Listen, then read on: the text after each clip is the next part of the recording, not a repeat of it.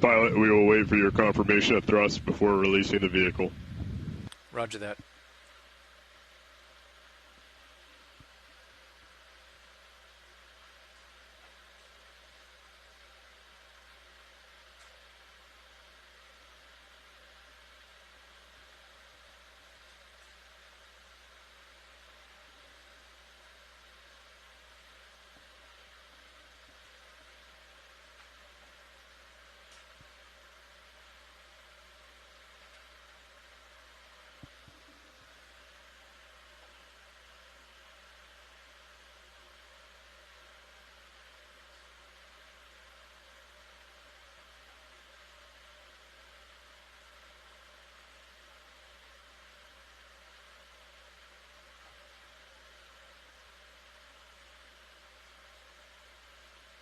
Good control. Release, please.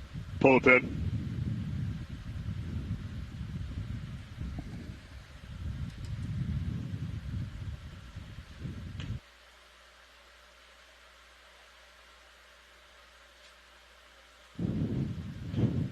Lift line's clear, pilot. Let's go ahead and lock in auto heading, inverse the ship, and push center line. Roger.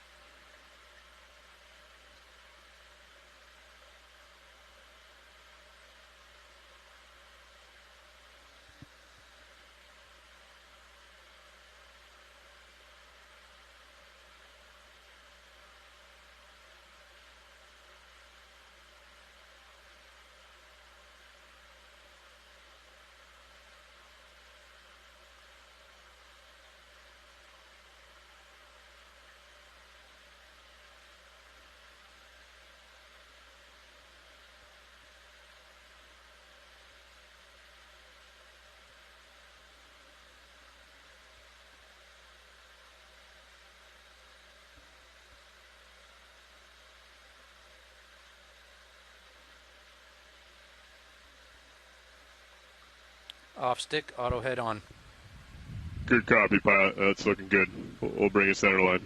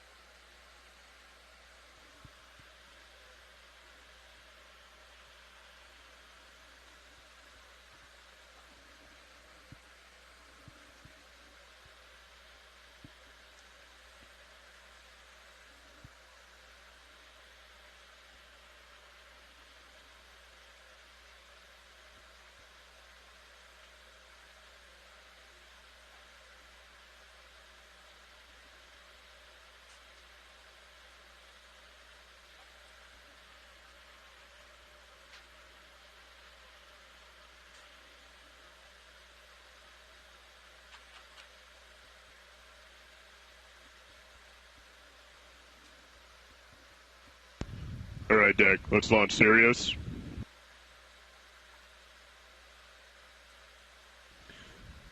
Pilot, please provide some aft way to reduce the tension on the tether as Sirius comes up and over the side. Roger. Let me know if you get up over 60%. Understood.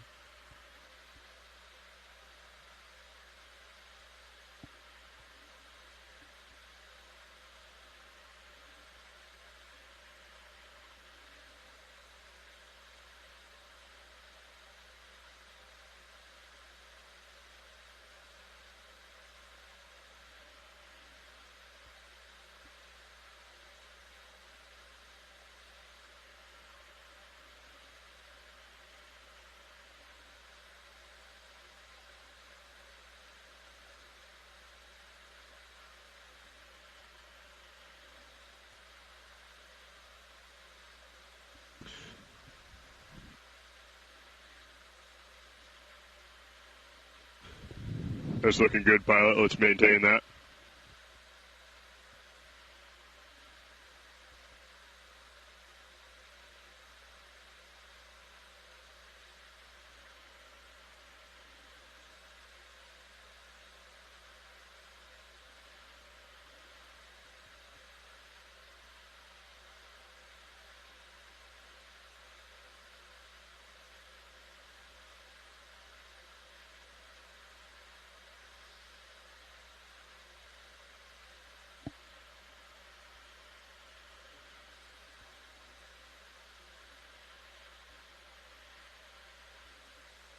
All right, pilot, you can ease off a little. Easing.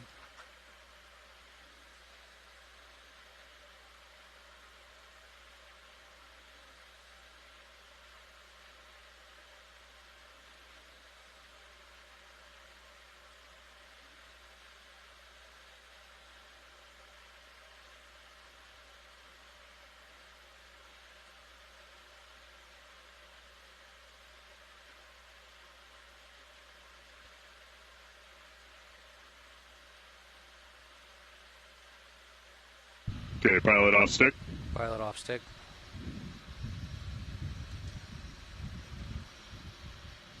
All right, just maintain what you do.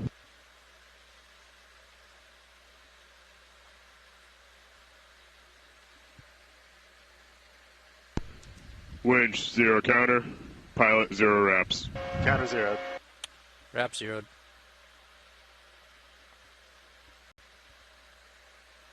A-frame secure.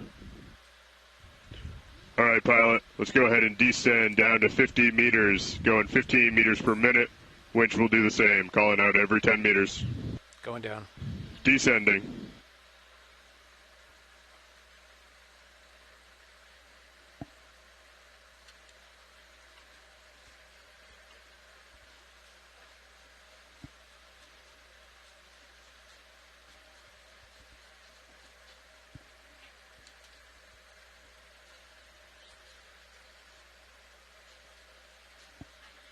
Pilot's ready.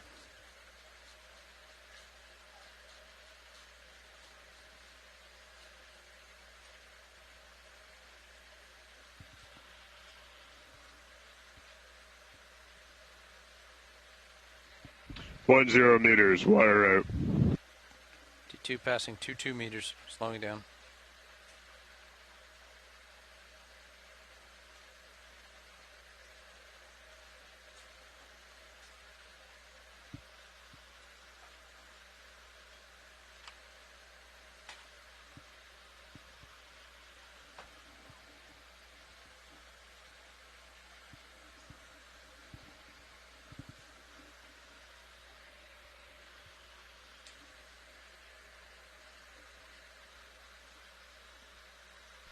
Dive suit nav, good tracking both vehicles.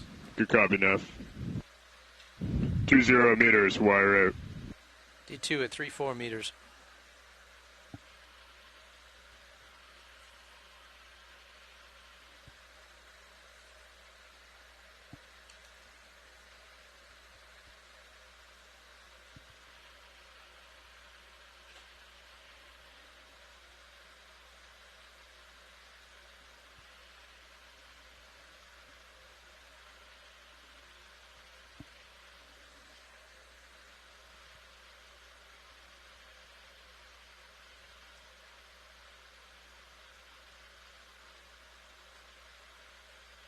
Three 0 meters, wire out.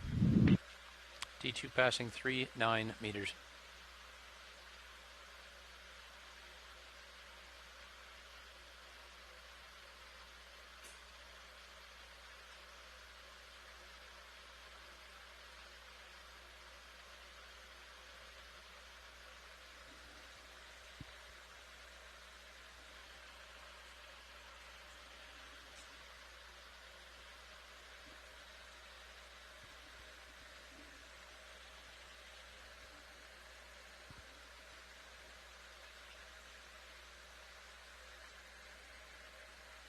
Four 0 meters, wire out. D2 settling at 50.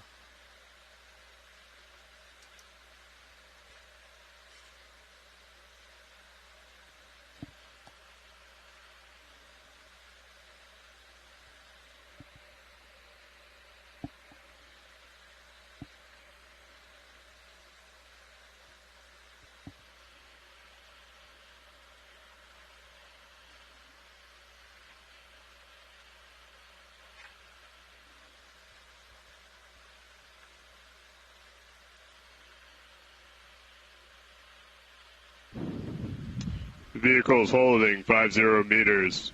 Co-pilot, dive super, comms check. Catch it loud and clear. You ready to take control? Yeah. Winch, dive super. Go dive super. Can we pass control to the control room? Control pass to control room. Control room confirms winch control. Good copy. Pilot, dive super. Dive super pilot. The control room is ready. Let's proceed with the dive. Diving. Thank you. Nav, dive super. Go dive super. How does approach to bottom look? Approach is good. We're making way a little southerly right now, about 390 meters away from waypoint 1. We should be able to make that up on the way down. Good copy. Do you want me to pass control as is and you have your work with bridge to come into holding? That and would then get work. it moving? Yeah, absolutely, that works. Understood. Thanks.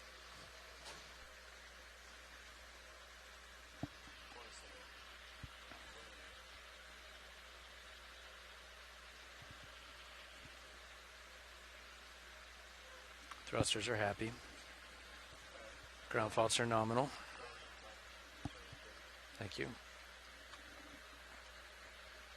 Nav, this is dive super. Go ahead, dive super. Be advised, control is being passed to the bridge at this time. Please keep an eye on streaming as we do so. Roger that. Wilco. Also be advised, holding heading will most likely be a 215. We're at a 225 now, so there might be a heading change involved when you talk to them. Roger that. Thanks for the update. Vehicle streaming at about 50 degrees to starboard. Copy that.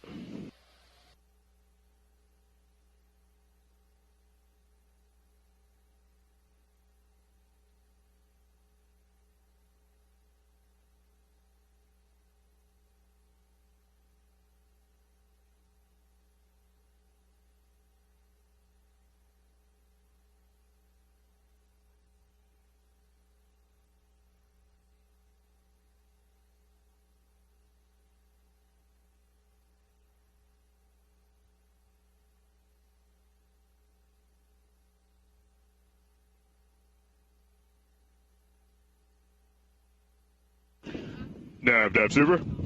Go ahead, dive super. Bridge has confirmed control. I'm ready to pass off communications to you if you're ready to take them.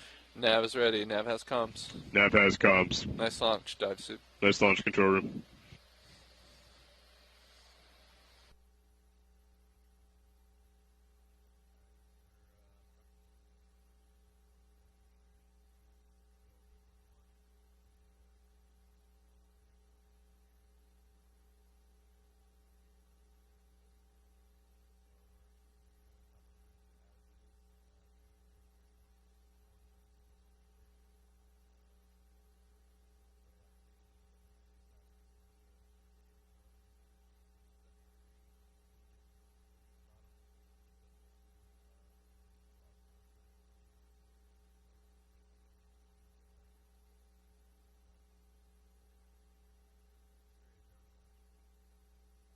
Yes, go ahead.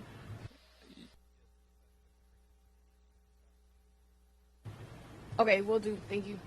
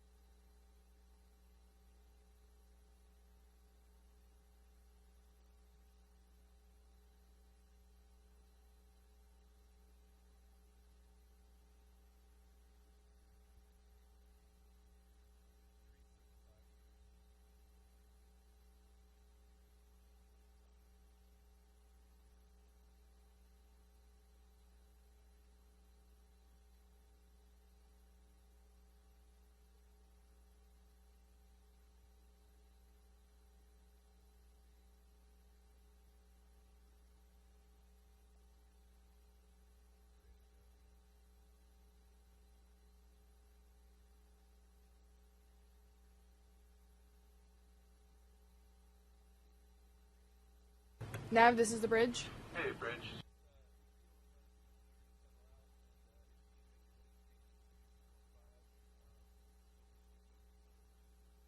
Yeah, we are currently in auto position. That heading change Roger that. to 200.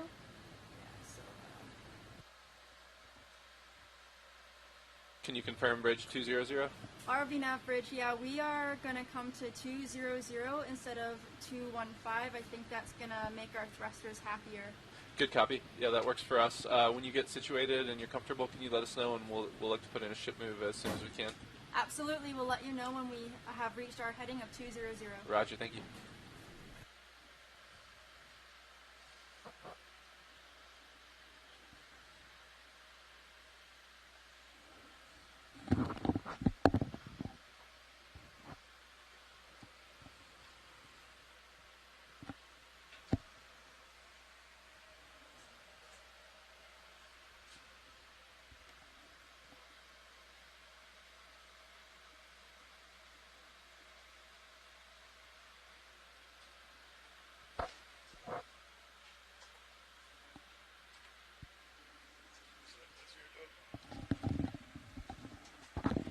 It looks good.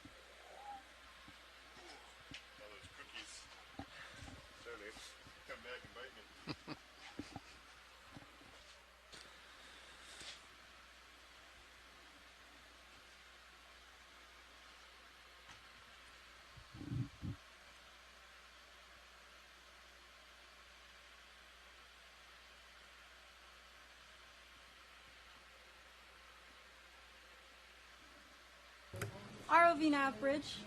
Go ahead, bridge. ROV nav, we are settled out at 200. This heading is working for now, but if the thrusters start to ramp up again, we'll let you know and confirm when would be a good time to change that. Yeah, that sounds good, bridge. Appreciate that. Thanks, ROV nav. Yeah, at this time, also feel free to engage port prop and port rudder as needed. And can you verify center rotation is it midships? Center rotation is midships, and we are punching in the port prop and port rudder at this time. Good copy. Is now a good time to make a ship move? This is a good time. And if we can do decimal 3 knots, we'd like to do that, please. Good copy. I have a range of 395, bearing 230 at a speed of decimal 3 knots. Good copy, bridge.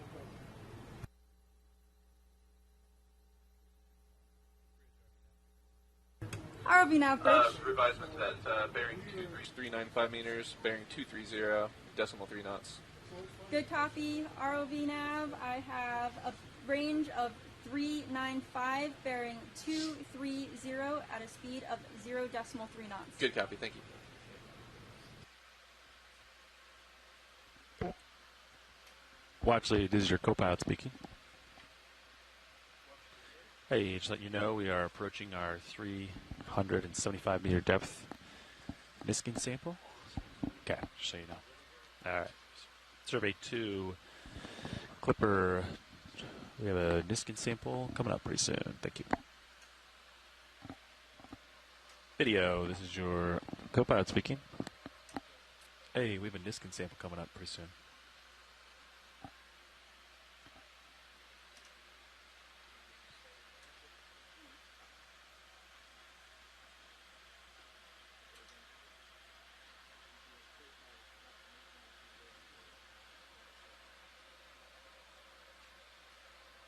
We're taking a Niskin pretty soon. Be advised. All right, thanks. All stations nav, approximately 1 minute till Niskin sample.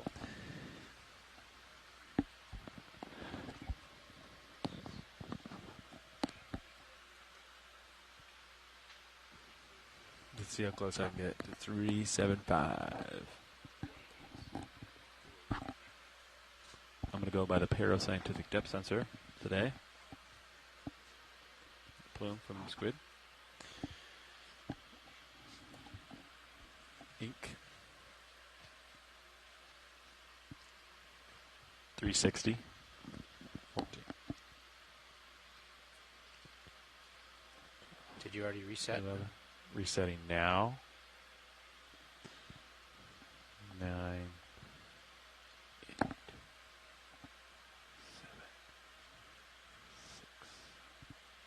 5, 4, 3, 2. Oh, the suspense is killing me.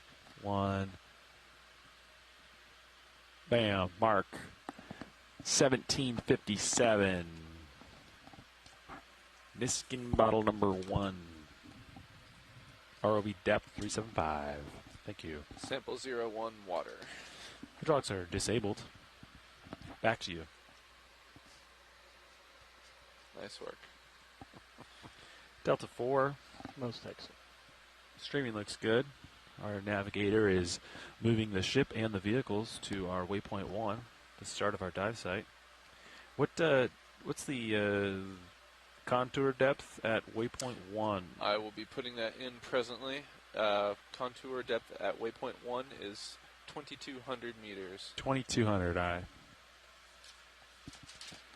Sorry, belay that. 2,000. Yeah, 2022. 2020. Yeah, 2022. That's a lot of twos. It is. Hence my confusion. My contusion. That's a different word. That's good. Motor comps 78%, holding nicely. Today's dive is on another seamount called the Quinn Seamount. We have chosen a dive site that is a small ridge leading up to the top of the seamount. It doesn't look like our waypoints will get us to the very top, but we're going to ascend the ridge. Zoom out. There's definitely some unspoken. There it is. Okay. Yeah. Copy. So the blue is deep, red is shallow. Follow the red. I do have these contours, but they are old contours from old mapping data. These so are stale? Yeah, I don't have them selected at the time. We can select them later if need be. If I enable them now, there's a little bit of overlap and offset. That's yeah. I'm just trying to get a picture. So our contours are the new contours from last night? These are the new contours. Affirmative. So they want to ride that ridge right here? Affirmative. So it's like steep here, right? And we're just going to be on the top of it? Roger that. Cool. Yep. Affirmative. And we're going to do a watch change at 1,000 meters. We're almost 500 meters. So in 15 minutes-ish, we'll swap-a-roo. And then we'll complete the white balance. This is the low end of the deep scattering layer here. I'm going to say our watch change is currently caffeinating. Yeah. Getting ready to go.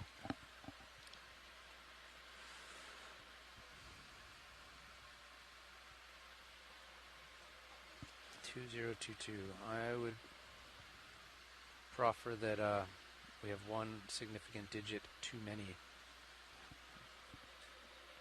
2022 might be just a shade too precise. On a wall. Not a wall. Steep slope. What's the approximate slope here? 30, 40, 50 degrees? I can belay my contours if you want. I can calculate that for you. Not critical. Otherwise, I'll get it for you in just a second. Todd, you need to stand by one. Exercise patience.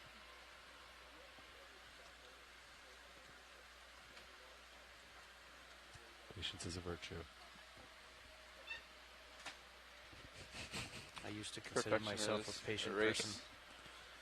And then I had no 2 kids. Finish line. Is that what you say, co-pilot? What is that now? So perfection is a race with no finish line. Is that the correct Quality. quality? Yeah, perfection works. That just does. 2100, 70, 60, 50, 40, 30. That semi lines up. It's supposed to be 2022. This looks like 2030. Seems awfully close.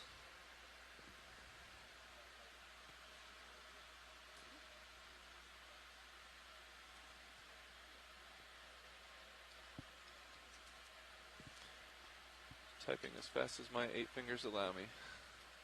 You're doing so good.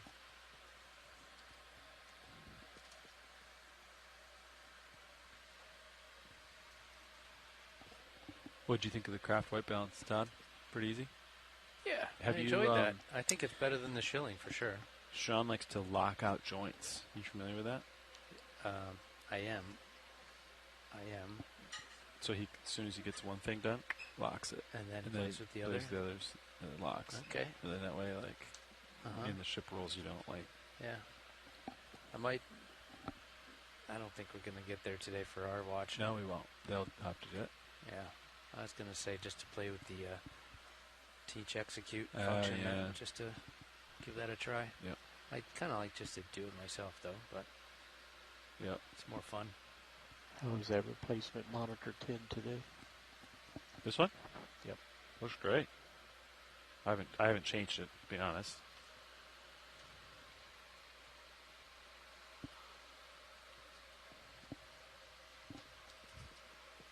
Wow, that was the fisheye, huh? Time to retire that guy. Compare those two. I know. That's what 1998 looks like.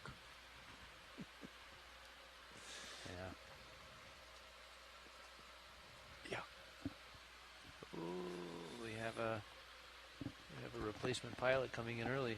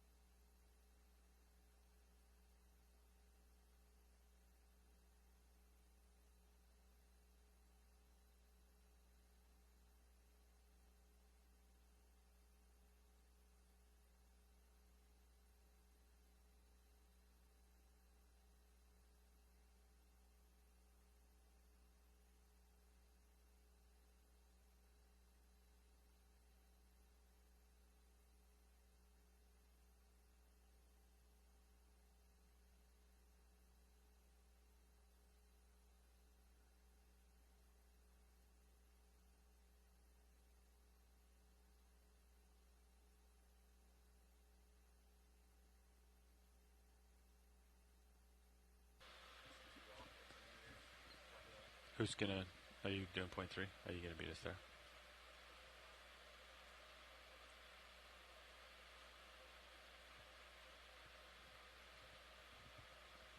Minutes. Sorry, were you talking to me, Copilot? Yeah.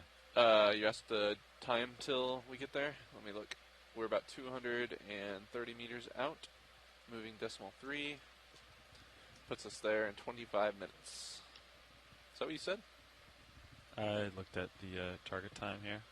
I'm interpolating. I said 20 minutes. See how it says 18, 22, 19. I'm just kind of averaging that. Yeah, it's fluctuating. And Yeah. it's also to the That's center the of the ship. Yeah, so you got to go another like 35 meters. Yeah. Actually, I could just do the... Oh, the serious one doesn't have time, does it? Does not. Only the ship. Okay. So you got to make an educated guess. Copy. ROV nav bridge. Bridge, go ahead. ROV nav, we just had to come down to decimal 2 knots because the thrusters were ramping.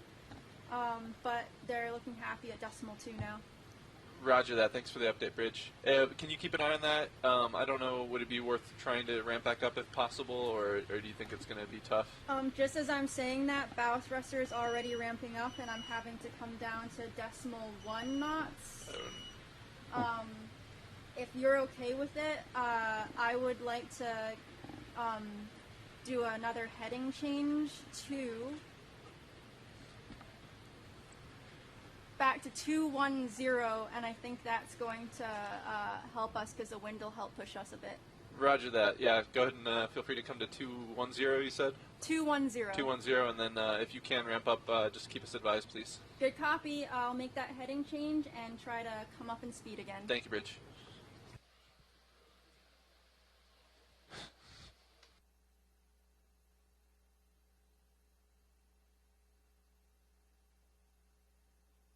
Yeah, Nav, you said 25 minutes? Stand by one. We're going to have to see. Recalculating. You ever got an old GPS? You know what I mean? You take the wrong turn, it was recalculating, but it doesn't recalculate in time enough for you to make the turn, so it has to recalculate again. Hopefully the ship is happier at the new heading. We'll see. Yeah. It's all good.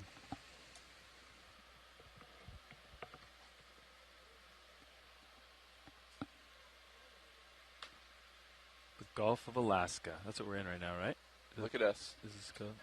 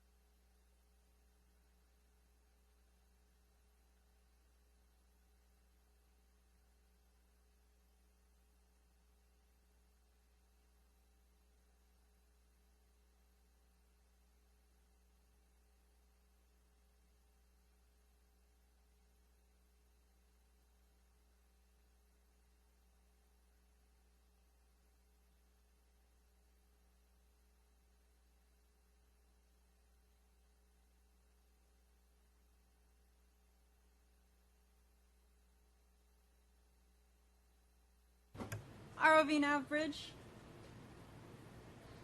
Go ahead, Bridge.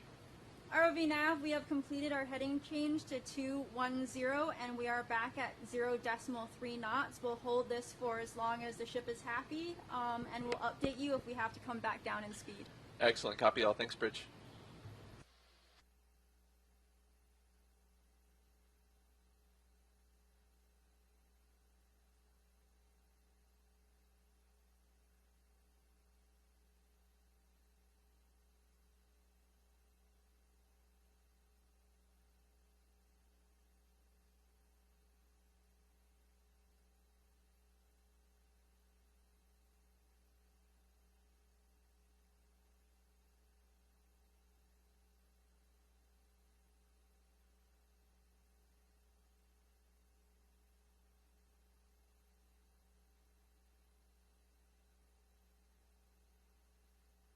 We are back at 0.3 knots velocity, pilots. On our way en route to waypoint 1. Roger, we're moving the ship to waypoint 1. RVs are descending. Looks like we're passing a little past 900 meters here. We're going down to 2,000 meters today. Gonna ride a ridge. What are we looking for deep sea corals and sponges today, Nav? Or is geology? I have not heard science direction, but I assume you are absolutely correct. Copy.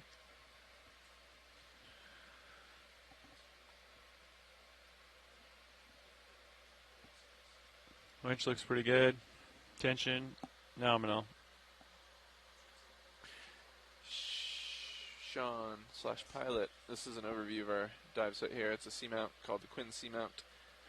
Don't worry about this large, demarcated space. We do have a older 100-meter contour there that we can turn on.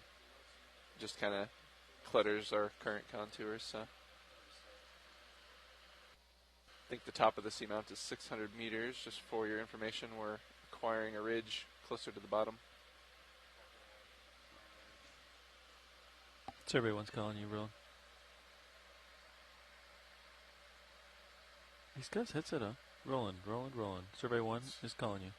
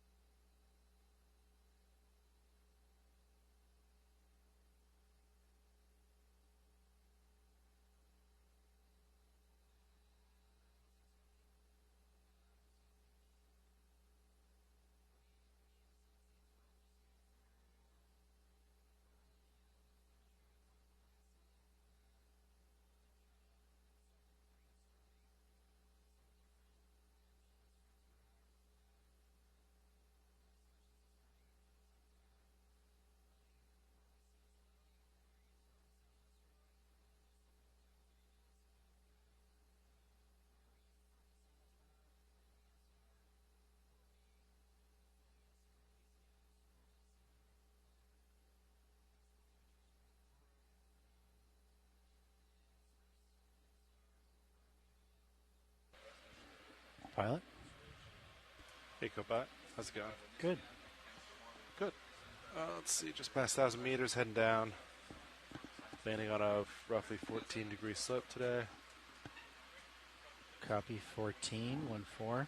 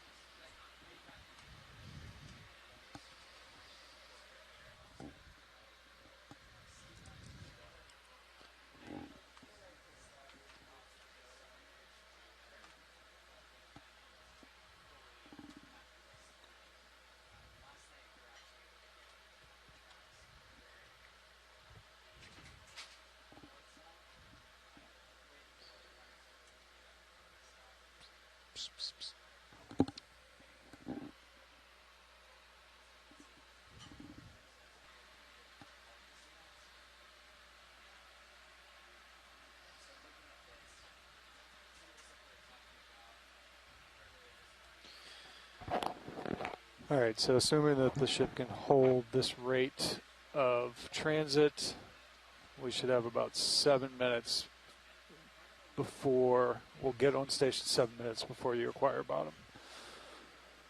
Okay. Copy that. Well, we should probably start with the white balance then. Yeah. Oh, 7 minutes till we get on station. Yeah, there's a gap. So Yeah, you'll we get on still- station, then you'll have 7 minutes before we acquire bottom. Okay, got it. Sorry, I didn't That's- explain that very So we have about clearly. 900 meters left. We're going about 2,000 meters. Okay, Still have a little bit of time. all right. So we're about 23 minutes from being on station and about 30 minutes from acquiring bottom.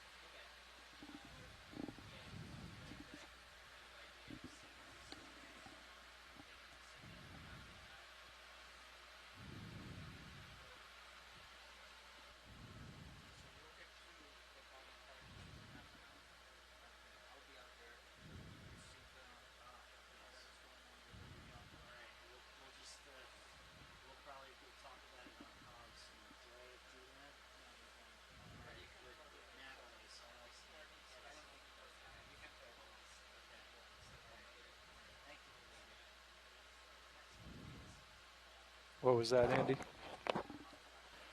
So I was just talking with Fernando about today if we have DVL issues. Oh, okay. We take the DVL, we leave power on, and then we turn on the D2's altimeter. And then Fernando will take the interface down and collect the data that we need. Copy.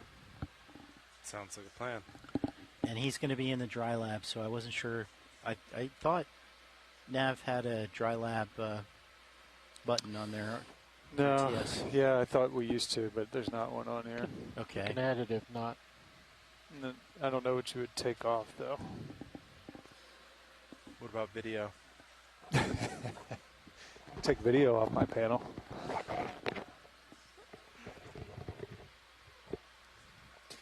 There is one here below the mute button, but I think it's the master. So I don't think you can assign that one. Yeah, there's like a weird way to do it with the menu, but I forget how to do it. Yeah. We'll just ask Video Yeah. nicely to give a shout out to the dry lab.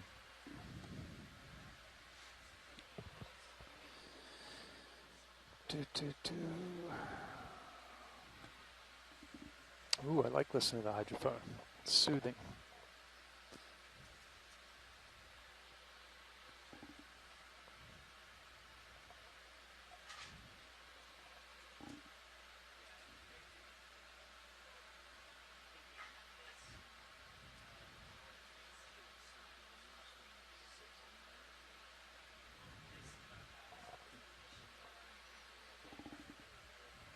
That's all right.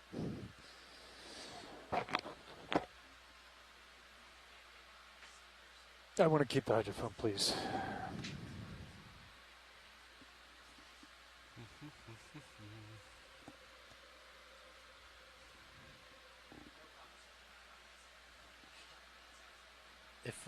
If you speak on hydrophone, does that get laid into the audio recording on the? Okay.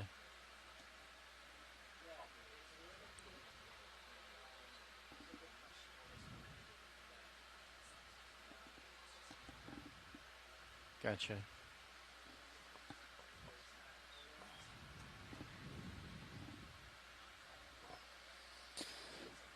All right, well, I'll show you guys the layout for the day. So there's waypoint 1. And we're looking to go due west, roughly up this slope here. So require the local high, and we'll follow it there. Sound good? Yeah. Sounds good. I have no idea about its science objectives.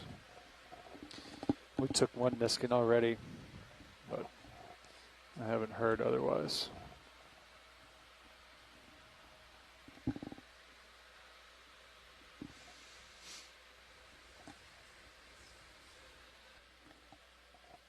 Delta's getting a little low. Yeah, understood. I just bumped it up 3%. I'll do 1 more percent.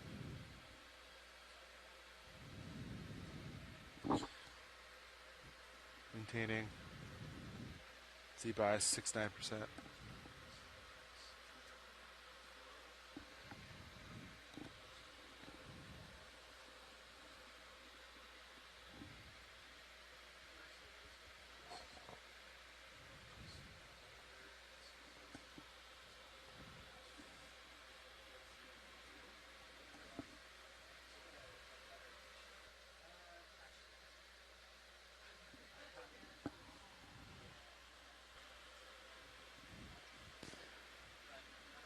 .2022 expected depth.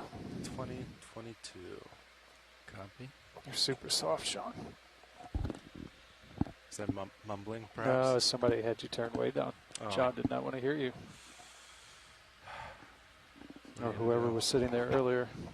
Who's John? I think it was Todd, right? Oh, first shift it was Todd. In pilot, yeah. All right, streaming looks good. Comps look good. Fiber values look nominal.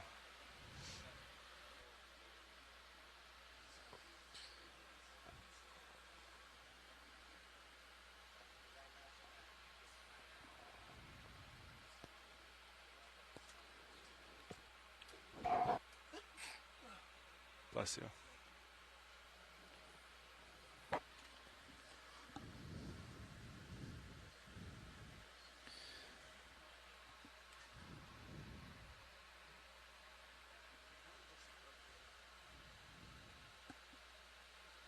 Getting a little bit of layback, unfortunately. Hopefully that will settle in before we get bottom. Yeah, copy that.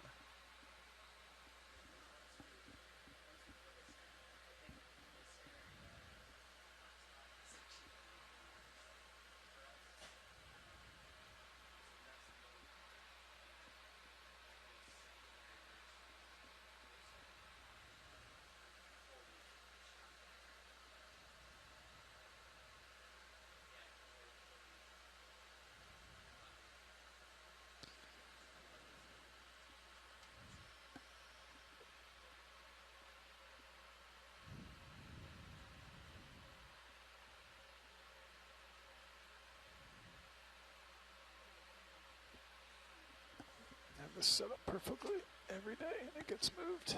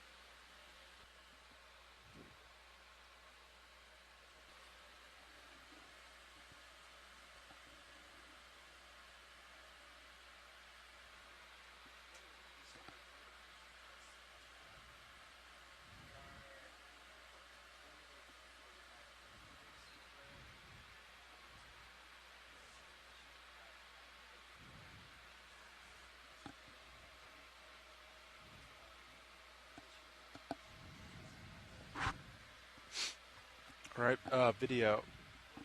Is this a good time to start setting up for white balance?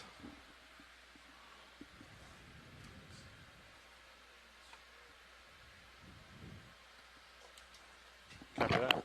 Yeah, you're approximately 20 minutes to bottom. Understood. Thank you, co-pilot. HPU spun up. Please keep an eye on streaming. Will do. Bridge, RV now. Hey, good morning, Bridge. Just did a shift change down here. I just wanted to confirm, are we still making 3 knots through the water at this time?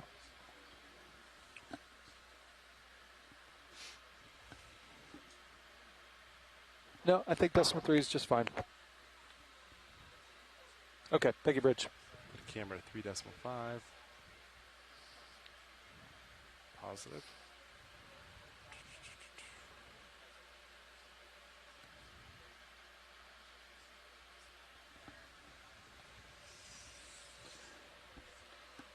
Arm is coming live. 3, 2, 1. Arm is on.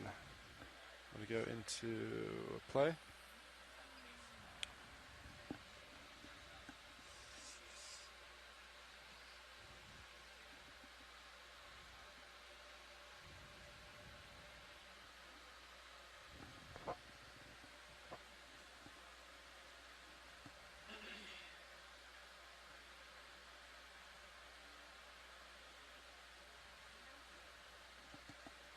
Let's see, wrist, Yaw. oh,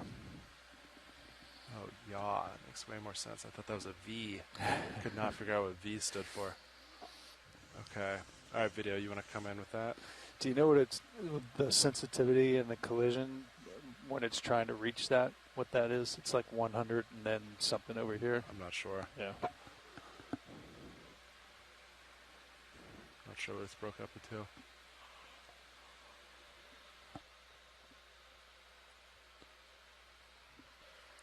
You ready for Zoom, pilot? Yeah, you want to see from center? I'll adjust. Sorry if you were talking to me. I had the phone call too loud in my ear. No worries. Let me know if the light isn't uniform, video. Copy. Let him center up and I'll check lighting.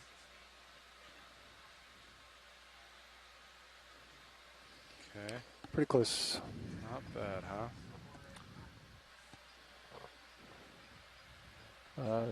Lost a black chip on the left side, so yeah, you're off. Adjusting now. And the left side of the chart is brighter than the right. Okay. That's good on chart alignment. How about now? A little bit more. About 5%. Right there, perfect. Hope you gone past it. It's nice. It's just the shoulder azimuth that you have to adjust. It gets pretty close on everything else. Still going away. Yeah, I guess that's the biggest. I can't hear you, video. It went all the way through it and away. It's Okay. still going down. I came back.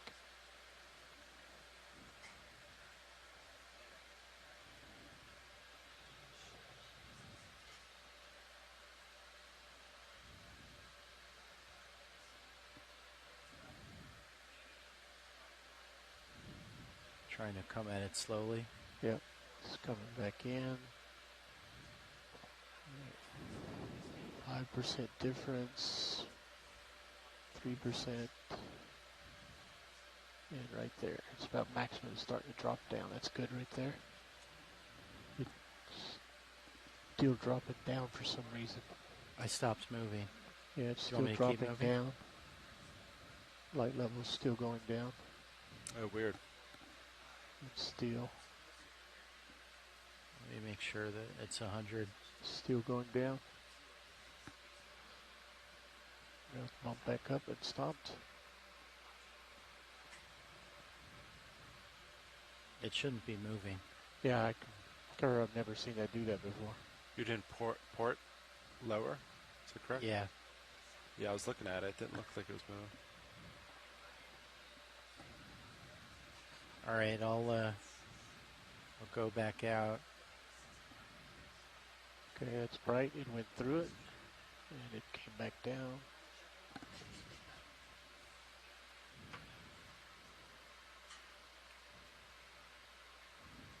levels come. Whoa.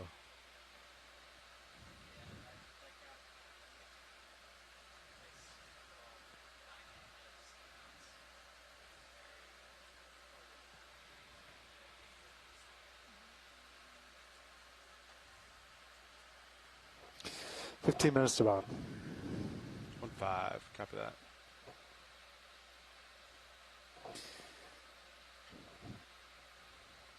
So there's definitely some layback in there. We'll see how much it settles out. Copy that. Going back and forth past it, I'm not really seeing a big change. Yeah, I'm seeing it come up right now. You're 90% of your maximum brightness.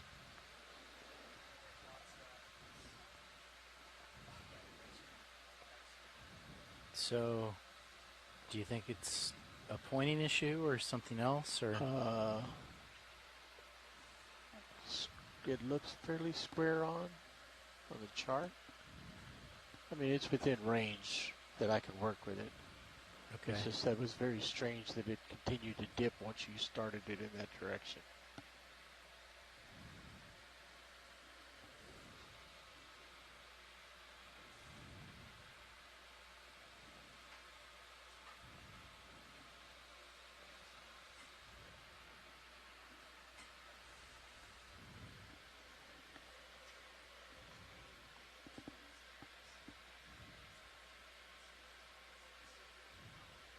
Yes, it's fine.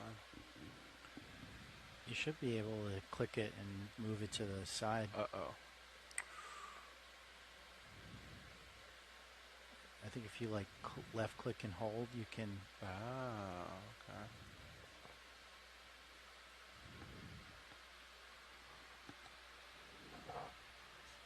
It's very nice. Okay. Capping the camera, checking the blacks.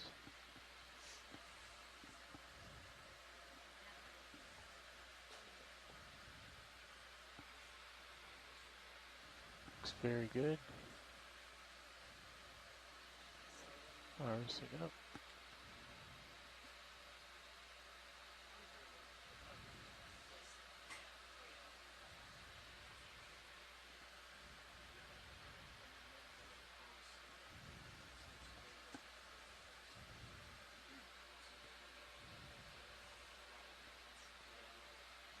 I think the flares are slightly out.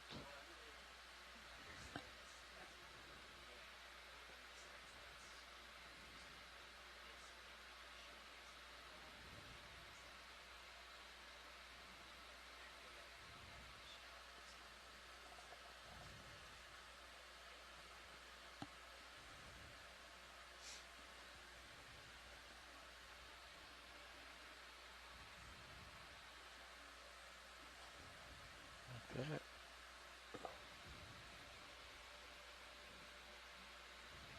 Checking the colors.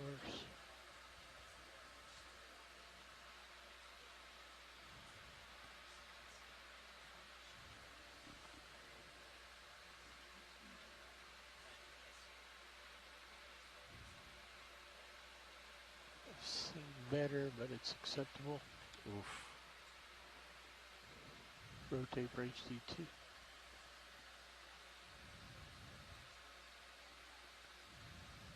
Copy that. If you want to start coming in, I can center it up.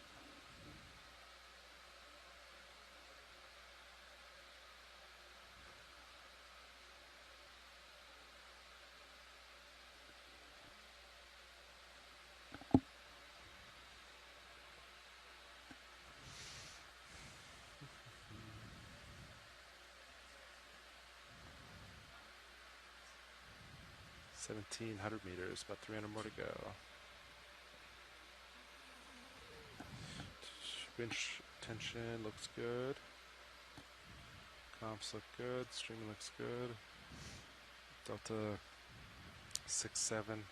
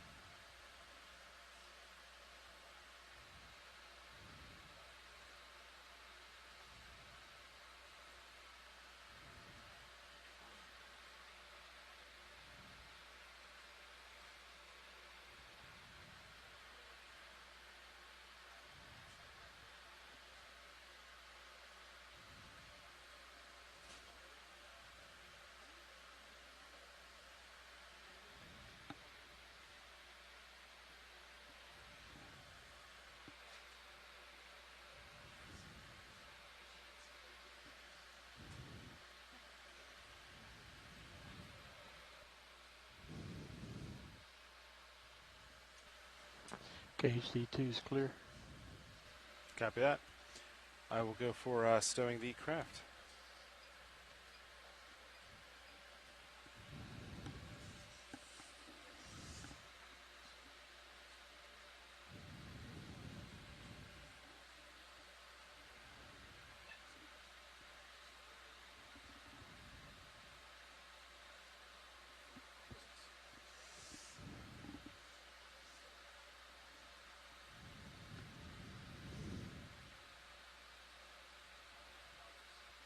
Okay.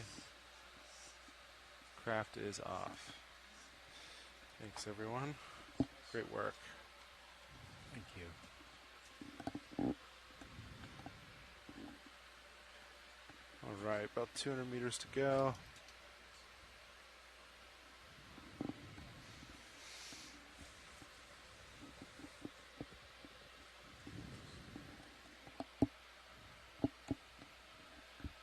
Let's see. Go by today. Do you want to stop at maybe like 45 meters? 4 or 5? Meters, 5 Sounds meters good. higher. In case there's sound like there might. Go ahead, Bridge. Good copy. Thank you, Bridge. Now, so there might be some discrepancies previous nav, so just be Copy. careful. All right, ship's all stopped. We're a little laid back, so you guys should creep closer as it settles out. Copy that.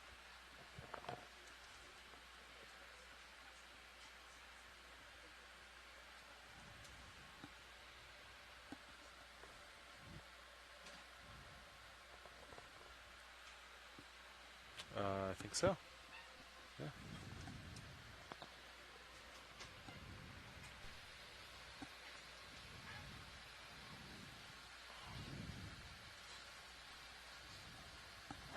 This is Okeanos video engineer Roland Bryan making a general announcement to all those on the ship and the shore. This is a reminder that all audio associated with this dive will be recorded with our archive video, as well as being streamed ashore via the satellite and the internet. Keep that in mind as we proceed with the dive today, and enjoy the dive. Thank you. Ooh, little lens flare. I'm just pointed up. All right. If I point down, it Good goes morning away. from the Okeanos Explorer. We're currently over Quinn Seamount. We're approaching bottom right now. We're a little bit late getting into the water due to some slightly unfavorable surface conditions, but they've improved enough to feel confident that we'll be able to get down, and it's looking like that should improve throughout the day, which is really nice. So, like I said, we're moving kind of down this Kodiak-Bowie Seamount chain. We were on Giacomini Seamount yesterday, and now we've moved like to the 50 next and it went down to like large 40, seamount 35. down, Quinn Seamount. And we're diving kind of on a similar part of the seamount. Direction-wise, we're on the north, northeast face, but we're going a little bit deeper. We're planning on diving twice as deep today to get a look at a potentially different community structure, and just see how that You're shifts still at least throughout 100 meters from depth expected ranges. bottom. We 125. did some more overnight mapping yesterday to get some updated bathymetry. And so if you look over at stream 3, you should be able to see, as I'm pulling over, a bathymetric map of Quinn Seamount. And so this is the older data that we're seeing now, and then I can show, as I turn that off, a little bit more of a focused look at where we're going to be today. So as we process the data and look through it, we found a nice steep ridge feature that we hope will provide both exposed rock and with that substrate for a lot of different organisms and hopefully a diverse biological community.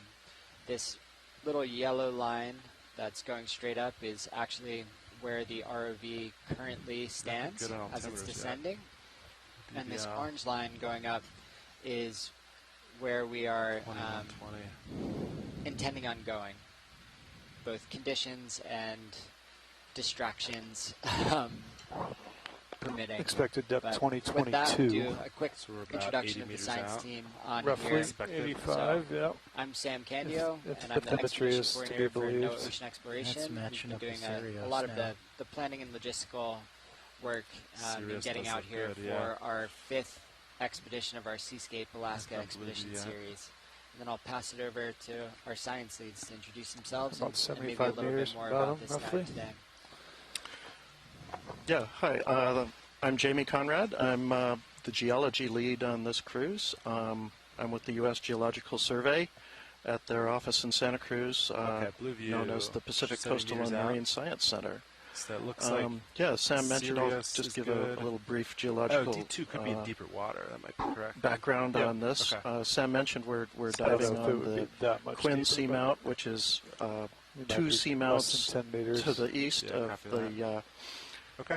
seamount we were on same yesterday. thing. Do you want to stop at and both altitude of these 4, are part of 5 a chain of seamounts meters that per run. They're known as the do. Actually, when do you 50? Kodiak-Bowie seamount chain, How about that? and Yeah, you're getting returned. they with you they now. range in That looks age from about less than 1 million years old on the east side at Bowie Seamount I'm getting to about 21 million years old at the Seems Kodiak like- Seamount, which is up near the coast of Alaska. getting more consistent. Quinn Seamount, Our to my heaviness knowledge, starts has not going down. been sampled. We don't have an age for it, but just based on the And when she chronology stopped. of the seamounts along the Serial chain, holding at it's 50 probably somewhere between 20 and looks 16 good. or 17 million This years old. time, do you So want to lock an auto one of the head? things we'll be looking Go at ahead and today engage. will be Auto to head. try to collect some samples and help us that will help us give it a real age. So we're interested in not only the age but the chemistry of these lavas, and so samples will help with that to help characterize the formation of these seamounts. Quinn Seamount itself is a volcano I'll start coming that down. stands about 3,000 meters high. Increasing our delta, and I'll start It back has up to a flat geo-like Okay, summit do you want me to come that down at 1.5 lies meters? 7 or 30. 800 meters below the Sorry, say surface again? right Do you now. want me to pay out at 1.5 meters per minute? Another Oh, thing you we're can looking stay for here. We'll get into when we find good configuration. exposures Okay. of rocks out here in the open ocean are evidence for ferromanganese crusts. And this is an area, Nav, what's a good as I direction mentioned, to we meet up we at? really don't have any I'm sorry, say again. Paul. samples to characterize what's a good heading what for those look like D2 in to this part of start the at? world. So that will be another goal of what we're Probably looking for somewhere today. west-ish. And So with that, I I'll would say anywhere pass from it over to 270 to 250. our biology lead. Sounds good. Thanks. Yeah, I'm Merlin just Best. wanna I'm meet a west biologist once with I- Fisheries once we and spin. Oceans Canada. I Sound work good, with the Copa? Integrated Conservation good. and Monitoring All Program right, Delta at 15, the I'm Institute backing. of Ocean Sciences in Sydney, BC, on Vancouver Island. So if I Um, turn to port, that'll And be yeah, a so I was digging full around a little revolution bit, for me. looking for some background reading on Quinn Seamount, and I found very little as far as How I about, know, why don't we just known start? I'll just line up with submersible you. dives Okay. on the Seamount.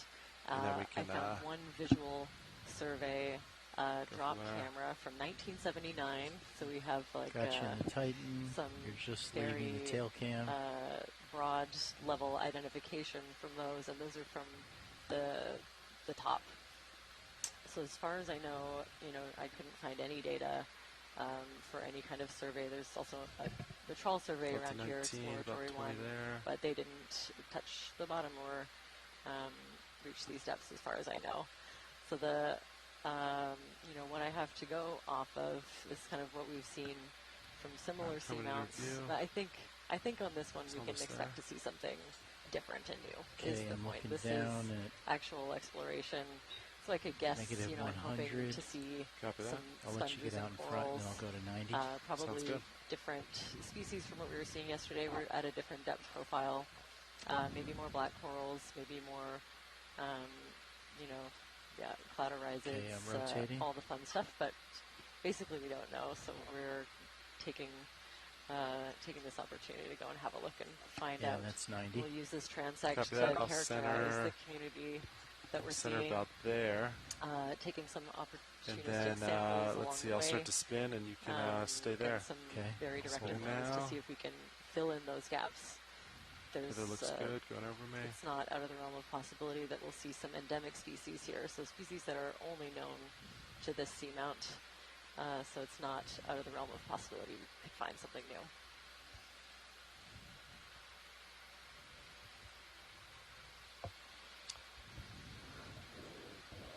Okay. And then looks let's like see. Do you want to?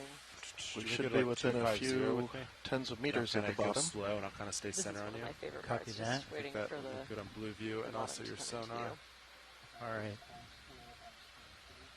I'm rotating to starboard Oh, thank you. at 230, 240, and 250. Copy that. I'll center up.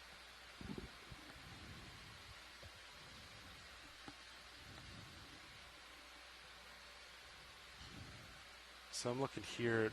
You want to go a little more? 270? Exactly where Nav said to look. Copy. All right, I'm rotating to starboard.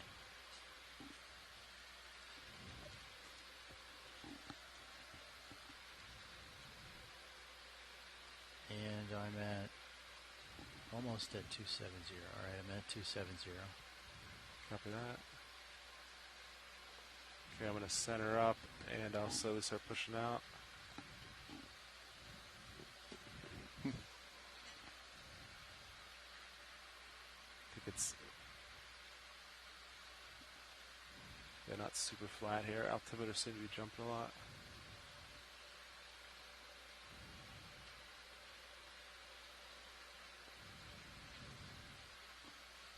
What do you make of that image on Blue View? Yeah, Blue View 20, 25 meters out. It's picking up a good return. Same with sonar, actually. Okay, I'm rotating up. Copy that.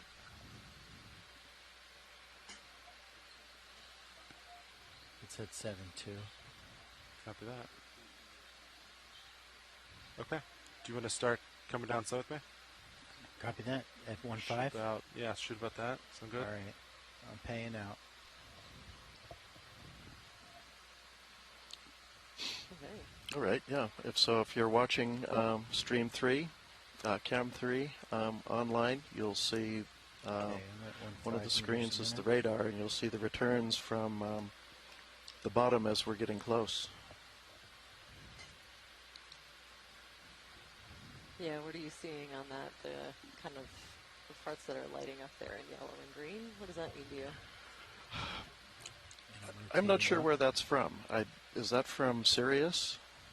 Yeah, I could talk on that a little bit. Sure, So that'd be great. that upper one is from Nice bottom. Oh, yeah.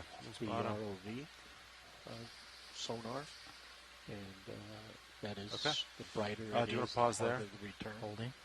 And So let's see. see I the might, one below that on the lower right. do you want to rotate That's a the little one from to line up with this now that we're closer? Sirius, Sure. which is looking down Rotate on the to ROV, starboard so like that's this. why it's Yeah. a Go to like full start 360 290. degree. We'll just slowly Copy. rotate over to it. And the orange is Okay, on I'm the left, rotating is what we now. call the blue view, and it gives a it's on a tiltable head, and it gives just a much more finer view of what we're looking Okay, at. I'm at 290. And that's looking from the ROV. Correct. The Okay, you wanna orange go one on to, the left 310? is from the ROV, Okay, and the going one on over that to upper 310. right is from the ROV, and the lower right is the Sirius. Okay, and while we were Okay, I'm at chatting about the 310 sonar, now. we are on the bottom. Picking up the bottom in Sirius sonar What as are well. what are you seeing as far as geology goes here? Just over 30 Looks meters like range. mud. Looks like a soft bottom. Let's see. You want to do... Just go to 320. It's got a real that good? fluffy appearance. Copy. Got to line it up. Not sure what to make of that. Yeah, it looks a little Okay, I'm at sparse for biology from 320. back here, but once we get a little bit closer, Okay. I think I'm I seeing think that's some good enough to come white down on. anemones. We're almost there. As things get settled, I think we go about in 10 for a meters off closer bottom, look. so yeah, we can just finish this up. And we have landed on back down a little bit of a Okay, flatter paying spot out to at 1.5 provide meters a a minute. safe area Copy for that. the ROV to approach. So as we kind of traverse up our dive track, we should see some more steep ridges and hopefully more biology. I do see a crab in the upper right corner. Oh yeah, as soon as you get a little bit closer, you can see lots of things coming into view. Rotating. And there's a sea star in the middle frame. Yeah. And it looks actually like this isn't fluffy, but it's actually rubbly. I paused a second. Yep, I'm all stopped. Okay, I just want maybe some like smaller. see if I can get a look at the tether. Looks like it might. Cobbles. Okay, it's good. Good. I was worried it was getting over top of me. Okay. Delta's 15, so I think we can start with this. Okay. Just gonna get over this rock a Seeing little what bit. I think is a sponge just in the foreground All there. right, watch leads. You can see we're on bottom. We just need a few minutes to set lights up and everything, and we will start the dive in just a moment. Sounds great, thanks. Should we leave lowers in, or do you want them out? I guess like yesterday.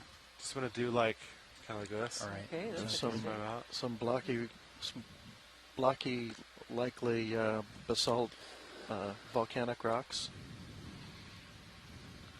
sticking up. They're dipping pretty steeply, which I'm guessing is probably downslope. Bridge, RV nav. I'm not sure those are Hey, Bridge, in place. just so you know, the vehicles They're have here. just acquired bottom here, so we can go ahead Looks and like change the things are center pretty close rotation to to the being- A-frame. Looks And like we'll close to set being bail out outrun- today at outcrop due at south least. 180, please.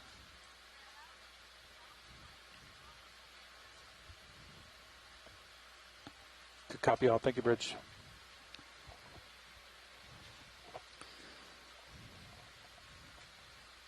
Great, and I'll just check out this fish as it's slowly swimming by. It looks like one of the eel pouts maybe, or the cusk eel, but I'm And I'll pull the maybe drawer get in. a closer look at one once we get going. And one of those crabs, I think it looks like a similar species. We saw a couple of different species in our dive yesterday. How's that look with the light pole video? I'm comparing it now. On the ROV camera, it looks really good. On the Go ahead, Rich. tilt HC2 down just for a second so I can get a Good copy. Thank you, second. Rich.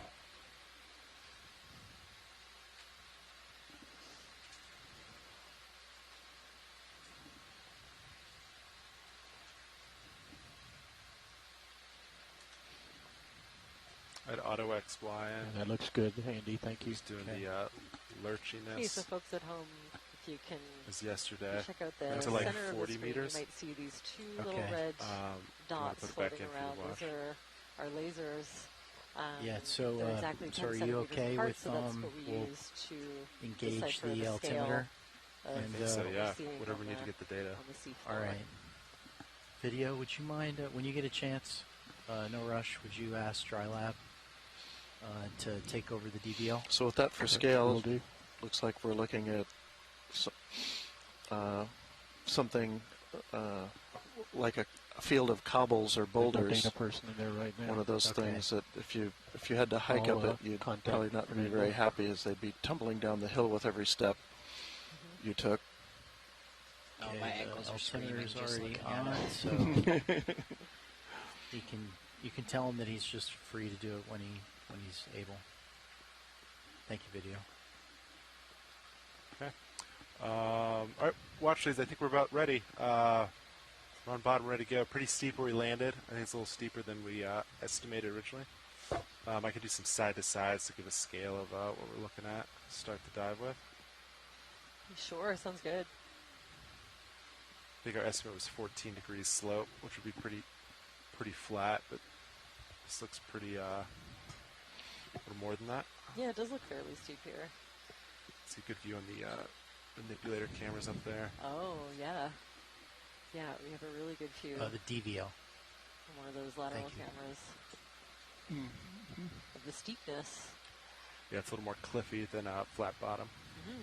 Right, but you can see some ledges or ridges kind of paralleling or crossing the slope there that are probably represent flows of some sort, or given the look of this, they might actually be dividing out sedimentary units of this kind of conglomeratic looking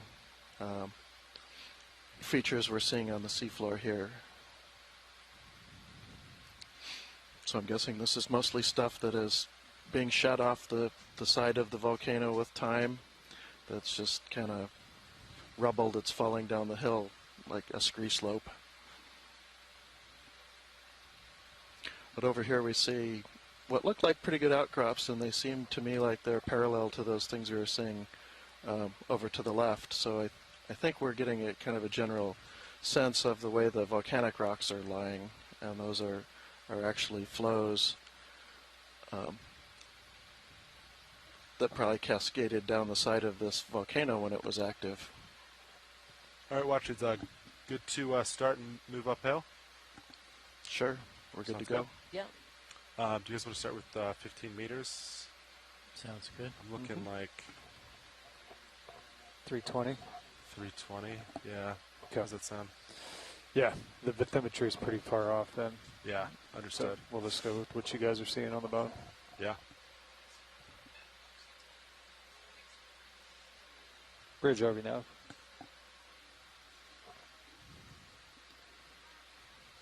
Hey, Bridge, we'd like to request the ship move, please. Range 15 meters, bearing 320 degrees, speed 0.2 knots.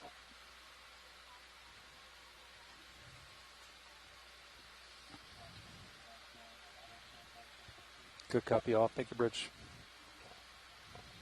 Yeah, that's a negative video. We're going to wait until we see some more biology.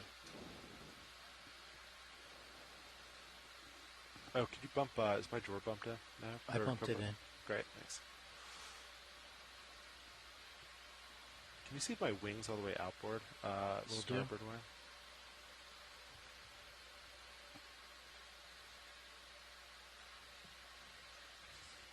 Yeah, they're What do we have in the Okay, middle there? sounds good. Yeah. Is that a feather Thank you. star? Yeah. Crinoid. There's a crinoid right in the lower front, and a brittle star just to the left of it.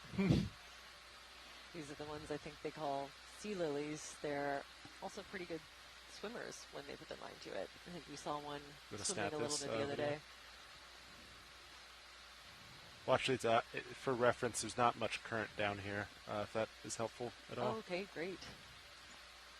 Yeah, you can see that in the particles moving through the water column. It seems a little less current than yesterday.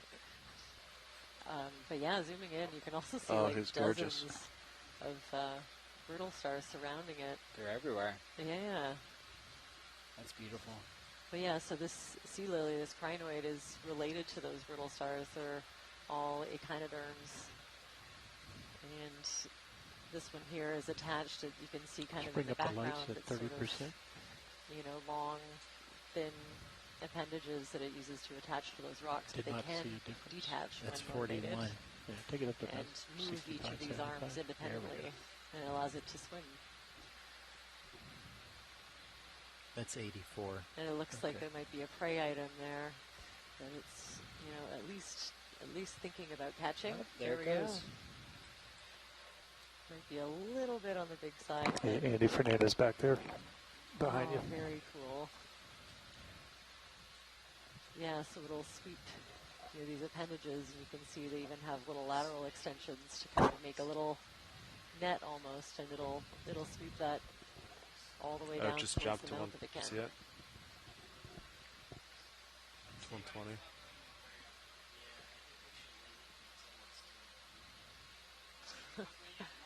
$135 right there. Oh, very cool. That is really neat. Yeah. Yeah, there's all sorts of little crustaceans. I see little zooplankton kind of, gathered for around full this screen. one. So there must be something of interest to them, but Thank you, they Matt, for the heads up. better be careful You to got not it. get too close. It looks like we have a request to see some of the tips to see if they're damaged. Hold that for a little bit, well. and then we'll go to the tips. Oh, interesting. Yeah, I guess some Let's of go to the the crinoids tip on on the previous upper trips have diagonal right. had some damage. It looks like, looking at that upper right, where we're zooming now, looks like I see some damage there. Yeah, definitely fewer, branches off of the main arm. Go ahead, Maybe Bridge. One higher. Good copy. Thank you, Bridge. It moves all done, There we pilots. Oh, yeah, very cool. You got your 15 meters. 1-5, good copy. Yeah, it looks like it got nibbled on a little bit by something. Oh, look at this. Oh, wow, look at this. Wow. I don't even know where to start with that. Logo house. Yeah. That's how low the current is down here. Yeah. It's barely It's moving. barely Unless moving. we were like at this Tumbleweed. exact zoom. Bottom. It's nice. That we were just Good passed tether us by. management It's today. beautiful. Yeah. Nice view of the tether and the We also have a good zoom in on the down critters looking behind flex that are line. encrusting Sure on that is. rock. You see a couple little polyps, some sponges, Okay, video is clear. rhizomes, and Copy that. turtle Full wide. stars. Keep moving. And that was the case with the rocks we sampled yesterday. So I'm like Every 25 rock meters had away from the something wall. very cool growing Or on from the it. bottom. Usually Copy that. juvenile versions of some of the bigger things that we saw. Clear the lights. There's a nice sea cucumber up there as well. I'm going to snap cucumber just for a sec video. I want to get ahead after this. Oh, and, there it is. inspect, terrain. Beautiful. So this one reminds me of a Look at the Panikia bright top part. genus. Couldn't tell you if that's the one from this region. I don't have a species list for this area, but maybe someone in our science chat can pipe in. I'm really lucky to have access to this. Yeah, our science chat in the background with our onshore scientists joining us today. They provide a wealth of information and observation that we can draw from. Let's go full screen. Copy. Oh, And wow. after this, This we one's a get lot. laser I would say sun. this one's pretty quick for a sea cucumber. Yeah, they Yeah, weren't it's- on. it's on the move. I didn't Yeah, see them, it's though. a lot They were faster on. than I'll some of the other Okay. kind Paint of 'em again we were after looking this. at yesterday. I think it's interesting that pretty much everything we've zoomed in on so far are all echinoderms, and they all are very, very different. Yeah, it's pretty wild, the diversity of morphologies, and they're all echinoderms. Sometimes Okay. blows my mind. Pulling full screen. Drop lasers in. There's lasers. Good And job. lots of these teeny tiny baby Alright, sponges, we'll move it. they could just be small, that small their whole life. Couple it's hard to crabs tell on from your the starboard. Video, but they could be juveniles of larger Look at that. ones, so I want to look at it this. would be cool to see Right ahead of me. if there are more further up. It's completely blocking the blue view. But you're seeing over, it looks like it, though. Yeah. So it can't be maybe a little step. Ooh, oops. That has got a little bit of damage. A little bit. Oh wow, here's a big, And here's here, a big rock. and here are some outcrops. Okay. Yeah, so I think that's it, yeah. I've seen over it. Wow. Big crab there. Yeah, it's pretty massive. So are you saying, is that like kind of the flow? well, it could be. Hard to It's hard understand. to say for sure, but it does kind of look like it here.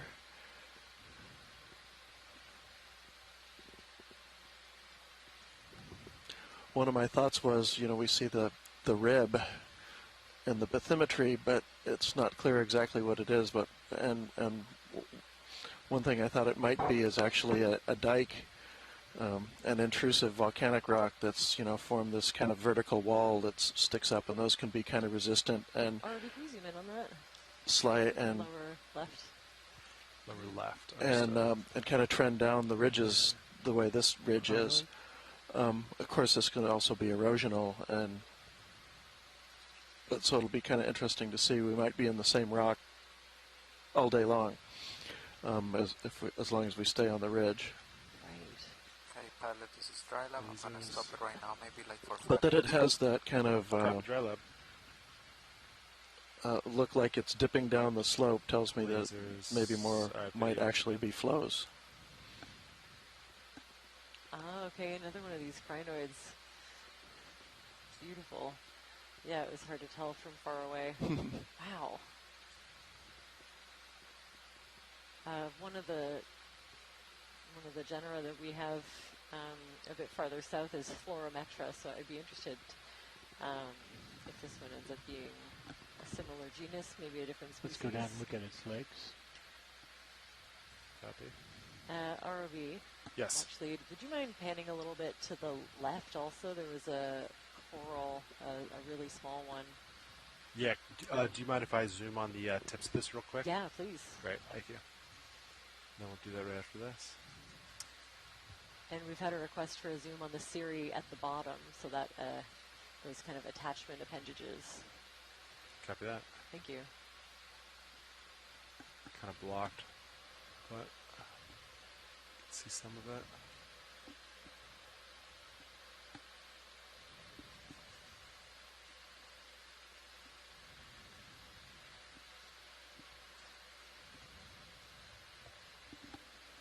So yeah, we're not sure what's causing it, but one of our shore-based scientists observed damage in some of the previous trips, and we're seeing it again here, actually even in like some of the branches on the arms.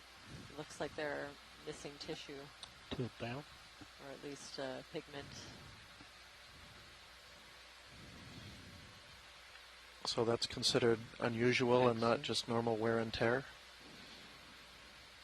Well, that's a good question.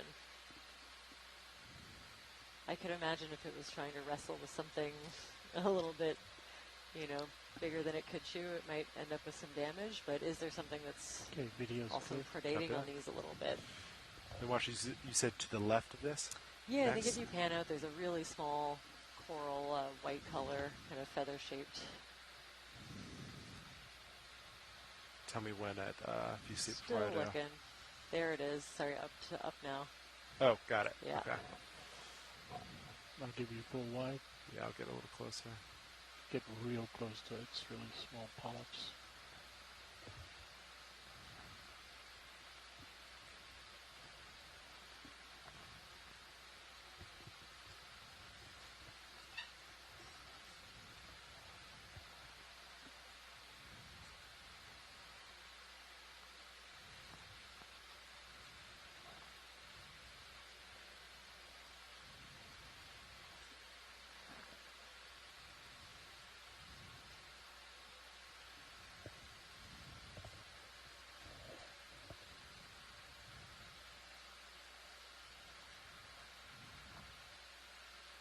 Looks like there might even be a couple. The more you look, I start to squint, and I think I see one in the background a little bit as well. Let's just see. Oh. Video coming partial. So right there. Is it in view? A little to your left. Right there. Just left to center. Yeah, Okay, I see there it. we go. Yikes, that was hard. Yeah. Oh, all right, wow. there it Yeah, is. that's really hard to see. Yeah, I love as close as we can get to this one. This is very cool. Andy, let's bring up the lights about Looks to 30%. me like Thought it was they gonna call land them right on bottle it. brush Yeah, corals. I didn't see it till right at the last minute. Cruciforgid. I thought it was further up. Wow, good catch. I kind of lost it in the reposition. That is very cool. So yeah, you can see, all of these individual polyps swollen at the base and a very intricate branching specimen. Wow. Yeah, I think this is the first Cruciforgid we've seen.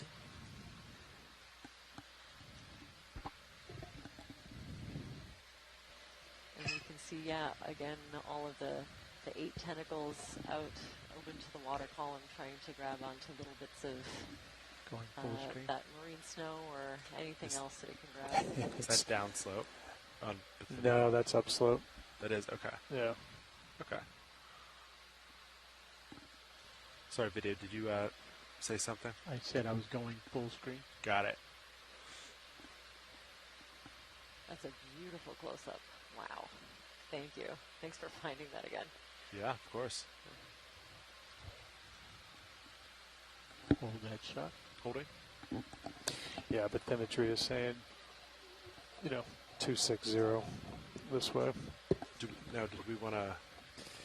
I mean, yeah, I don't know. This is definitely the local high, but you're facing 80 degrees, Wow. we want to go so here. delicate. Okay. Yeah. Okay. But Sounds fine. I don't know if just you like the rock came that it's over on is 30 meters if you would pick something else up. Yeah. You know, I didn't see anything on the blue view when you were coming down that would indicate I that. didn't either. So we were at yeah. Okay. Well, we'll just keep doing this and hopefully pick it up. RV, could we get lasers on that when you have a chance? Yes. To get an idea of how teeny it is? Yep. Video's clear. Going for lasers. Going for lasers. There's lasers right there. Yeah. Nice and small. You know, the rockets on is Oh less my. than 5, and the whole thing is a little, 10, 15. Very cool. Hopefully we see a couple more of those. Was that pieces of dead sponge lying down there, kind of twisted looking things that were just to the left of it? Ooh, I kind of missed it. Or was that a rock? All I saw were rocks, but I wasn't looking that hard because Walking I crab love, upper I love right. those, chrysogorgid big corals. fish over there on your starboard. They just, It's pretty far out though. they're so delicate and pretty. Looks like actually it flattened out a little bit. Another one of these ominous looking crabs in the background. And we could do like a 300 move. Okay. Next, how do you feel about that, Copilot? Sounds good. Try to still. So I don't think I'm over it yet, though. Yeah, you're still seeing this, huh? I'm just looking at blue view. Well, no, we can keep doing 320. We could I tight mean, on the we crab can as do he's a walking. 320 move, and I could. Do you want to zoom from here video? I'm not going to fall in too far, but lasers are on him if you want to snap that. Yep. Lasers off. 320, gentlemen. We'll do. Yeah, maybe 15. like a 15. That would get me Very cool. 10 meters off of Copy. the edge. Bridge RV now. Follow it for several seconds. Or we could do a 20 meter move. That get me all the Hey, way Bridge, there. I'd like to repeat that last move, Sorry. please. Range 15 meters, have bearing some crabs on my 320 species degrees, list from speed this. 0.2 knots. Area. I have a Lithodes aquaspinus and Lithodes cruci. Good copy. Thank you, Bridge. I'm quite sure it's not I a just did hanger 15. crab, I can so, add 5 if you guys want. I think that's great. Okay. Possibly one of those species. The lasers on? I don't see them. I can okay, good. paint him I missed again. him. Pretty big guy. Wow, and yeah, as soon as you get a zoom, you can also see there are brittle stars, like thousands and thousands of tiny ones. Another one of those chrysogorgids in the foreground. Wow, they're pretty creepy. Lasers on him again, right there. Medium shot. Beautiful. There we go. You can imagine these long Lasers legs going are off. kind of helpful Tilt for up for still camera. the rugosity that they're Oh, do you want to put the experiencing. still They can camera kind of from climb there? right over it.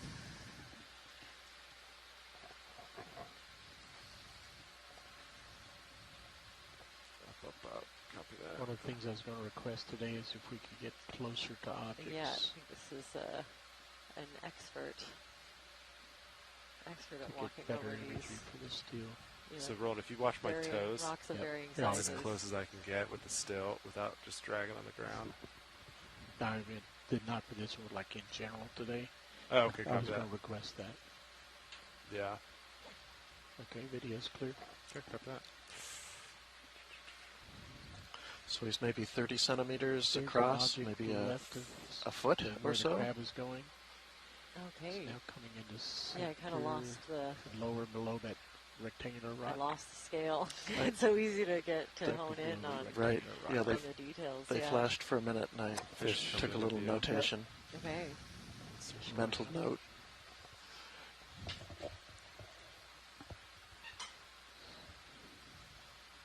I think it's a different kind of coral.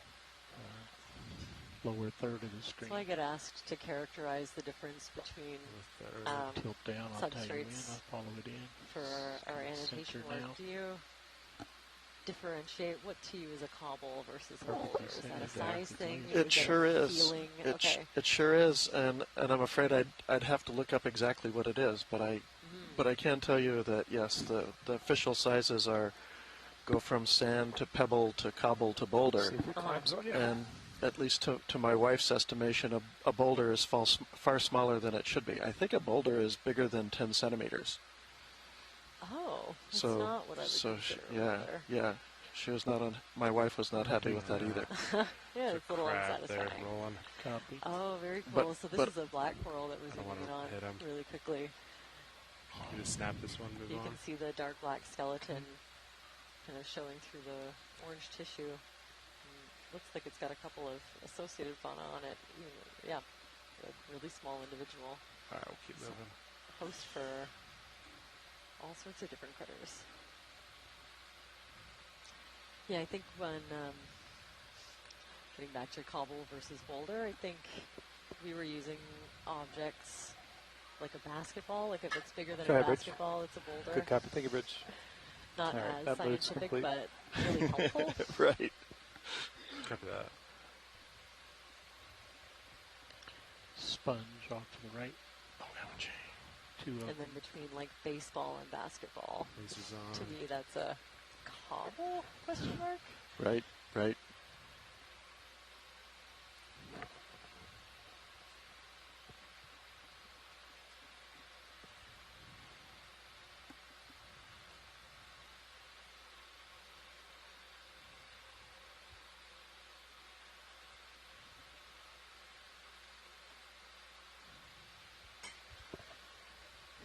Okay, so we're starting to see a couple of sponges, one of my favorite groups. So I would love a zoom on one of these. Copy that. Lasers on it now. Lasers coming off. So these, bright white ones Great can be really hard positions for the still camera too. Yeah, by the way. that's what I'm. to visualize. Okay, let me stabilize. But once we get a zoom in, we can tell a little bit more about the texture and the composition of these sponges. Some of them will Ready probably for stay zoom? this size for a really long time, but some Yeah, of them go for can zoom. get quite big and they can host a variety of other organisms. I think if pilot's Okay, okay so with it, we could do definitely a another glass 15. sponge of some I'm looking kind. at like You the can see bottom the of it, intricate very network shallow of angle at you, silica spicules and and it's the still showing them pretty far away these from other that. extremely that long lip. ones that can be Yeah, that sounds good. that can be seen. Do I we do think you same can all imagine that it 320, has some kind same, of defensive. Yeah, once I get on defensive top purpose, of it, and then there we can looks start like adding. it looks like that's a juvenile more to the crab west. on it, like Copy a that. really tiny crab, maybe Same similar move. to the individuals Yes, please. we've Copy. been seeing so far. Bridge every now. That is a very cool association. Hey, Bridge, So you we'd like to can repeat that same move as last, imagine please. Range that 15 meters, this bearing crab 320 could, degrees, speed 0.2 knots. Yeah, this juvenile crab could be using the defense mechanism of the sponge for its own benefit. To like Good get a copy. little Thank you, bit Bridge. bigger, There. if it can fend off predators on its own. So Andy, did you guys modify the settings yesterday? The tilt very And yeah, smooth. we're zooming in and kind of Yeah, focusing slowed on it that down. intricate network Very smooth. of spicules. There are Sure you these did. silica-based Last night. structures that make up the skeleton of the sponge. I find glass Just sponges have teasing. very little tissue. It's like I don't know what the molded lag like is, Andy, between those moves and when you're actually feeling them. Lift off I when just ready. think that they're Couple very minutes. intricate Copy and that. beautiful. I'll try and I'd get just a be feel guessing for if it. I tried Yeah, to take it I any would further guess than it's glass similar sponge. to the other day. I think it was like 2 or 3 minutes Yeah, could have to. because we were at a similar depth. We'd have to review the video Sounds and about look at a right. sample to confirm.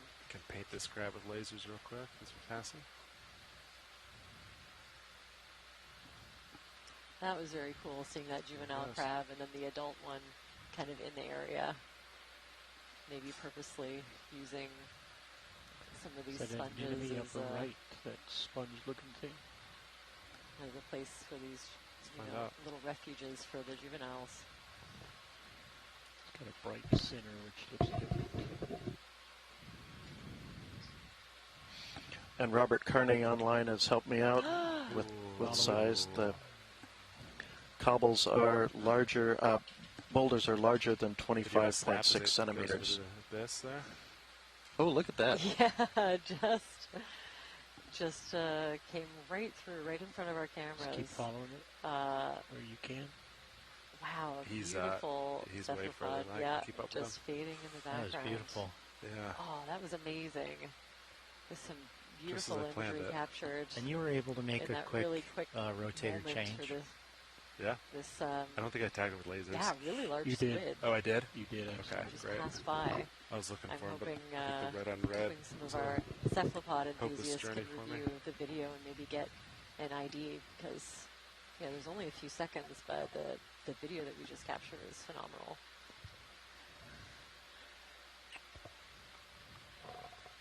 Oh, here it is. Very cool. Is this it, Roland? Yeah, now it looks much more like a sponge. It does. You must just snap it. Looks similar to the one we just... Yeah. Same one, right? Oh, wow. So two different kinds of glass sponges. You know, the one on the left looks really similar to the one that we zoomed in on before, and the one to the right looks like a... Video's clear, but science yeah, sounds really exciting. different group. Got that. I can get a little closer. Science, do you want zooms on the one on the right? Looks different? Or do you Yeah, wanna the keep one on the moving? right would be great. You got I'm it. hoping we'll see some more, but Video, I'm going to yeah, this get a would be little great. closer, be advised.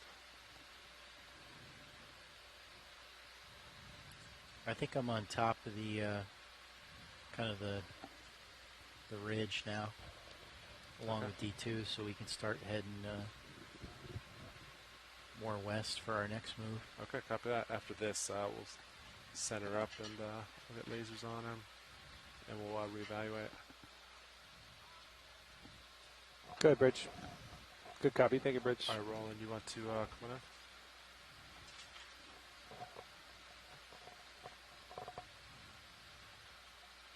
Ooh, beautiful. So yeah, very different morphology from the one that we were looking at just on the left there.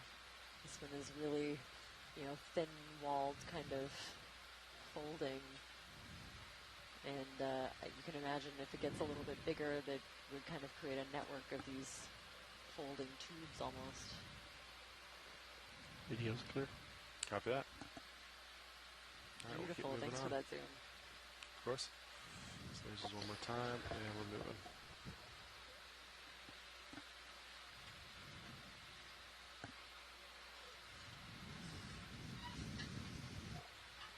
Lasers on. They are on. Yep, I see them now. Okay, that move's finished. Copy.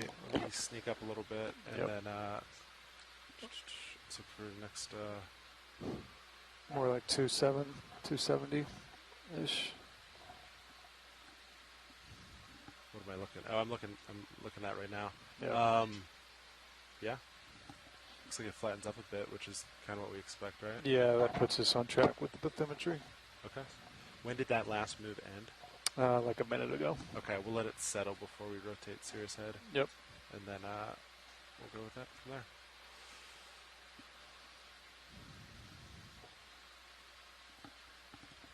Chris, do you want to pilot some? I can. If Yeah, you just have a few minutes left. Short shift today. 30 minutes. Yeah. Why not? Take it.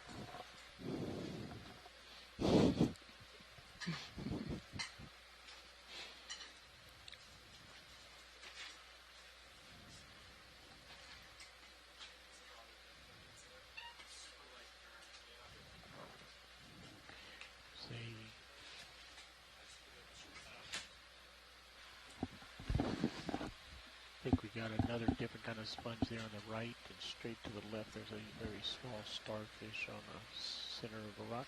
So left and right, Roland?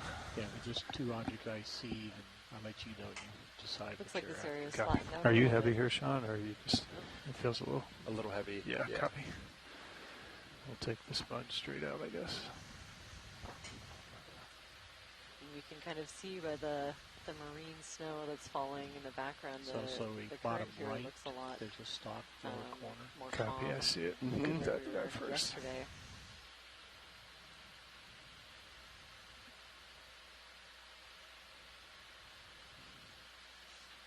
Because I haven't mentioned it yet this dive, that marine snow that you see is half a foot to the right of that. you know, organic matter and debris Too much that's kind to of take, made though. its way down slowly over time from the surface.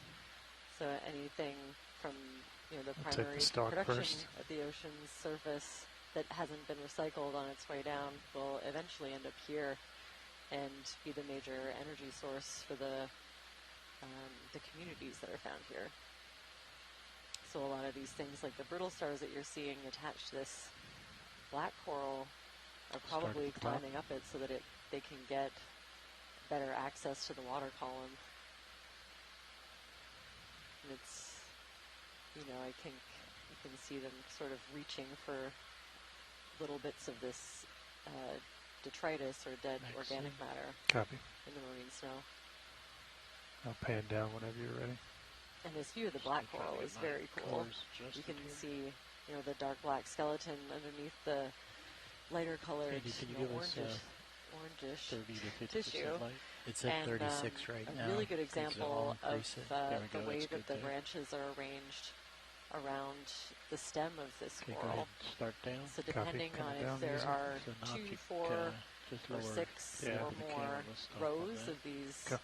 branches, that will, Right there. that's one of the main identifying features of these corals. So that can help, even just from this imagery, without having to look at a sample, Okay. it can help us group it and get a broad idea. There's a couple of really cool things, some kind of crustacean maybe, or a worm maybe. It was kind of hard to tell up there. And of course, lots of these brittle stars. Looks like a different species than the ones that we're seeing on All the way rocks. to the base. Yes. So I'd say that this particular kind really prefers to grab, you know, detritus from the water column or something from the water column versus the other brittle stars that are happy on the rocks. So these lower parts of the stalk without stems coming out, have those been eaten or broken off? They certainly look like it. Like, yeah, usually I think you find kind of You want to go all the way to the tip? either longer or stouter branches at the base, and yeah, the tissue, I would expect it to be coming all the way down. So Copy. it does look like there's some little stumps from where some of these branches might have been broken off, but it's hard to say. I bet those brittle stars aren't real careful. Yeah, maybe they didn't watch their step. And this is a pretty small individual. We just had the All right, lasers you on want the there. sea star just to the right? Sure. So this could be a juvenile, and it's just kind of starting to form some of the structures that we are more familiar with in the adult colonies. Yeah, I'll just Sort of pick hard up to and say. come over just to here. Okay. I'll But that's pull out interesting full that, so yeah, get like as the close to it only, as possible. Thank you. the only 4, you know, individual brittle stars that I can see of that species, they look I'm pretty going to grab different to the me. one that was like peeled Are on the the rock ones that are behind it. associated with this, The first one we saw. this coral. Like I was telling So Sean, that's I want to try to you know, get another closer example of to why objects today than we have been. corals and Copy. sponges are habitat forming. We call them habitat forming You guys saw the imagery from organisms, the sometimes steel called camera yesterday, ecosystem but they engineers. were pretty And spectacular. this is why they kind of provide that additional complexity and, you know, in some cases, height up into the water column Take for other creatures to live. So we have a geology question in the chat. It's from Kenneth Sulak. He says, "What is the geological interpretation of this unusual substrate?" And it looks to me, remember, we're on the side of a seamount, and we're at the base of a pretty steep slope, and so I think we're looking at just kind of a scree slope or debris field of things that have over time tumbled down the hill and kind of collected on this a little bit flatter spot that we're visiting right now. We'll eventually get to a little bit steeper part of the ridge here, but yeah, I would basically call this scree, maybe. That's a word I haven't heard really before hanging Or- out with or- you. or- What would you or a talus slope or a talus cone, perhaps. scree or talus, and is that a term that describes like the Loose rock that's basically in the process of making its way down the hill, sometimes all at once, and other times it Okay, well, I haven't been hits still moving for a while. Oh, okay. Oh, I'm so glad to have a word to describe that thing. That's very helpful. I knew there was. I just didn't know it. Do you guys want to line up to the west, and we'll pick a new heading to move? You know, overall it's very disorganized. You You can just drive along your see a little bit of heading, everything. You see drive fine a bit, sediment. and I'll track you. You see large angular boulders, smaller rounded boulders, large rounded boulders. So there's just a little bit of everything. So it's really just sort of a mass wasting phenomenon is what we're looking at, I think. Some interesting little dunes that seem to have something to do with that boulder, as if the currents are kind of coming over it and leaving those sort of dune-like features. Fish. Yeah, you can take partial arrow. Okay. Oh yeah, let's get a close-up of this fish if we can.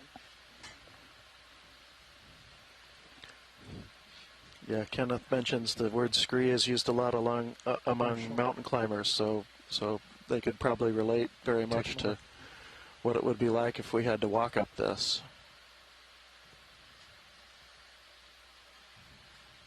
Oh, beautiful. So we're seeing another,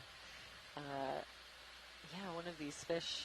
I want to say cusk eel. Hopefully someone in the science chat can correct me if I'm wrong. Oh, lasers. Something just freaked it out a little bit. Wow, and there's a huge mushroom coral behind it. But yeah, you can see it kind of scanning along the seafloor with its little barbels under the chin. I think kind of helping it get situated and maybe helping it sense out whether there's any food nearby. Go to the coral. I can get closer.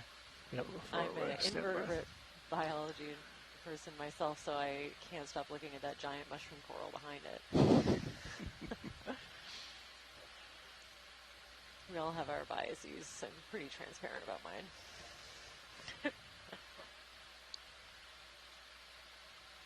Wow, this one's huge. Could we get the lasers on this? Lasers on.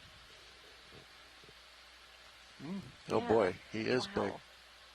Like, I guess the lasers are in behind, but we'll put the lasers on the rock. If we could try to get it near the base. Get settled down here. Get a measurement. Yeah, this is a giant mushroom coral. And this is a very interesting depth, too. Where are we at? We're right about 2,000. Yeah. Deal. Lasers clear.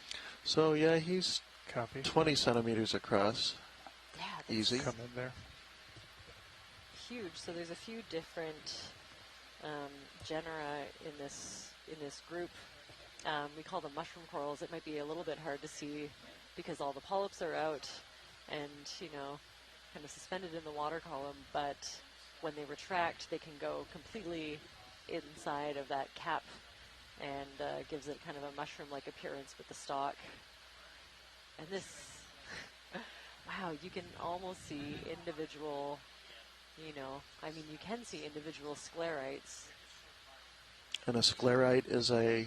Oh, they're the skeletal components for these corals. They're calcium carbonate base. They're the only kind of hard part in these ones. And you can see little lines of it going along up and down each polyp. Oh, wow. What we'll do, if I had this in the lab, you could look at those under a microscope, and it can help you identify it down to species. If you know what you're doing, I do a little bit less with mushroom corals. So I might hand them off to someone who's an expert, but I know we have, there's a Heteropolypus, Pseudoanthomastus, and Anthomastus all on our species list, and that's just stunning. And so, partial. Yeah, each of those individual polyps, like I've kind of mentioned before, 8 big tentacles, and each of the tentacles have little lateral projections on them. And each of those polyps sort of acts like an anemone. It can open and close and feed on things and grab things out of the water column. And you can see the base of the big stalk in behind it. That stalk is almost... See the small polyp left of its center? Very Small cool. polyp in the, see the mouth open? So it's kind of remarkable to think how all those things are going to fold up and fit inside that when they all retract. Yeah. It must be a very efficient way of folding itself up. Yeah, like I can show you a picture. I know people at home can't see, but it's like a tightened little ball with these little holes on this little pock marks on it. Sometimes on some species, the bases of it will stay a bit raised, so it can look like it's covered in these little bumps, but very mushroom-like when you find these in trawl samples and that kind of thing. Copy. Wow. And I think this is on the target list. Is this something we'd like to sample or maybe move along for another? Yeah, this one's pretty big, actually. So I wouldn't mind keeping an eye out for a slightly smaller individual. Excellent. It's the first one we've seen, so I'm hoping there will be more.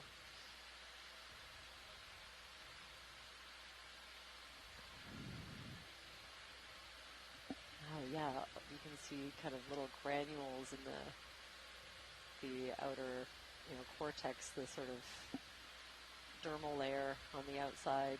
Nice color. That's stunning. Light's perfect.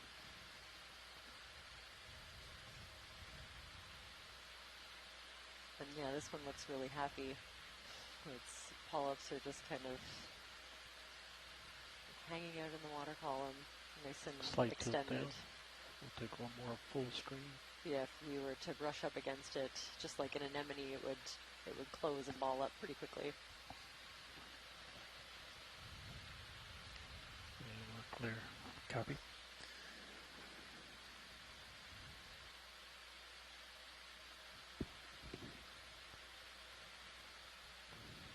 Lasers on.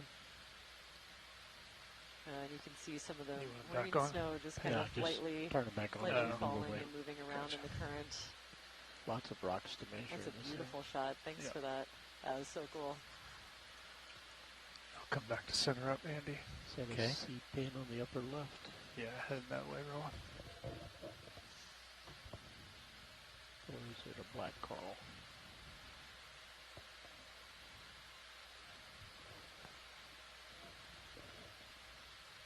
You want to do partial? Sure. And let me know if you want to stop for a steady. I think we've seen this. We'll let science make the call. We'll get it going by otherwise. Okay. I'm just going to keep going then. I've got a little 15 meters. I've got a little bit more rotation to do, but I think Yeah. I think it'd be fine. Okay. You guys comfortable with just doing 270 due west, or do you want to? Yeah. Okay. I I'll do think that's 15 at 270 coming up. Thanks, Sean.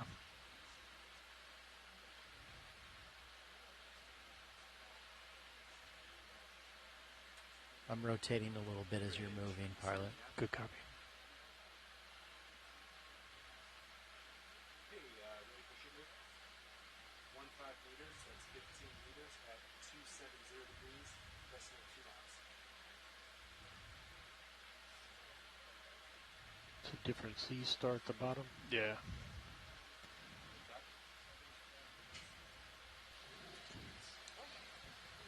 Now that's a boulder.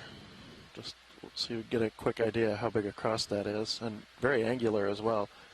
Looks like that's something that broke off something uphill fairly recently and tumbled down here. You want close to that roll? Yeah. This is close enough. I'd just like to see the lasers for a sec. Maybe a Marsinga. Lasers are on. Boy. All right, if I put my glasses on, I can see them. So, Swing the lasers top and bottom. all right, thanks. Actually, could we kind of zoom in on this one? He has a kind of an interesting texture, but I think that's mostly things growing on him. Yeah, I almost see like a radiator. Yeah. Yeah. But I don't think it's geological so much. Tilt down to the edge. Copy.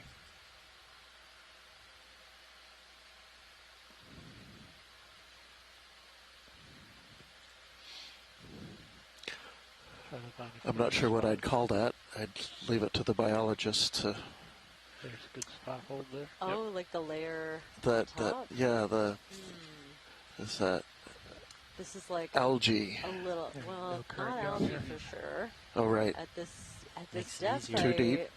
Yeah. Complete hands off. Just a little It heavy. could be something a little bit bacterial. It's actually too small. If it fits through, my 0.5 Let's go down and look at this millimeter sieve, sea star.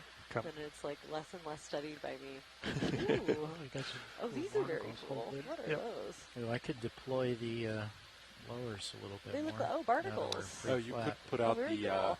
The shilling too. Okay. I forgot about that. Up to you guys. Oh, I didn't expect to see barnacles down here. Mm-hmm. Okay, go ahead down to the sea star. This is awesome. Other than that, if I am looking at bare rock, it looks like fine grain volcanic rock, probably basalt, like almost everything else we're looking at here. Oh, I'd love a bit of a, since we're here, a good look at this resinged echinoderm. There's some kind of an anemone behind It's it as wrist well. left, picks it up off the rock box, correct? Wrist right. can help Wrist us right. Right, thank identify.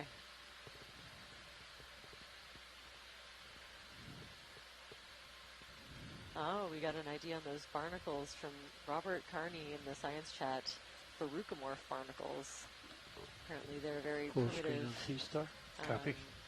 species. So a very ancient, a very Just ancient complete one. paths. Copy. Holding.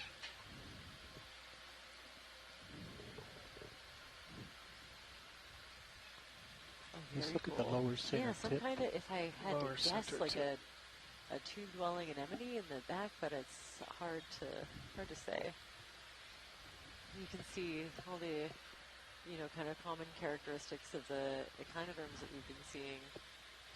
Some of these are And let's go ahead and move up to the anemone. upper kind left. of modified.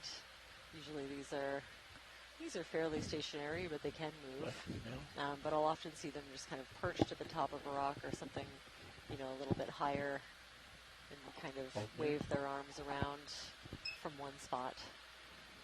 A little bit more like the crinoids that we saw earlier. And yeah, this is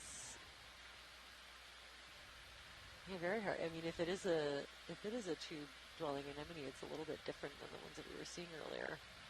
That one's got me a little bit stumped. Pulling focus and Looks like you zooming can out. kind of see the base of the tube. Splash It's lasers really on hard with to your- tell. Yeah. But it looks like there's something a little bit discolored that looks tubey to me. Hold this shot with the Yeah, right? polygon. There is a So we have tube, and them there is covered something for a that looks bit. like an anemone. Maybe it's a There's safe that. bet. Thanks, I'm also seeing, I Can think you those pull are for lasers? circulate Yeah. worm tubes, that kind of white-lined object in between all those barnacles. Very cool. Good job. Good job. Always worthwhile zooming in on a rock. We'll pick up and get out of here. It's always amazing how a lot of this you would just glaze over thinking there was nothing there, and the more you zoom in, the more life you see. Mm-hmm. Yeah, so even if it looks a little bit sparse for larger, some of the bigger habitat-forming Just gonna structures, push out roll as and soon let as you these zoom guys in, go. Yeah. There's things, you can find out that it's just covered in life. There's a nice big anemone. See another crab coming up. I'm gonna center up on you, Andy. Yeah, you helped us with the rock scraping We did yesterday. 270. How many Oh, wow. individual Yeah, correct. organisms do you think you scraped off that one rock? I could not even tell you. Oh, yeah. Rock, not maybe technically a cobble. Maybe 15 centimeters or whatever. I'd say Do you it want was this anemone roll? Probably. Yeah. probably 50 Copy. different I was things. going to say 60, See if so I can we're hold the right crab in the here. ballpark. Yeah. He's going to sit right there. So a combo of hydroids, brittle stars, encrusting sponges, bryozoans. Wow, and another one of these really long-legged, I call these kind of look like spider crabs. Mm-hmm.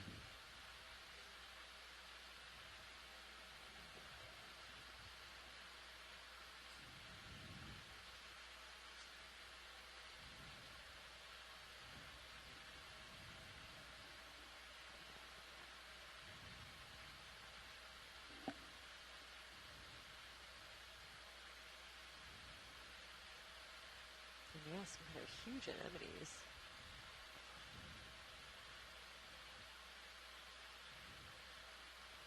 You see the yellow-green upper right of lasers. Oh, thanks. Yeah, I Yeah, didn't we'll mind to grab zoom. him in a second. Grab this guy. Lasers clear. And And the face of this rock is so linear, too. It found a nice little place to attach. Yeah. Nice dark background. This is giant compared to lots of the other things that we've been seeing in the area. It's a huge anemone, and it's so still. It always... It looks like it may be in the process of eating, or had just eaten. Yeah, it does look like it's trying to fold those tentacles, some tentacles into the mouth.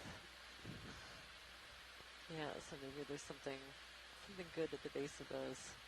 It's just very slowly bringing it towards the mouth. It's in no rush. Yeah. Yeah, it seems not. Nav, it looks like you can see the edge of where it drops off. I really in the blue lack a lot of resources. Yeah, it actually looks like it matches the anemone D2 ID. sonar very well. So the workaround that we have for our group when we're trying to describe the biodiversity of some of these habitats is to assign them a morphotype, which means that we, kind of assign it a bit of a definition, like this is the large orangish pink anemone with these broad tentacles. I'll just do a quick leap up to that green. If further down the line we're able to collect and find someone to ID it, Going to tilt from here, then we can kind of backtrack, but at least if we keep track of the different morphotypes, then it gives us a bit of an idea of the diversity in the dives that we see. So each of these videos, I'm sure, will be, scoured with a fine-tooth comb, and all of these organisms sort of cataloged and counted. Is that a Calcigorgia? That's more or less the I direction. think this is a teeny tiny, maybe one of the arborescent bryozoans, so the tree-shaped bryozoans that you see. Just because it's so tiny, I don't think it's a hydrocoral. Look straight down on which are it. in that size range. Yeah, we can get up there. Yeah, I think it's one of those trees. It's really big if it is one of those. So it's kind of on the cusp, but I don't think I'm seeing coral features.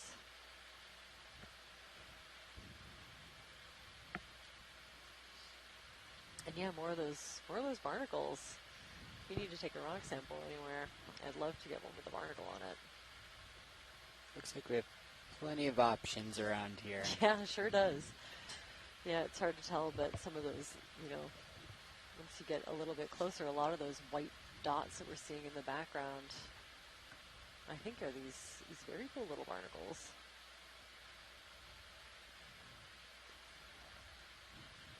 Andy, are we still running with a bit of the fog lights?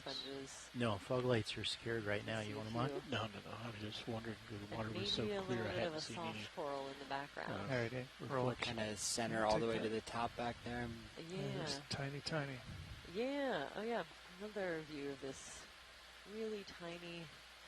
Oh, yeah. Yeah, look, you can see this, individual, to use my bryozoan morphology, is a little bit limited, but little tiny appendages coming out of the hard skeleton. They're completely translucent. They're those little balloon shapes almost from back here.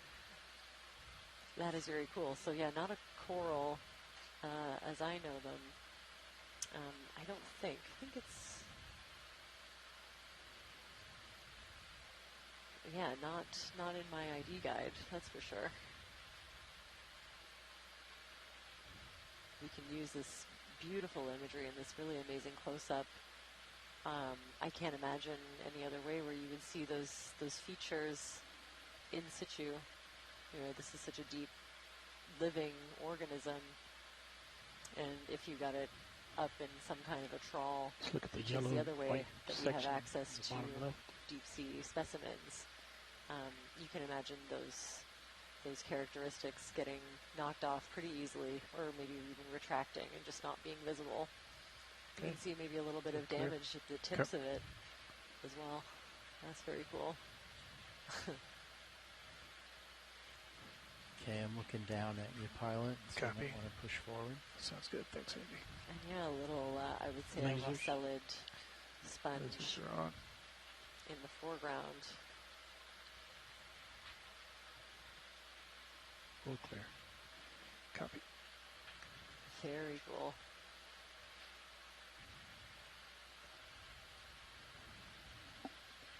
I'm seeing something a little bit taller sticking out. And maybe another sponge. Oh, No. Definitely maybe not. one of the black corals, Yeah, possibly. take partial rolling. See if they want anything. Holding. Yeah, I'd say probably just a bigger individual of the one that we've been seeing earlier. They're really similar morphology in some ways to the lily-pathies that I often see in video farther south.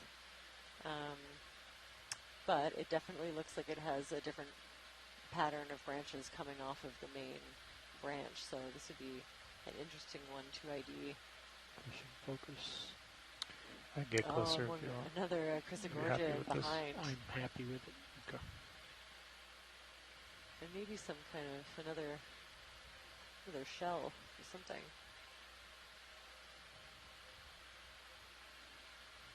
All right. Very cool. So it looks like you're getting out in front again, so it might be time to consider a move. Okay. Copy that. Let's see.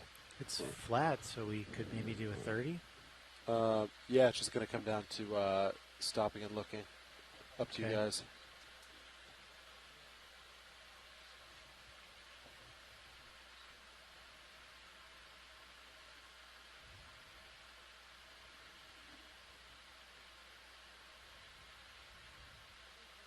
Does it get steeper?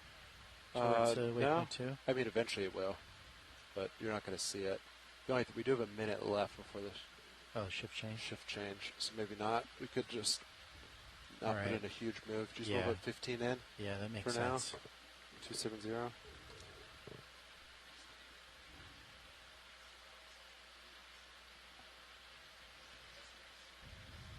You snap rolling.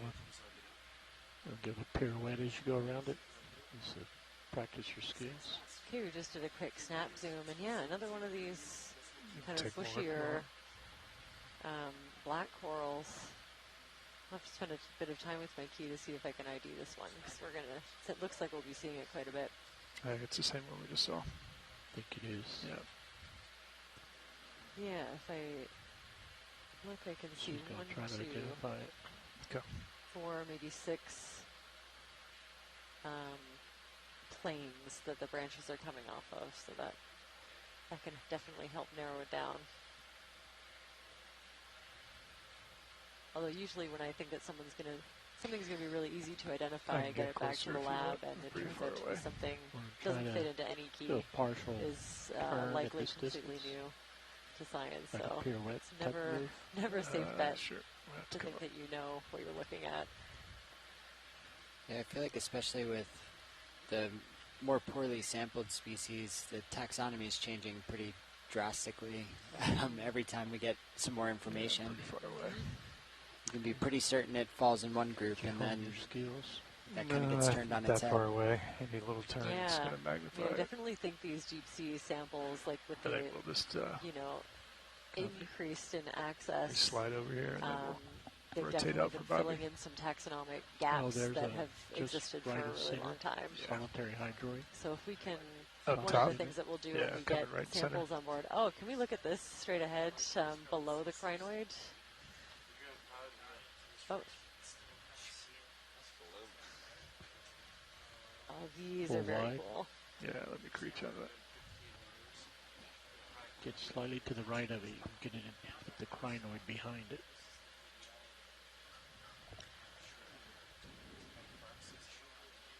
Yeah, so this that we're looking at, the kind of general name is escaping me. I know we had one species of these that I've seen, Corymorpha, I think. But yeah, if you could get a zoom on that kind of polyp just under the feather star, looks like we're settling down for one. All right, well, you can take. Okay. Going to the head. Yeah, exactly. This thing. Very cool. Oh wow. Yeah.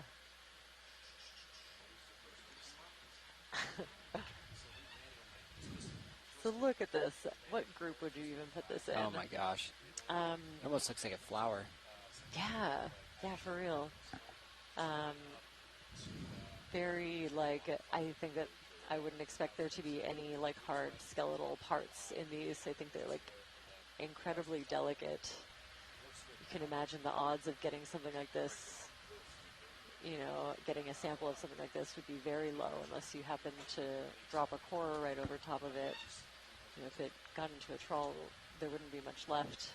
You certainly wouldn't see any features like this where it's in situ and happily kind of extended into the water column. Copy. Yeah, it seems like one of those things that if it came up in pieces, you would think each piece was a different organism. Yeah, completely. You get a little bit of a view of the attachment point too. Oh, very cool. You want the base? And we'll hold this. Okay. Probably go for the 2-shot next. And then we'll finish it with the base. Seeing a couple of little shrimp in that nearby. This is a great view, actually. I don't think we need a zoom of the base. Okay, let's get 2-shot. Okay. Yeah. So just kind of bobbing around in the current, looking for food. Hold there. Sounds like she doesn't seem like the worst life. It seems like a very chill life. A moment. All right, Ron, I'm gonna swap out here. Okay. Yeah, I'm blanking on the common name for these. Maybe there is no common name. They're probably pretty rare to see at these depths.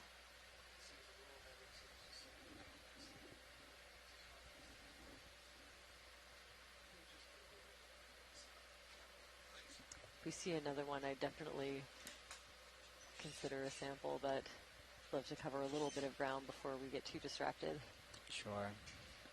Solitary hydroid, very cool.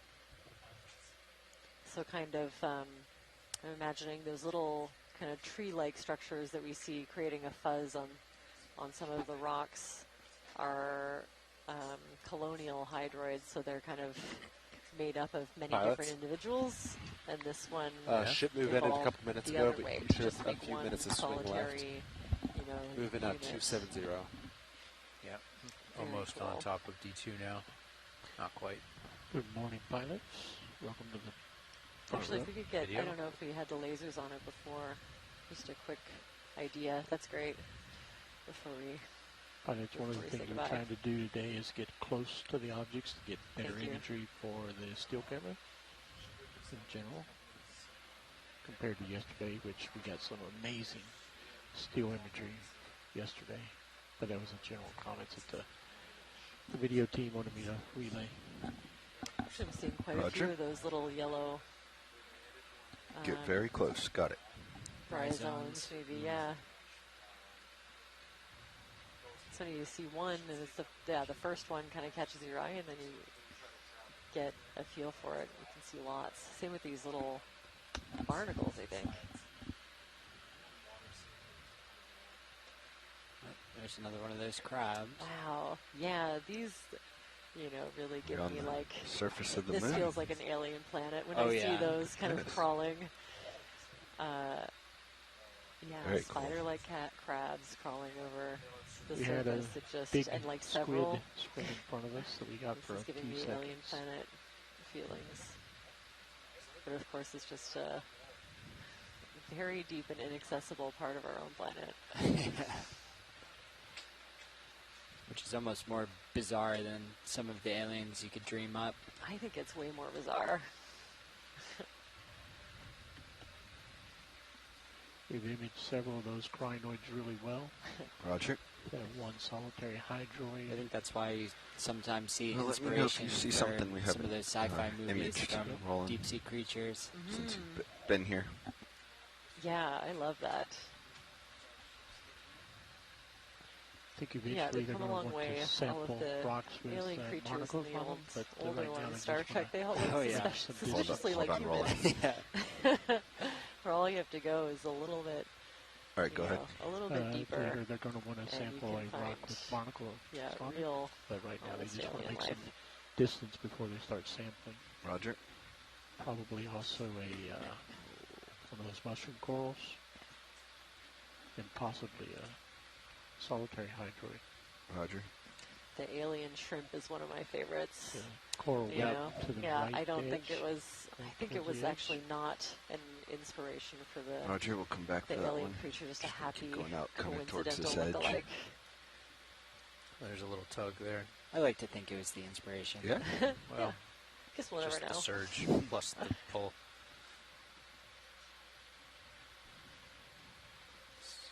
The heave of the ship. Yeah, it wouldn't be uncommon to find those shrimp in. Okay, so the at last least while their two water's a moves little have farther been south off of due BC, I've west. seen them 270. This one rolling. Is this Yeah. new? Okay. It's not new, So but we we've keep an seen eye it, out but we for it. haven't Yeah. did a great So image these of it. little We got a moment, alien-like so we'll shrimps get that a... will grab And onto then a the cell, plan, Todd, is to keep eat out moving the, west. the soft parts, and Copy then that. use the gelatinous outer And casing Sean to, said that there's about to lay their maybe eggs. 5 or 6 minutes. pretty metal. between It's the wild ship to moving see. Yeah. and you feeling the move. See Seems that to be mushroom in the pretty background? flat right here. Keep it moving then. What was Sure. that rolling? You see the mushroom in the By background? the time Yep. he's done with this, we'll Speaking start of shrimp, moving. Something like that on a Copy. small. So Yeah. last one was 15 Roger. That meters. might be your 270. Going on this? It's pretty Gonna- pretty soft slope, and there's nothing in sonar, so Copy. Okay, yeah, another one of these black 20 corals. meters. I'm seeing, 270. yeah, 1, Start 2, at the top. 3, 4, 5, 6. I think there are 8. Okay, gonna call it right now. trying to count the I layers. think the branches are coming off around of the the stem. main stem in 8 separate rows. It'll definitely take a bit more time with some of these amazing zooms and stills that we're getting, and a good ID guide for me to say for Okay, sure. But you slowly can see tilt down. there. It's actually Down. the more that you I think I zoom heard in, you you say. see that it's crawling with little crustaceans. Amphipods. Yeah. And now when you're looking at counting 8 rows, is that per node in the coral stalk? So it's more like if you can imagine those side branches coming off the main stem, you know, they are often in like individual rows in line with each other all along the stem.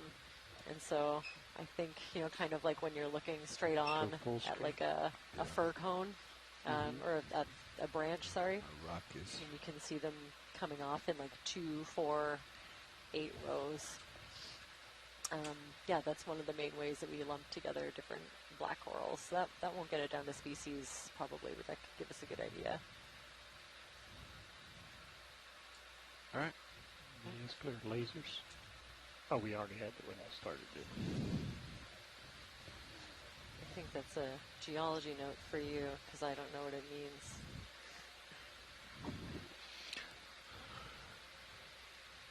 White top, black ellipsoid.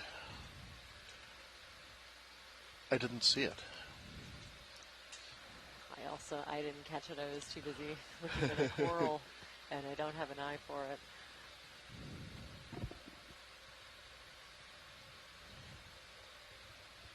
Bottom of that rock, just above lasers, got something white on it.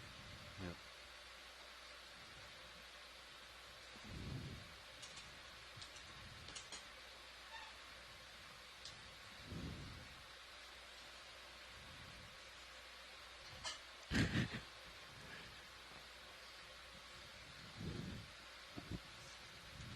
Crinoid sitting on a coral.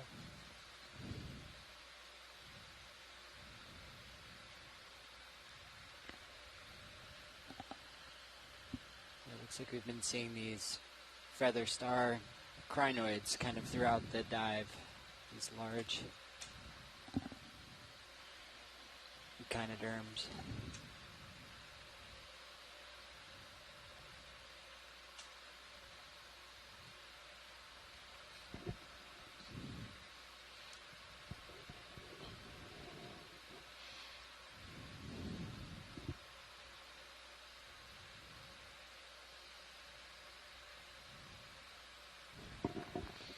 Robert Carney notes we had a dramatic bottom change. And I'll take his word for it. I was off having lunch. But yeah, things are looking a little bit different, a little bit more angular perhaps. And we might be because we're starting to head up or getting closer to the base of this little steeper part that we're headed for. or we're a little nearer the outcrops and away from the scree and debris that we've been looking at that has probably been falling down the hill. And kind of taking a look at the bathymetry information we collected last night, it looks like we're kind of going along a bit of a flatter part, a bit of a wider base, so that may be from some of this tumbling down. And then it's looking like we should be increasing in slope throughout the remainder of the dive, so we should see some differences in both the geology and likely the biological organisms that we're seeing.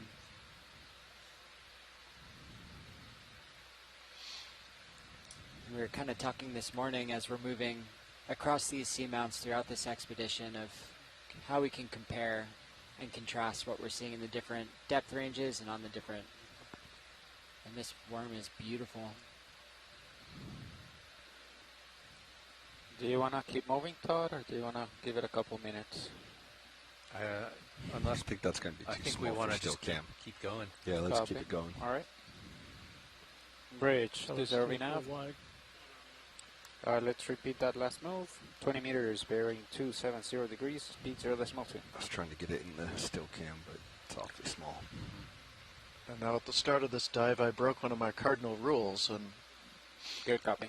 And that was that we didn't collect a sample of what looked like outcropping rocks when we were on them. I figured, oh, we'll see a lot of this on up the hill, and so far we haven't seen any more like that. I think that comes from my early training as a land-based field geologist, where you, early in the day, you don't want to pick up a big, heavy rock that you're going to carry around all day long. Wow. Near focus inside the lens. Yep.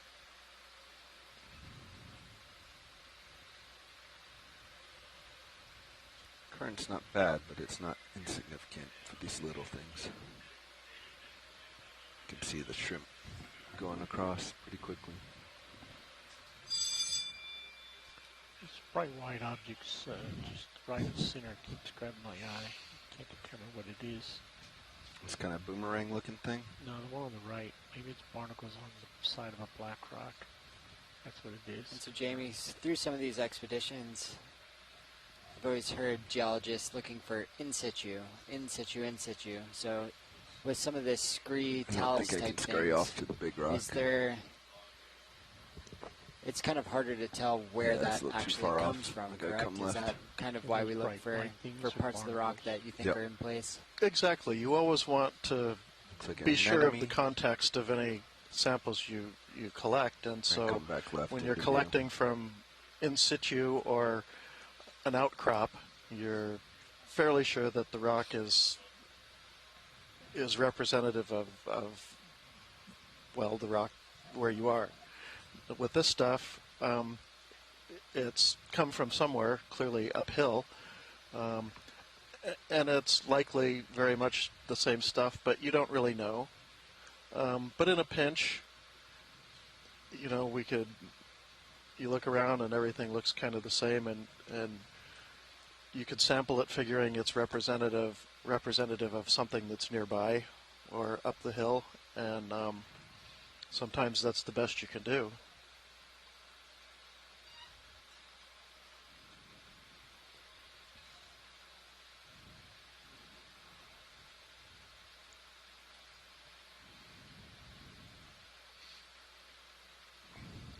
Now these rocks around here tend to, I think in general, look a little bit more angular to me and kind of bigger and blockier and have very... How close have we gotten to the crabs rolling? Sharp margins where they've been broken. With the vehicle. And that would make me think they're pretty close to being in place. They don't look like they've tumbled very far down a slope. Since we have a moment here, I'm wondering if we So is it give kind survey of akin 2 to sea glass? Okay. The further away it goes, the longer it's been down, the more weathered the edges are. Exactly, yeah. Yeah, let's see this guy make his way.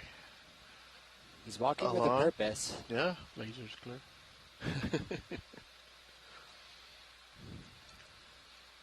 going in, right? Roland? Maybe making a Yeah. slow escape from the Partial. very bright, loud alien thing that has forward. descended upon him so we could see. We start to lose our light, though. It'd be interesting to know if they 30% You can try. It might be a little high. if they feel vibration, if they can sense vibration in a meaningful way, or if that's not Brought in anything a that little really color. does a crab any good at this depth. Fogs are at like 60%. Just a So I'm little tilted. piece of the cone of light down Yeah, there. I'm tilted all the way down. That's as close as I can get still to this. That looks good though. It's, Go ahead, Bridge. imagine with that 100mm Copy, lens, most complete. it would totally fill frame right now. It's almost like somebody left a coin or a button on that rock. Bouncing. I think art's probably good, so when your set video will come wide. Survey 2, are you talking? Yeah, he was letting me know he's done. Okay. You're off to my right. Yep. Bobby. Continuing back to left. Tether's a little on the snug side. Swimming fish. I've got Center screen. Yeah, you can snap real tilted quick. 40 degrees. I got to get back to co-pilot though. Okay. Okay, calling the next move, same as before, 20 meters 270. Oh, I see. I see what's going on.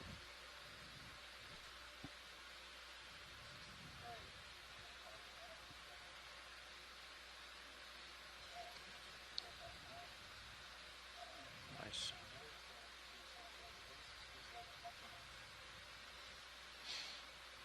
So there we're starting to see a little bit of ledginess, and that looks to me like that rock that I definitely want to see that ledge. is in place, some And sort of in place coral. flow. If If we could maybe zoom in a little bit and see, make sure it's not re-cemented blazers on there. scree or talus, or at least try to see. But it does look like Go ahead. a flow.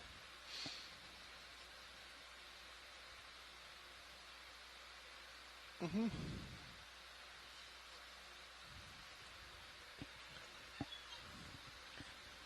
Watch leader, is this seamount similar to the other one as a result of hotspot volcanism? It sure is. Yes, it's part of the chain. Get down to coral. Yep. And Sorry. My toes slipped down. it's a little bit so we'll go younger. for coral, and then I'll go back up. And that to the it's wall. closer to the hot spot.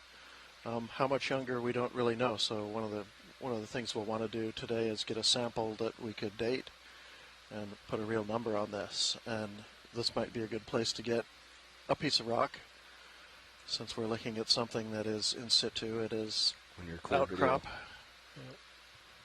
video. and all these rocks are in some way representative of this seamount. There's not really very many other places they can Hold come that. from unless they've been ice rafted, which does happen. Watch But lead, it's are always you- nice to collect something that's We wanna look that at you that know what one it is, right and you also, can Bob. take a picture of it and say, yeah, it's part of this flow. Watch lead pilot. Are you seeing what you need to see with the rock faces you're wanting? Yeah, this is good. Thanks. I'd like to look around for something we could pick up. Something wide. that we might be not able to pick something right off that ledge, but if you see something loose or something that, well, any of those pieces sort of just below the ledge, that we might be able to grab.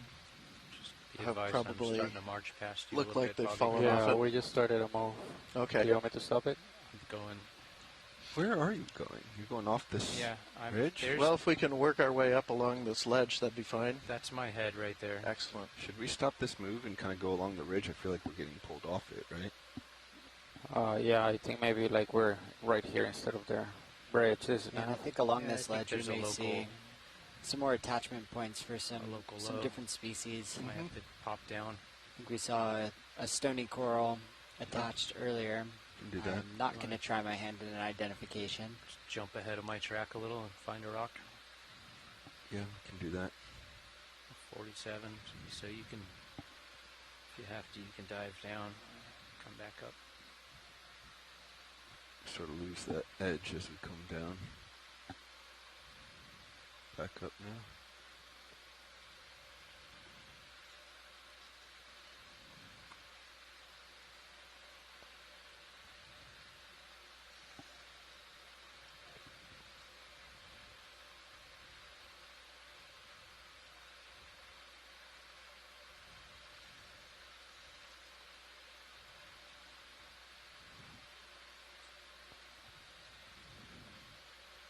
Nothing quite as fixed as that ledge we were seeing.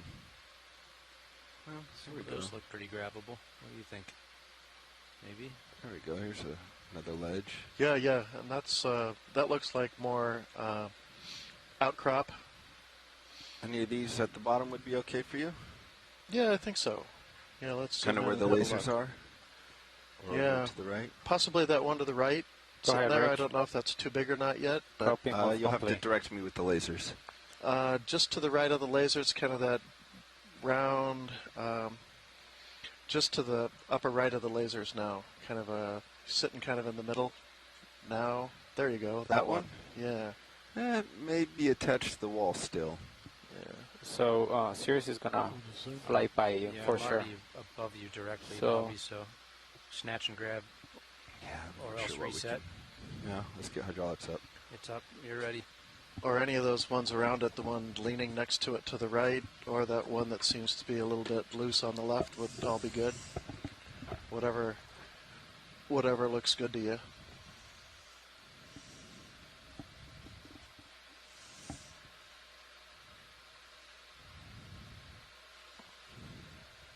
Yeah, that's still attached.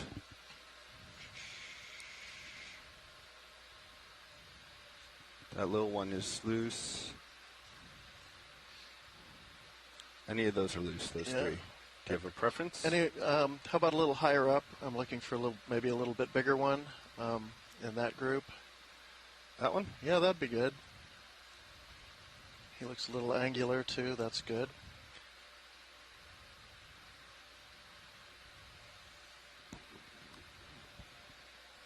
Or two, Bobby. Looks like we got a two for. Two's good. We'll Let's take go. it. I'll just go in inner since we're short on time. You want a little inboard? Yeah, sure.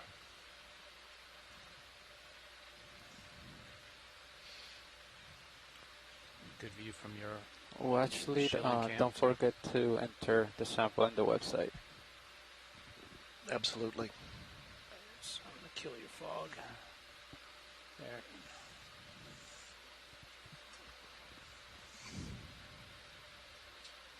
Oops. Disable. Yeah. Sample 2. Was that the starboard side? You got both of those in one grab? Yeah, they Nice. both came in. Okay, I'm going to put CP back up there, Bobby. Yep, and I got to push. Yeah, you got to push a little bit. And I am on the side of a slope, as you can see. As sonar. It's Yes, just to so my actually that's starboard forward box.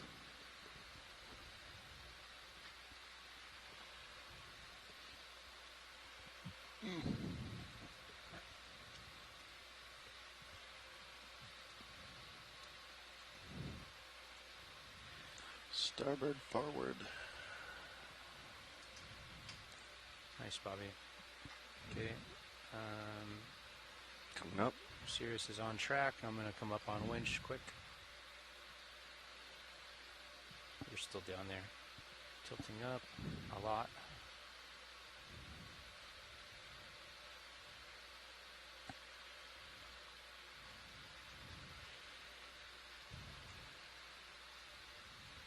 That's a happy place.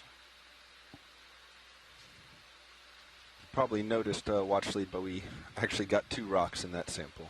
I did get that, thanks. Yeah, so you got a bonus. It's a bonus.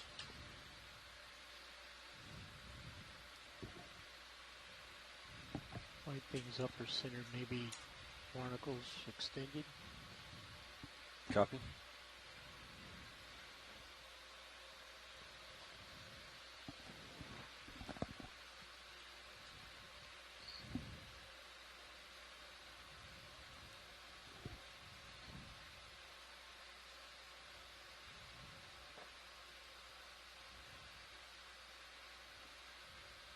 Okay, Todd, for the next move, do you want to turn Okay, to let's go your ahead. starboard, or you want to... If you want to get up the slope, that would be good, yes. Sure. If you okay. want to go along it like we are, then this existing... Use some sort of barnacle? So this is waypoint 2. Let me ask my best how guess. close to that they want to get. Better than mine. Yeah. Go ahead.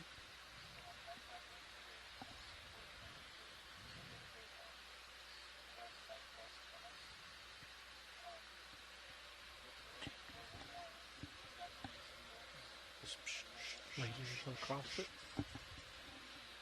That's just altimeter. DVL's off, I believe. That's just... no, I don't think so. Oh, it's not. I think they pulled the connection to do a... I think they did already. Okay. It was passed on that it was... that they were logging. Andy said they finished, so I want to know if it's back on or not. You know, I can't quite see your high pack, but I think what we want to do is kind of head on up the kind of spine of this ridge, more than getting down onto the side of it. Bright pink, left of lasers. Inside the hole. Yep. Shrimp, maybe? I think it's a shrimp. Yeah, that's shrimp. Fernando, are we looking at altimeter measurement or DVL measurement? It looks like we got a small shrimp. Right now, it should be, if you click on sensors, it should be the DVL. That's, yeah, okay. The DVL should be green. Yeah. Yeah, so I was just noting that we let's saw leave some it. of that erratic behavior just a second ago, flipping between 150 something meters and 0 and then 2 and then... Yeah, I think just off left. Or Andy noticed it earlier before. Yeah. I recorded some of the data for about like 15 minutes. Hopefully we saw that in the data. We'll send it to them. Okay. Even now it's quite erratic, jumping between 3 or 4 and 2. So it's stable at the very moment. As far as navigating, it sounds like we should make our next move there back it up goes. to There it the goes. back up to the ridge. Yeah, Right. he said that they wanted to ride the edge of the ridge, so I think we need to go back, just north of west. Right, yeah. Is Basically, it worth trying to grab this data? Because we're seeing some crazy stuff. This might be the shrimp that was in that rock on the move. yeah, I could try it.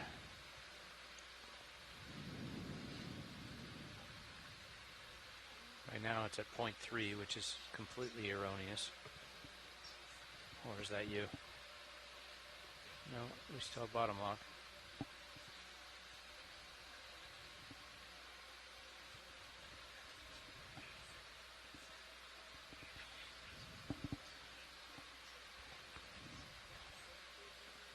Look at the white disc under lasers. Snap, maybe. Yeah, go ahead. So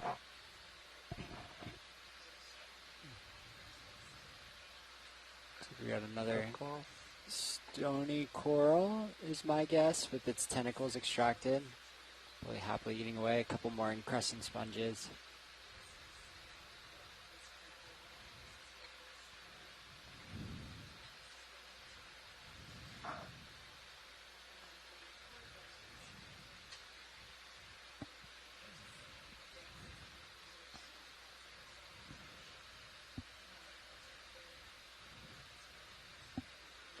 We haven't got the biologist comment on the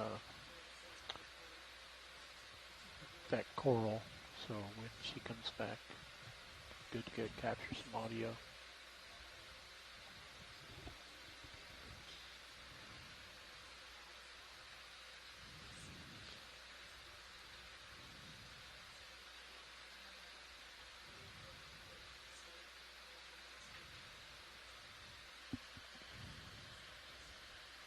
Looks like maybe another glass sponge kind of in the center frame there as Ship well. moving? Maybe we can get that going and then continue with DVL. Okay. Do you want to move the current heading, Todd, to 70? Or does this look like another flow, maybe? I think looks like it. Local high starting is to pick up on things. Bobby, are you okay? Little by little. Shimmying sideways a little bit still? I think Yeah, we just keep it going. I think after this move, you'll be back on top of it again anyway. Yeah. Okay. Yeah, it's interesting to see these are all the way 20 there. meters to Kind of 70. paralleling the slope more Coming or less, up. or sub-paralleling down just Right, the way you would just enough. expect from on a side of a volcano with the lava coming out at the summit and spilling down the sides. Oh, Here's wow, look at quite this, a nice yeah. ledge. Yeah, you can see it coming up on the side camera. There's the DVL doing weird stuff. So if you're saving this data, you're getting some good stuff.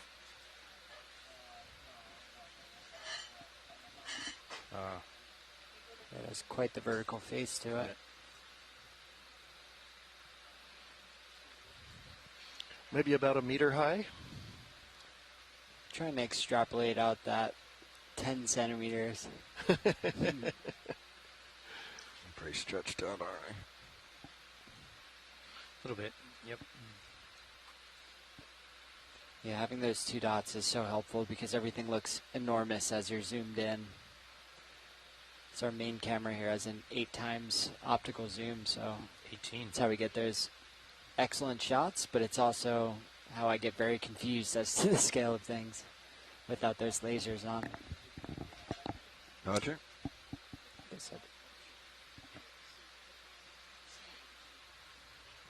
Better come back up. Thought that's what I towards you. said.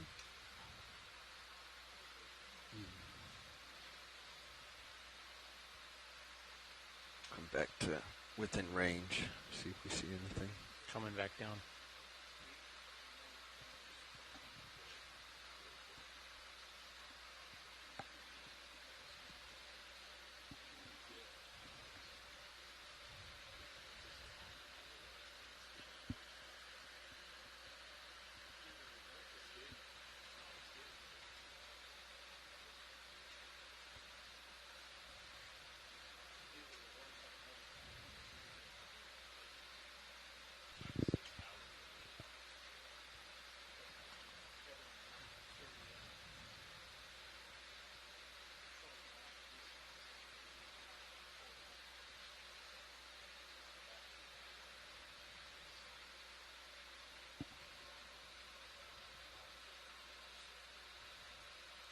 I just have a hard time having my eyes focus with all these different rock faces to look at. So we have a glass sponge at the top center there.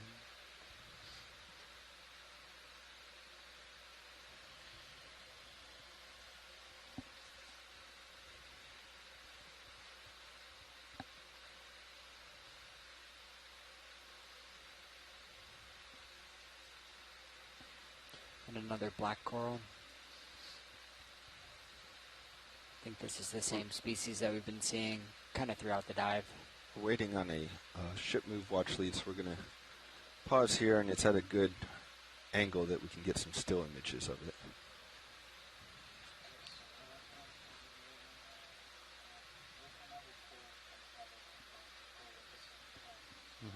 Okay.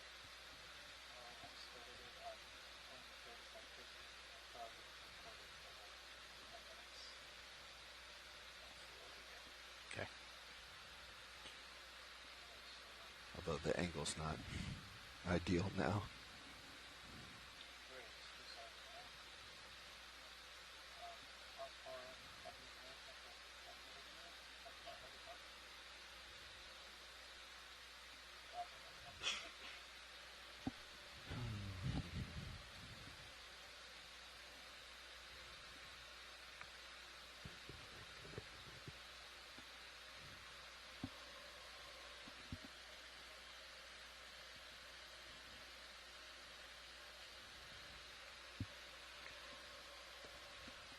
Let me know when you're good, Art.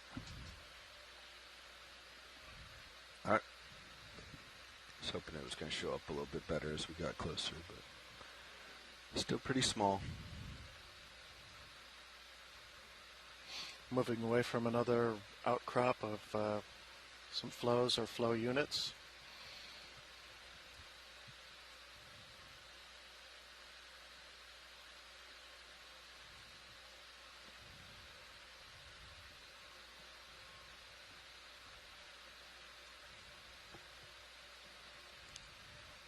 That looks like it might be new. Let's snap here. Okay, snapping.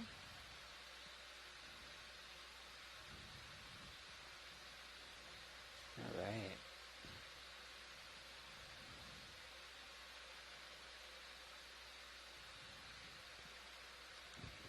I have more zoom.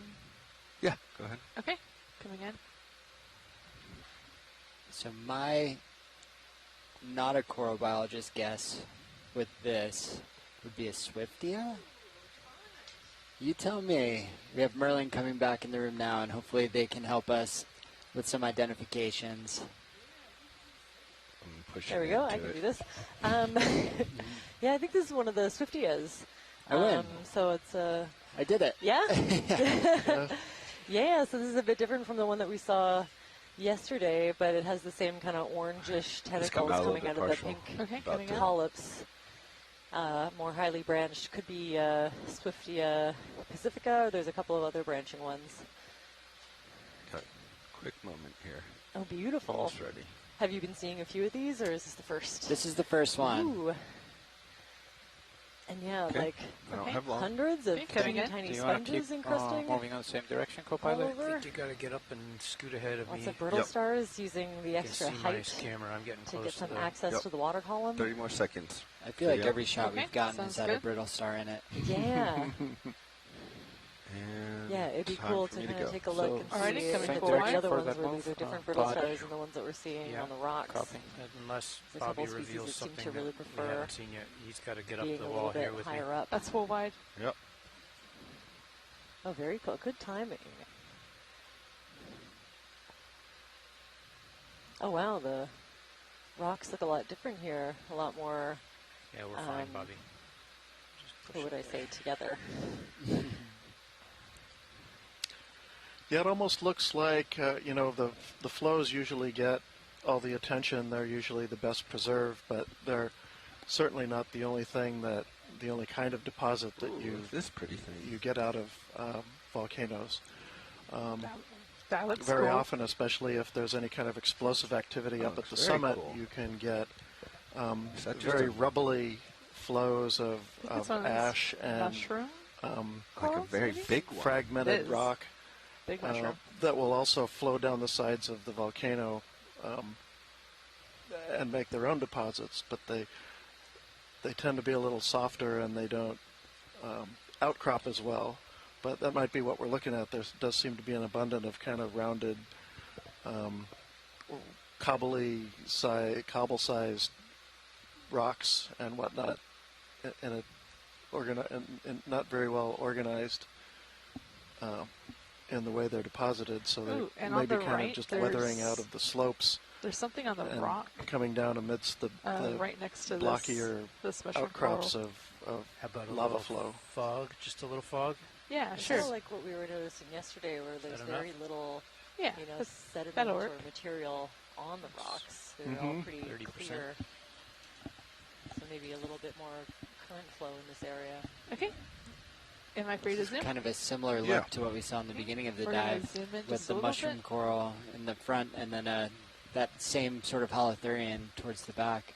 Yeah, I think it's safe to say, yeah, this seems really similar. Can expect to see a longer stalk kind of in behind. But yeah, otherwise the structure looks really similar to what we were seeing before. Looks like the polyps are slightly more retracted. Art, let me Yeah. know when you're clear so I can tilt up for video. Okay, tilting up. Yeah, but they're just kind of, yeah, again, happily hanging out in the water column, grabbing whatever passes by that it's interested in, bringing it into the mouth of each of these individual polyps. There's a swimming crinoid You can see inside the of texture. D2. Look at HD2. These little bumps on the Oh, it's behind the tilt cap pan of motor this now. mushroom coral. If you zoom in on And Sirius I think, HD, kind of you the might catch it. darker parts that you can see on each of the tentacles along the outside could probably be a concentration of That's me. sclerites, those Zooming harder co-pilot. skeletal structures Might just be too that bouncy. we can look at to There it help is. identify Oh these yeah, there it is. if we had a piece There on it our goes. microscope. Let me know when you've got it. That's Video. fun. Okay, I have it. Video's clear on Sirius. Yep, I need to get it back up. The video's clear on main camera. And I think in the Full background wide. there we have come up a holothurian, on the ridge, another so sea I don't cucumber. put my tether. It's been identified in the science chat as a latmogonid holothurian. Sirius is lined up on track.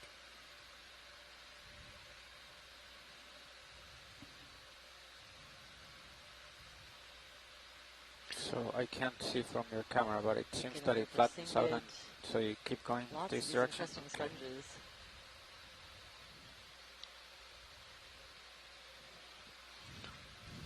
So there's some All right, species I'm that gonna will call kind of 20 meters, stay that size 270. as far as I know, at least for a really long time.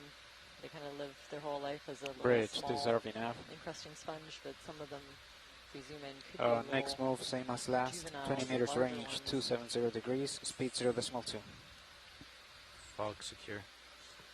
Yeah, I feel like we haven't seen too many larger ones. So Good, I'm good wondering copy. if it isn't just a smaller species. Oh, that's their weather alarm. That's right. Yeah, I think Sphaerotylus was one. There was a new species described from the seamount that we were at yesterday. Watch We got lead, a few this is different Arvina. Were you calling me? examples of those on opportunistically on some of the No, sorry geological about that. samples. Just trying to figure out my buttons. Copy. And yeah, I think it's safe to say a little bit more current than we were seeing before. Yeah, there's quite a bit of current here coming over this ridge.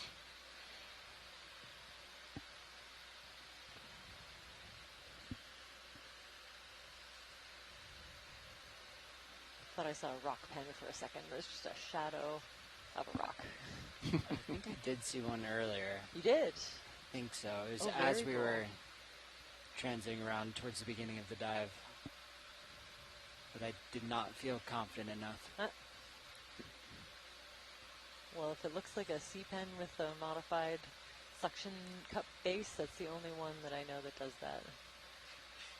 And we think it could be a similar species to the one that was first described not that long ago off of New Zealand, I'm pretty sure. But that would be a pretty big range, so it's possible that with some further analysis now that we have a actual sample of it, it could be potentially a different species and a new one. That's some very cool patterning on this rock in the foreground.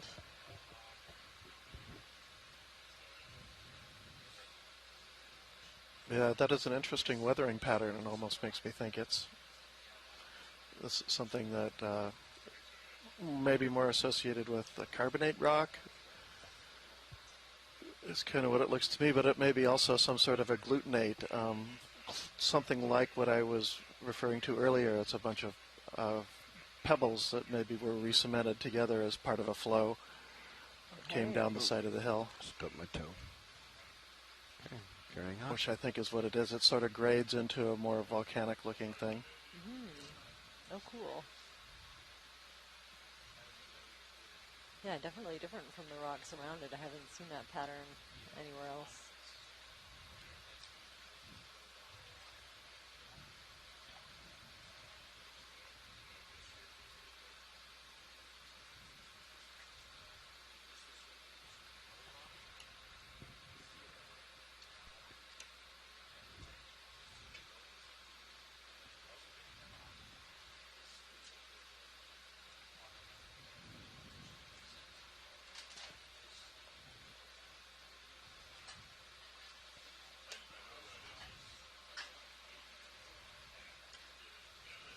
So we got a tentative ID from Tina on the science chat that mushroom coral could be an Anthomastus. Tina, if you saw earlier, we had a really good view of the stalk, but if we see another one, we'll definitely try to get an angle where you can see the stalk nicely. There's 2, 3 coming up. Those two in the back, they're a little more retracted than the other ones that we've seen. Wonder if they got bumped. And I'm also interested in the white thing at the base of those two. So a zoom on Go ahead, video. the two mushroom corals would be great.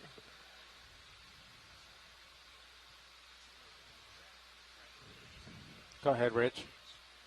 Okay, it looks like a sponge, and I can almost see some kind of So something a star on the inside? Yeah, it could be a big brittle star on the inside of the sponge. Very cool. And the little shrimp on top. Even a small sponge like this one Hey, more can zoom. provide We a can system. zoom in on that sponge, figure out what's in it. Oh, very cool. So you can see these are quite a bit more retracted. The tentacles are all retracted inside, tucked into the polyp. So that could be for a number of reasons, but the main one that I find is that it's been agitated somehow. Oh, and you can even see tiny versions of those bigger polyps. I see two small bumps on the one to the left here, and video. those are a different kind Coming of full polyp. I need to come back up potentially to the with a ridge. different purpose rather than feeding. Could be That's full white. reproductive. Oh, look at this! Look at this fish. Let's get a snap. Wow, what is this? Might be able to come around. Oh, I think it's we call these blob sculpins. Todd, would you feel comfortable coming down, giving me a little bit more? Yeah, it'd be I great know you're to right get on an that overview. edge. I want to come full wide. Yep. Yep, I'm coming down. No, I've got plenty of range on that edge, Bobby. Look at the sonar.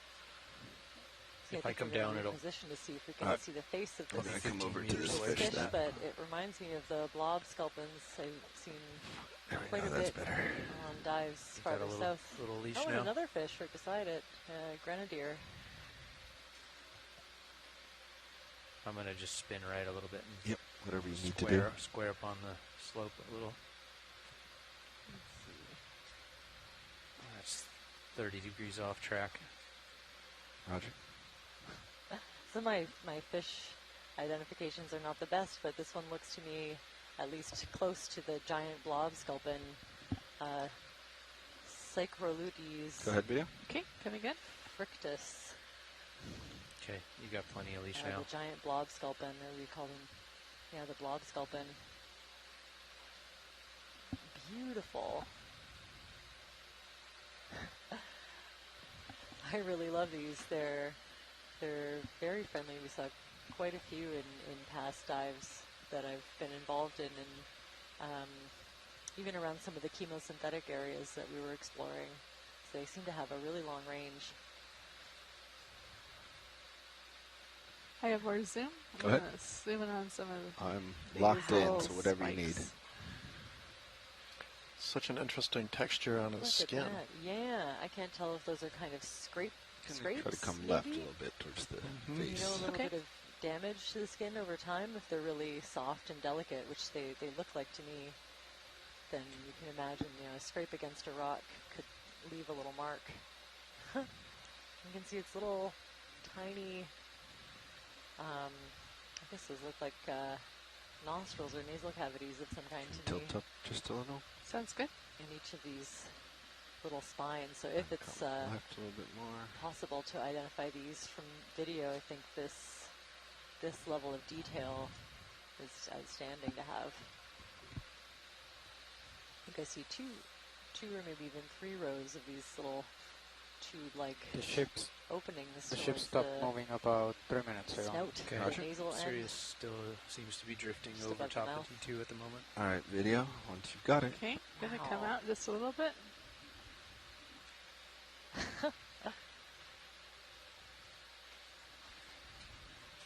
Just And beautiful. video's If clear. any fish Okay, let's expert come watching out. will really appreciate that. And we'll get lasers. And I think another one of those little chrysogorgid There's corals in the lasers. background, Okay. maybe.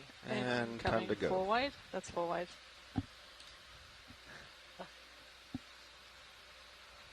I'm coming up a little bit on the winch. So yeah, I think it's safe to call those Coming up more on mushroom the corals winch. we saw Anthomastus. And I know it has to do with the distribution of the sclerites on each of the polyps in the cap and the presence of those slightly smaller polyps in between the large feeding ones.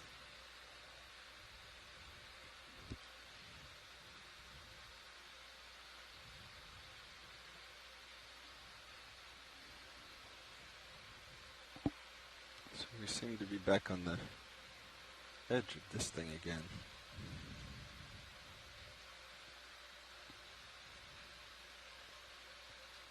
I think if we want to be up on top, we're going to have to adjust our track.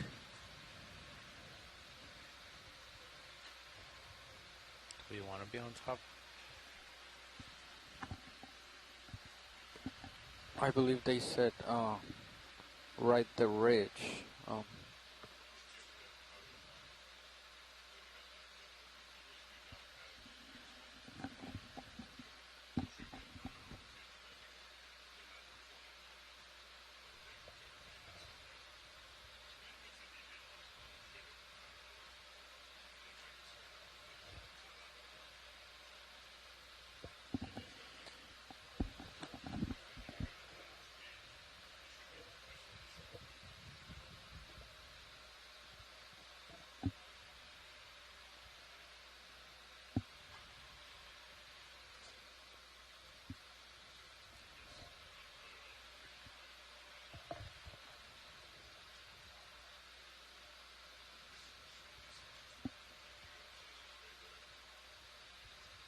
Is the ship moving? No, not right now. All right, I think let's get a move. Can we try to get a zoom on this So, floating okay, thing? keep going Go in the ahead, same Sam. direction. Okay, coming in. Yeah, I guess. Copy. Until we hear otherwise. Bridge, this is every now. Wow. Siphonophore. Let's do the Okay. same Right. move, 20 meters range, 270 degrees, speed 0.2 knots. Wow. Good copy.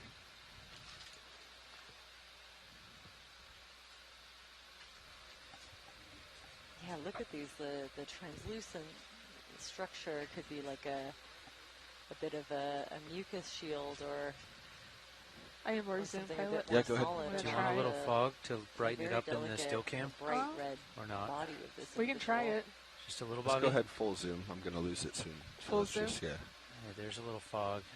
That's That max may zoom. or may not help Yep. with still. Wow. I think you're lost pulling it. away from it a little bit. Yeah. Oh, very cool. That's me coming out, pilot. Yep. All right, I'm gonna come Oh, full I wide. appreciate that. Where are Thanks. you? Oh, there it is.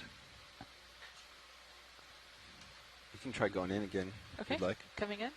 It's our last little go. Yeah, it's centering our light We have pole an now. ID for Yeah, the I lost science it on chat. my It could mip be cams for a second. ctenophore, a highly retracted ctenophore. It's kind of usually a little bit more loose and long in the water column. You can see a lot of little folds in that translucent membrane on the outside. Pushing back into it. It's coming out of the light pool. Very cool. Thanks Okay, for come out just a that. little bit. There we Oh, go. cool.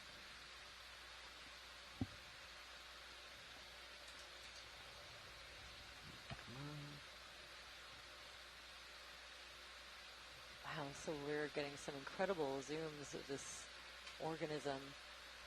no. Be able to Going get up on me. to zoom in even further on the photos and look at these structures while it's a bit That's more me still. zooming out. Upper swing Yeah, arm that could, is that could in help and scientists pointed down. identify it. This was a test that Levi and I talked about doing to brighten it up for still cam shots. That's beautiful. Oh, it's getting really close. Wow. Oh, look at that. Yeah, so these translucent structures just kind of folded in on themselves a couple of times over to create these really beautiful patterns.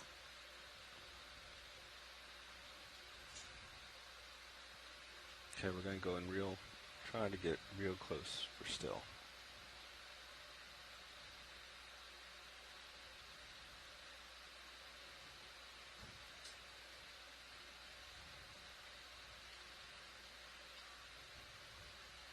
Trying to Oh, we're center getting you up. to a really big geological feature Nice too. work, This Bobby. is just kind of Right. slowly drifting through the water column. I'll come down on winch before I tug you. This is this possible ctenophore is over here to check out this outcrop. And again, this is another one that looks a little bit different from some of the blockier outcrops we saw at I first. can't go that down any further. had Sorry, very still. smooth faces. This one actually really does seem to have a kind of a coming back up. lumpy texture to it, Awesome job, as if pilot. it's kind of composed of smaller cobble-sized things, many of which we see loose on the surface, but those look like they're weathering pretty much directly out of the Nice rock. job, Caitlin. That was, which was part of a we flow. got that light and it changed to rainbow We colors. might That call was that beautiful. an agglomerate, which is That was a kind of a good funny word challenge for that sure. nobody but Such geologists a knows neat what pattern. it means. We But got it real close. I don't but think it we've ever refers seen to one like that. That was cool. I didn't recognize that. the at cementing all. together of larger particles. So there's those I want to still that. bigger That was pieces. The cobbles are pieces of basalt,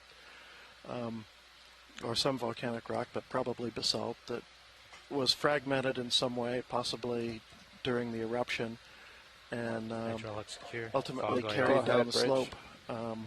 Copy, move complete. Either pushed by the eruption or by mass wasting type processes, and has kind of been re-cemented back together down here. So for the next move, Todd, ever see do you rock want that to used to be turn a like little the bit ash more from into the the eruption?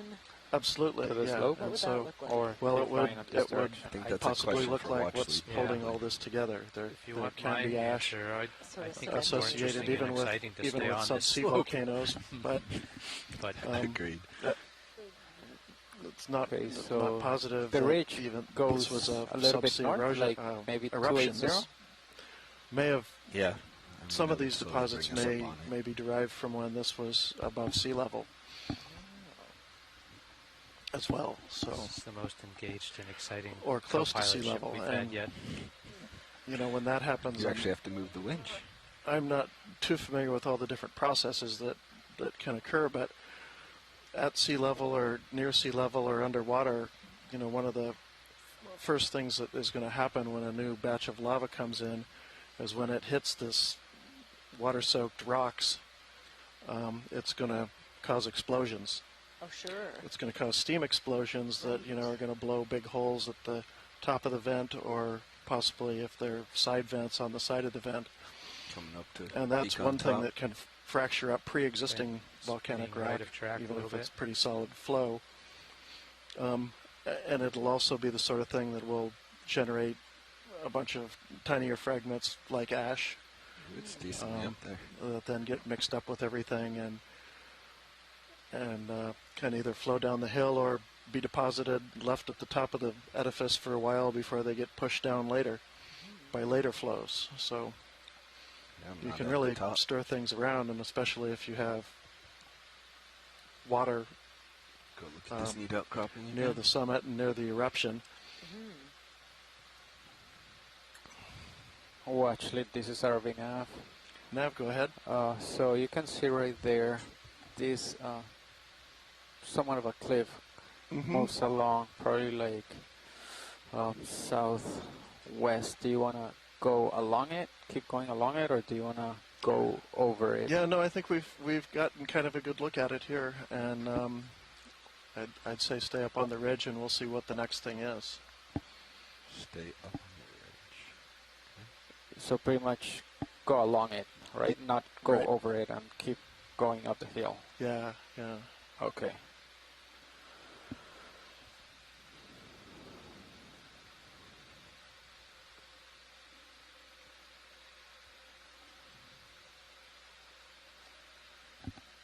That All didn't right. feel definitive to me.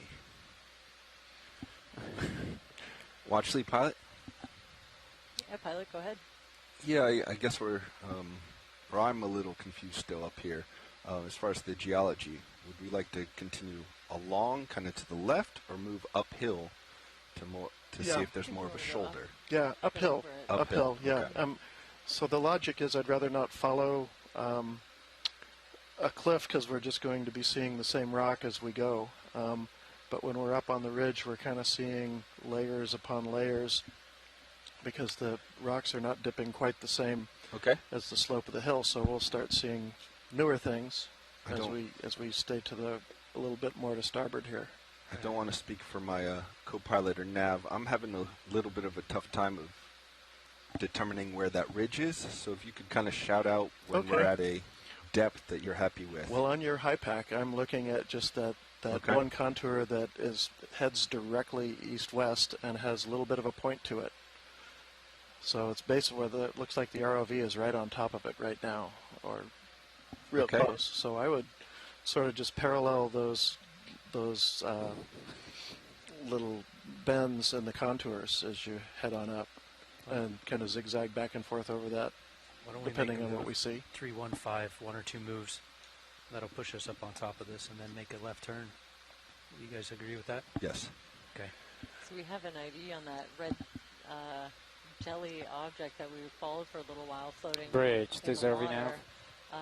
Red siphonophore. Next move, please. Gonna be range 20 meters, bearing 315 degrees, speed 0.2. It'll probably take a couple moves to get serious up there. Very cool. Good copy, Bridge.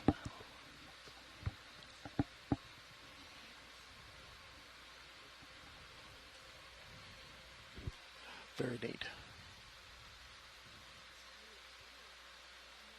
So I'm interested if we see another one of those black corals. We have our a black coral taxonomist in the science chat that's interested in a measurement. So next time I find one of those, love to get lasers on either side of it.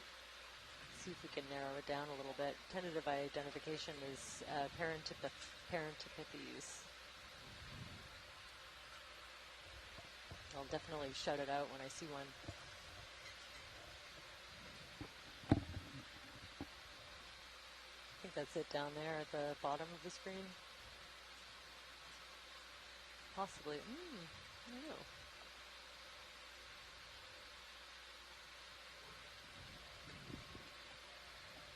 Let's get a little closer. Oh, it's nice flying around that. There we go. If we could get the lasers on that and a nice zoom. Creature. Those tend to. Yeah. That would be great. Move so those lasers quickly. are 10 centimeters apart. And what we're looking Let's at. go partial, fill the frame. A described species that we have on the list, one of the That's good. species. Sorry, let's keep the coral in. Has much longer pinnules, around 10 centimeters. Right there, so yeah. The pinnules on this one are much shorter. Make it a little easier to see the lasers. There's a lot of brittle stars here. Watch lead pilot, is that sufficient? Do you want different measurement? I think that's great. Thanks. Yeah, you got it. Okay, can we full white? Yep. So hopefully that's enough for a tentative ID, at least to know whether it's what we were thinking were slightly different. And feel free on the science chat. We do take requests. Is this the same thing? A little bit higher here? Yeah, that one's fine. I think we've got the measurements we need. Let's go in real quick. We Snap. can continue. This one's set up that I can get, sure. I think, lasers directly on it. Very nice. So we still think Parentipithes, possibly a different species.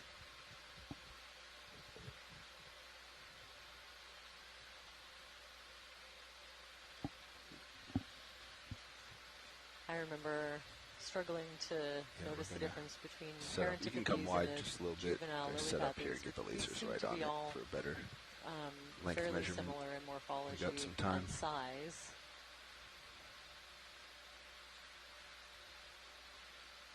So we'll wait to hear from the experts on this particular genus.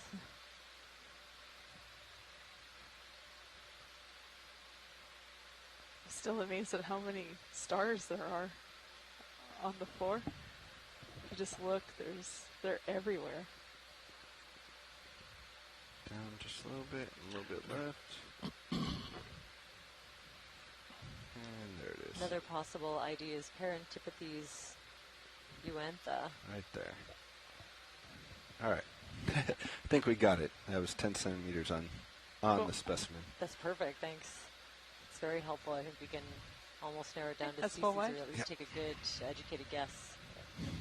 So tentative ID of Parentipithes uantha. on that black coral. We've seen quite a few on this dive so far, but not all together. Pretty spread out. Go ahead, Rich. Copy, move complete. Actually, RV, could we zoom in on that crinoid in the middle there? Had another request to look for the damaged tips, the end of these arms. Go ahead, let's snap. Just a quick snap. And mostly, well, it's I hard am where to to say. zoom too. Actually, some of them to the right look a little bit more damaged. Maybe if the science chat, Kelly, We can try the to find science another chat was one looking that's at more one of these, damaged, see I if this think. is one that she's interested in. Could we stay here for a second just We can. to Yeah. see if And I it's can a zoom in more collection on target? those right arms. Are we positioned? Could we do a collection? The ship stopped about a minute ago. We should settle in. It's okay. Yeah, We'll probably. you should have We've seen time quite a few, if you so want. I'm sure we'll see more. Yeah, we can do a collection. Maybe we could get the rock that's underneath of it. That'd be fine. Mm. Now there is a possibility it'll try to swim away. To be emotionally prepared. could get a little tense. Don't be disappointed. It's just one of those things that happens. Mm-hmm. So we might. Do you want to come out, or do try you want grabbing to the whole zoom thing in on the arms? and see if we can capture a few of the arms as we grab near the rock? Okay, we're expecting it to separate from the rock, though, correct? I believe so. Yeah, I'm not okay. familiar with this exact species. Pin it to the rock with your jaw, Bobby.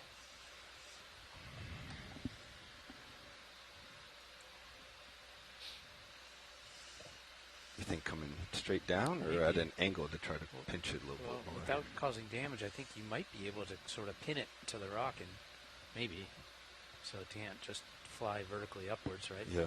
Let's go partial HC1, please. You have a good view on Shilling Cam as well. Yeah. Where would we be going with this? One of the bio boxes, correct? Yeah.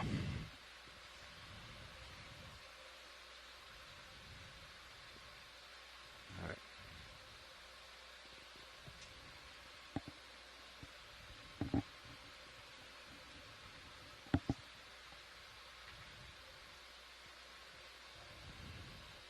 Oh, he's too quick.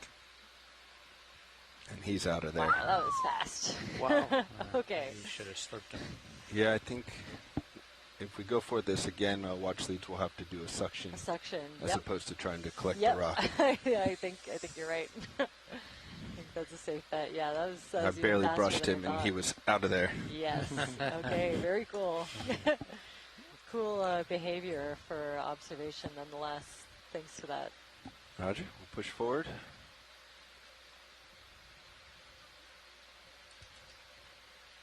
Hydraulic secure.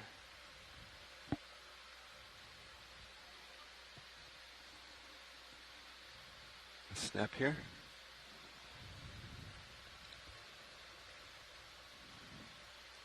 Ship is still parked. Now, let's see. I think Here's we're looking another for one. one with damage, though, right? Yeah, I'm seeing that damage at the tips. You are? Okay. Yeah. if Another you're- candidate? Yeah, All right. definitely. Yeah, if we could just get a nice Let's view. come wide, please. See Oh, the sorry. measurement, Coming that's wide? perfect. Yeah, let me settle down. And now we'll set up with the suction sampler and see if we have better luck. I did not know they could do that. They don't look like there's it, do lasers. they? They look like they're just kind of permanently sitting there. They're very And let's unassuming. get a zoom before try. It's a very common fossil in the rock record, and it's one every geologist has to learn. Right. Because yeah. you see them everywhere, mostly the kinda head. columnal things. Mhm. The heads you see less Oh. commonly, but the stalks. The stalked crinoids, right? Yeah. Like the Tyloprinus type that we were seeing the other day. Okay. The like yellow ones we were seeing with a long stalk. Yeah, and the stalks make little button-like things. That they're in Should we short tilt little down segments. to one of those arms I can. that had the damage I think on it? what get We quite have not large taken in the slurp samples Mhm. yet, have we, Nev? fossil That is correct. Okay, record. sure. samples. One. Getting one ready. But I always thought of them as a stocked creature and just had to sit there. For the slurp? Yeah, go for the slurp. I think the Video stock when you're ones clear, let's can't- come wide. can't move as well. I see. These ones have And I'm ready for Jor. yeah, Ready for Jor? modified Going attachment Jor, points. Jor So going out. they're That's full wide. way more mobile. So they don't really sit on stocks so much as they've got a little Yeah. foot grabber thing. Yeah, He's kind of still modified. staying still. Good. Oh, there's a word for them that's escaping me right now. Where they kind of grab Sorry. on, but Too as much you of a can see, jump they on the can, HD2. they can Sorry grab about and they that. can let go pretty quickly. There's even, I think, some species of anemone that can let go, or is known to go swimming a little bit. That grip. Wow, apparently the stocked ones can break free and crawl away. That is cool. Kelly, if you wouldn't mind piping in, I'd love to know where they break off, like right where the base of the main body meets the stock is my Sure. guess. Fascinating. I had no idea. Sometimes urchins will kind of crawl up the stalk and eat it. I think let's get suction going. Ready And I'll on just approach. And then they'll Okay, I'm break on off. one. I've got suction going Swim pretty away. pretty strong. Let's go partial on HD1, please. You ready, Todd? So they Yeah, broke I've got a it. bit of the I've got it stalk, going so fast. All right, good we're for going them in to then. Break it somewhere Slurping. in the middle. We're going. I guess that's Don't give very them a cool. chance to I've swim. never seen anything like that.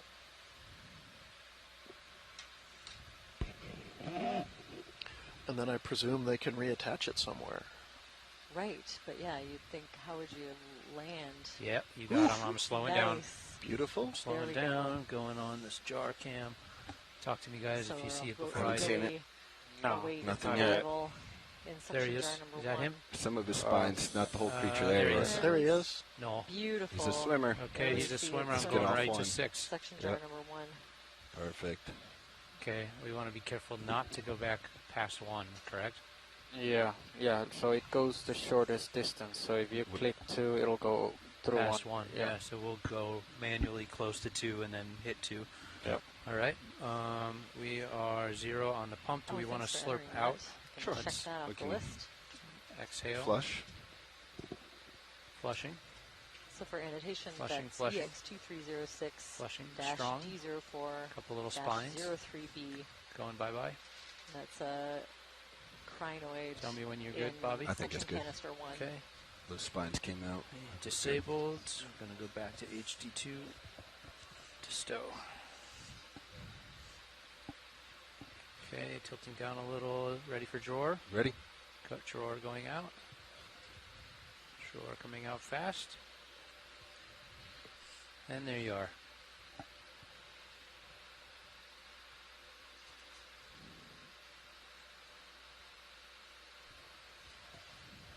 Going in. Let's take do a the quick look geology at sample. OX2 to make sure Or it's is it around stashed for well. A rock. Ooh, Yeah, here we got a rock. Sounds like sounds like Nav. something you do. Yeah. How's part the hose of, look? part of a lava flow. It was one of those blockier flows Everything down looks low. good. Okay. Okay. Yeah. like, Arm yeah. secure. Arm Yeah, a little secure. bit different Not from in the what we're seeing way here. of the DVL. A little bit. Hydraulics yeah. are off. Although we've seen some not too long. My concern at the time was that we had landed Which one of you on want it? one at the start of the dive, pretty much, and there was one right there, and I Todd? broke Todd, my do you wanna cardinal jump rule, on? which is like You want to when you trade? see a good outcrop, Yeah, get I think one of you should sample. get in. Split the And I shift. figured, well, Right. we'd be seeing this all the way up the side of the ridge, and then we hadn't seen any since, and it Uh-huh. had been like an hour or so, Yeah. and I was starting to go, oh boy. Yeah. That's true. Yeah, it's a balance for collections where you don't want to fill up your basket right away. Oh, absolutely. But you don't want to pass over something that you won't see again farther up. Well, that's from my old training as a land-based field geologist. It's like really bad practice to pick up a big rock at the start of the day and have to carry it around in your backpack all day long. Yes, yeah. Poor D2's there having to haul that rock the whole way up this underwater mountain. Nav ship is stable, right? Our last move was a 315. That is correct. Are we going to do another So 315? this seems a good time to mention as we're yeah, having we can do another one. pilot change right now. We're on dive 4 of Seascape Okay, Bobby, I'm Alaska gonna come up and Expedition just on the push out in front Okeanos of you a little Explorer. bit. Yep, camera's We're- at 85. Today we're diving on Quinn Seamount, where Come the up, ROV give you a is at a clearance. depth of about Okay. 1,950 meters below the surface as we make our way up a ridge on the side of Okay, this so seamount. 20 meters, 315, 0.2 knots. A little bit of current, you think? Bridge. Yeah, there's a fair deserving amount up. of current that's So is my math fuels right? to We've keep climbed pulling our just under, tether just about taut. I think about 70 meters. 70? There we go. Yeah. Kind of see it in our tether cams. It's doing a nice healthy loop off to our left.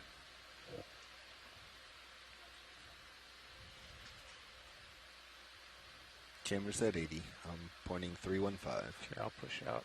Just getting, like I said, training, polishing the rust off of the feel. Yep. We're comfortable. It's another formation. I looked at first. I thought For that me, might the be biggest a one right now is fish or remembering something, that and then, camera Get a exists. closer look, and it's the Because shadow. it hasn't been there for so long Very that nice it's not in muscle memory yet it's to broken off glance at that over. point. Maybe Right, some but fresh material it exposed. does have a little bit of, I don't know, funny shape to it. Yeah. It's Cracked open. Now, would that be one of the like? Hydraulics you know, we off. saw some of the samples you got yesterday. They were with Suction. aren't Yep. Yeah. Suction's through on it, 6. almost like a fracture. Swing arms are all yeah, deployed. Yeah, that first one we picked Everything's up looking good. yesterday kind of had some sort of curved fractures to it like that. I guess those result from maybe cooling cracks as the flow cools off. It has to contract quite a bit because it's very hot, and it's got to get to, if it's down here, seawater temperature, which is just a few degrees above 0 centigrade. HD2 back up for multi-beam view. Yeah, there's more of that. Can we zoom in on that just to look at that texture? That's more of that really kind of intricate texture on that particular boulder right in the view. Stand by video. I'm going to bump in I just don't really a know what little that bit more. is. Okay, copy.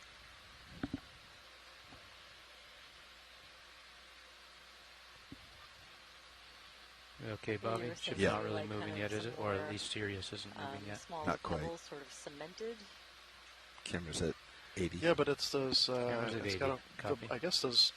Okay, video. Do you It wanna go almost in? looks biological, and I'm not able to tell yet if that's on Do you the wanna rock. Yeah, fill it with isn't a little part bit of of the rock. lighting? Yep. Rock. Yeah. Yeah, I think definitely that. Suggesting that's maybe sort of like in Hawaii, people have seen, everyone who's been to Hawaii is familiar with the difference between the Pahoehoe flows and the Aha flows, and this is maybe more of an Aha.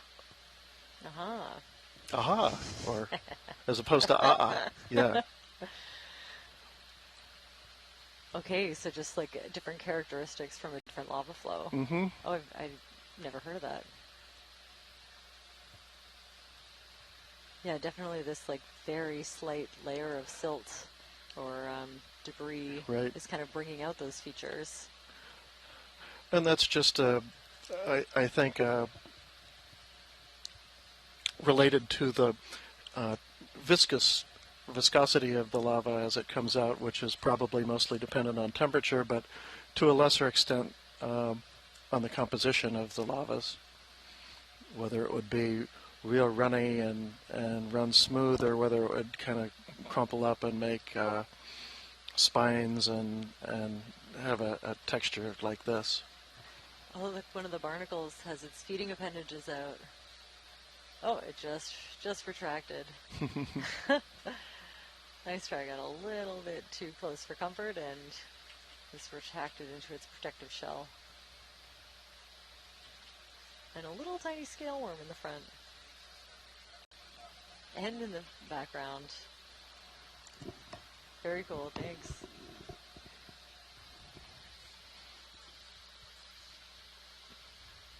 Did your rock happen to have a little barnacle on it? I actually got 2 rocks. Okay. But I didn't get a real good look at them to see what's growing on them, but I'm sure there's something. I was glad to see how much material was still on it, considering the rock box is not sealed the way the bio box is. You don't really need that for geological collections, but there was still quite a bit of biology attached to those, even after that, kind of constant flushing on the ascent. There's still lots to look at.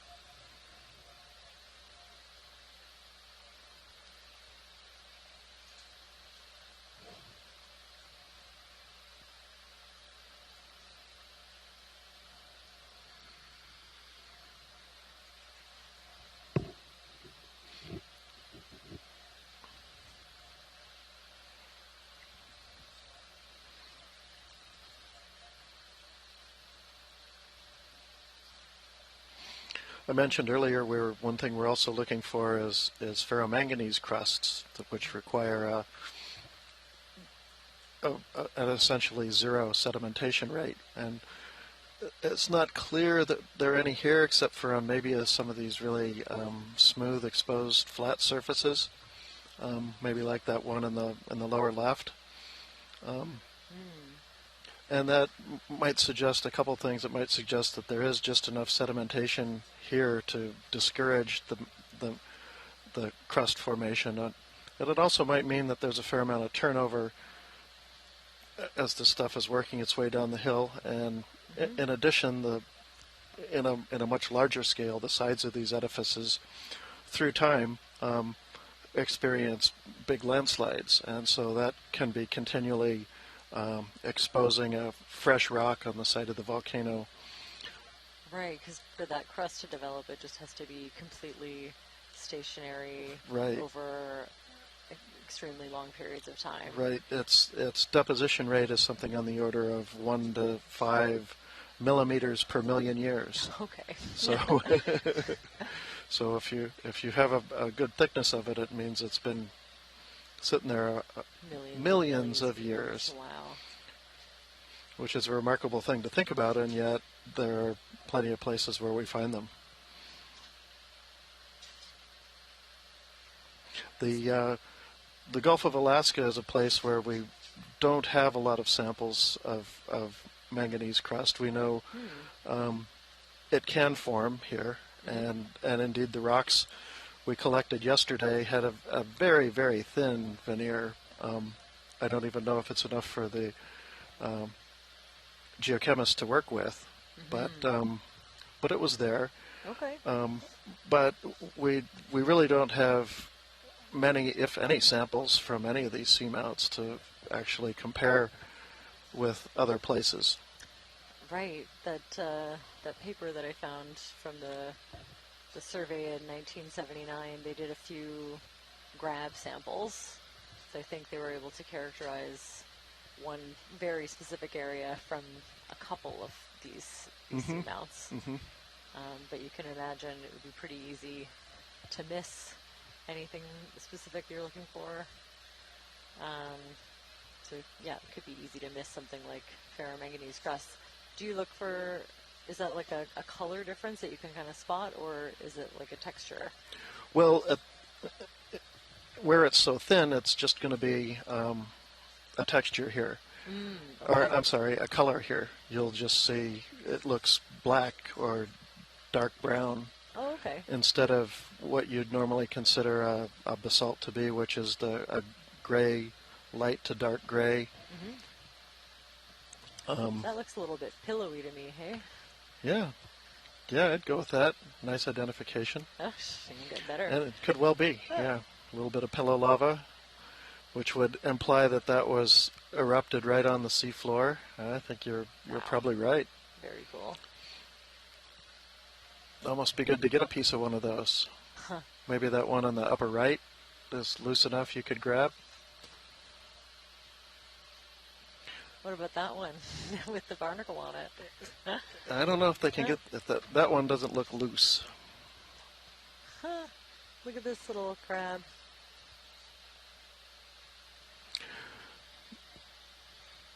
But as the manganese crust gets thicker, it will take on what they call kind of a botryoidal appearance, which is a strange word and one I can't even really describe geologically very well. But it gets sort of a bulbous look to it. It'll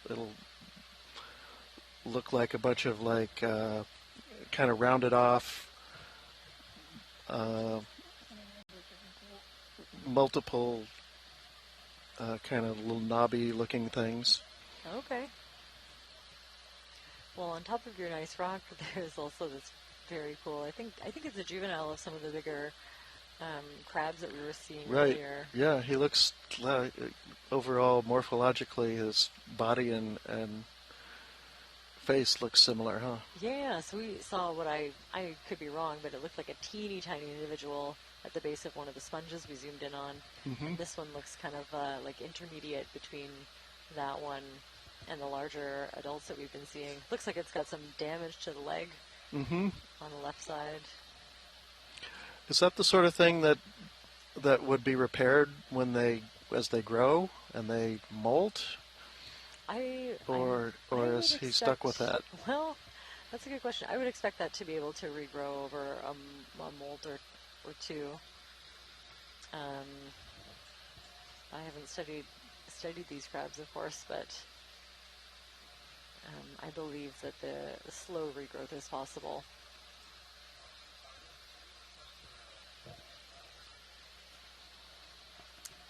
What do you think? I missed that. Oh, request for a geological sample. Do you want to scan around for one? Yeah, that would actually be nice. I see one on the extreme right of the screen that might be, I think that was the one I was looking at before. No, the one that's a little just to the right of that one.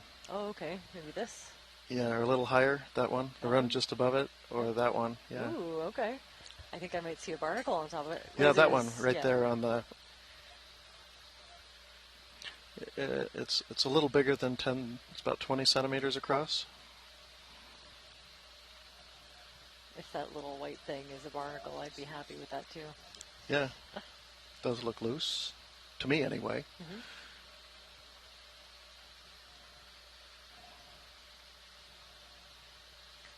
So how else would you get a geological sample like this? Like traditionally, would you hope to be able to grab one somehow? Is it possible even? Are you talking about underwater? Yeah. Yeah.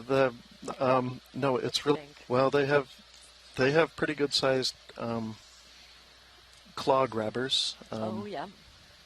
It can bring up to maybe a cubic meter of material, but it's to get these in context like this is the only way to do it is by ROV.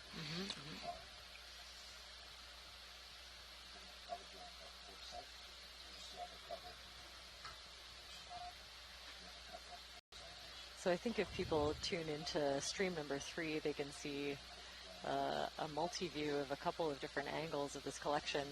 It's always fun to watch. And kind of our view of Sirius, the second ROV that's above, suspended above D2.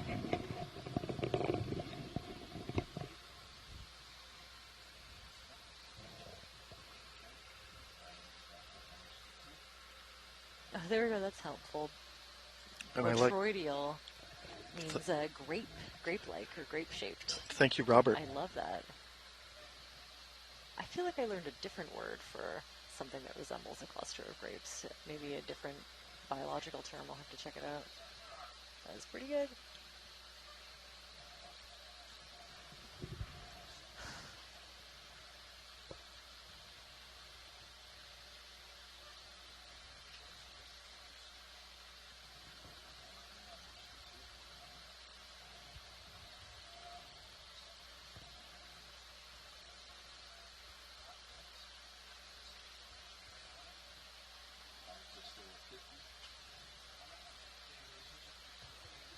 Looks good.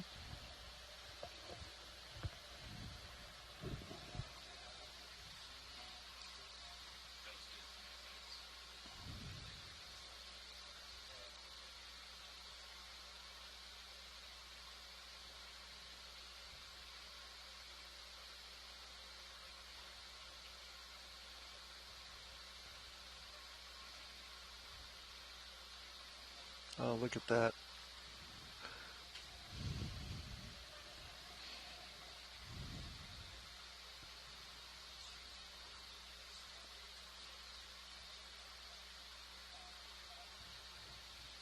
Trying to get an idea. Oh, there's an anemone on the bottom. Very cool. There we go. There you go. A couple of bonus biology samples. We'll see if those brittle stars hang out the whole way up or not, but there are definitely some worm tubes and some... Yeah, it looks good. Yeah.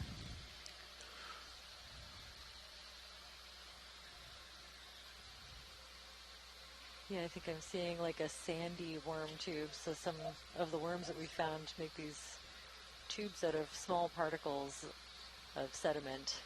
They look like little sand-encrusted tubes. It looks like there's some juveniles of some kind of branching growth form. Would be great to see that back in the lab.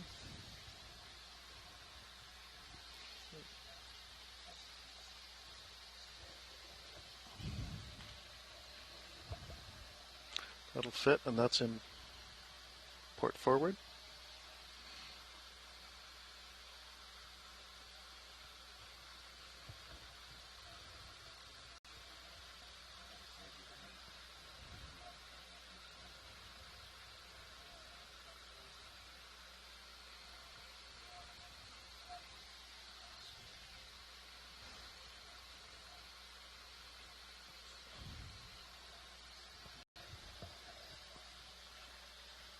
Did you get that? Oh, great. So that was sample ID EX2306 underscore D04 underscore 04B in the port forward rock box.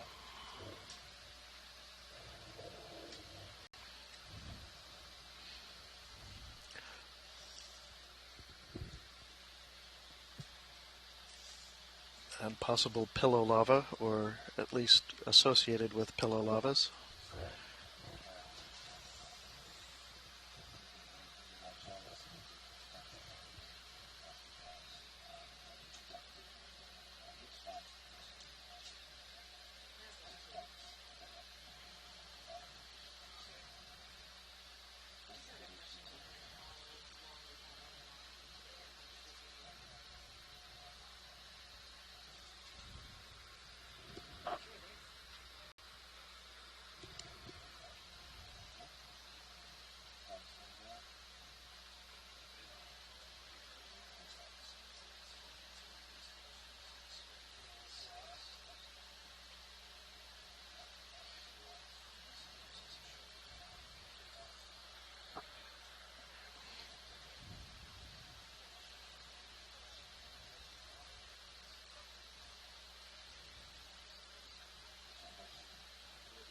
Yeah, and every now and then a couple more of those kind of bumpier rocks. Mm-hmm.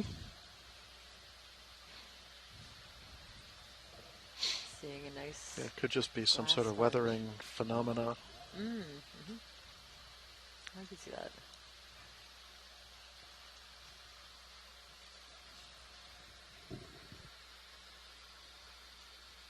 Yes, I'm sure we won't ever get any complaints for zooming on a sea star. I'd love to take a look. Yes, please. Yeah, the one just below the laser is kind of coming out of view.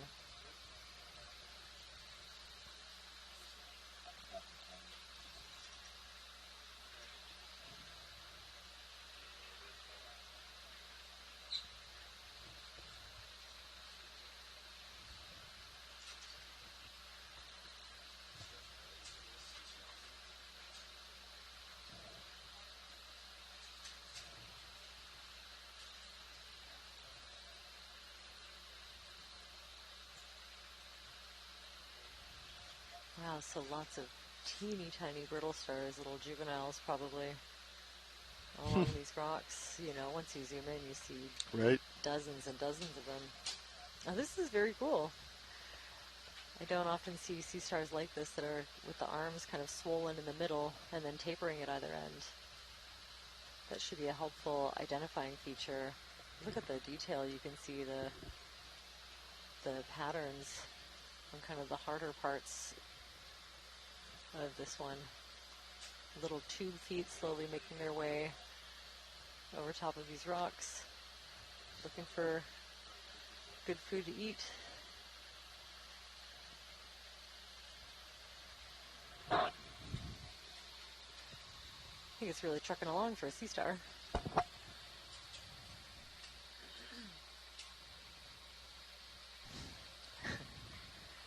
I wouldn't want to be that brittle star under there. That would make me a little nervous.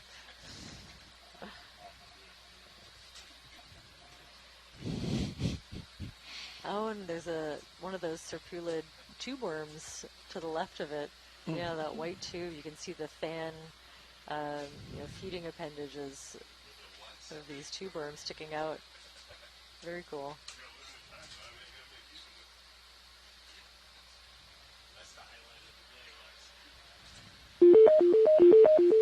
we have a Please call. pardon the interruption.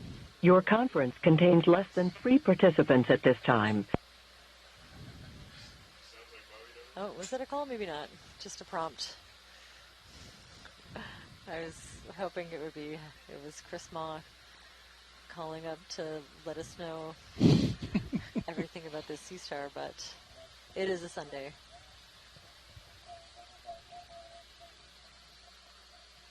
Alrighty, thank you. Great, thanks.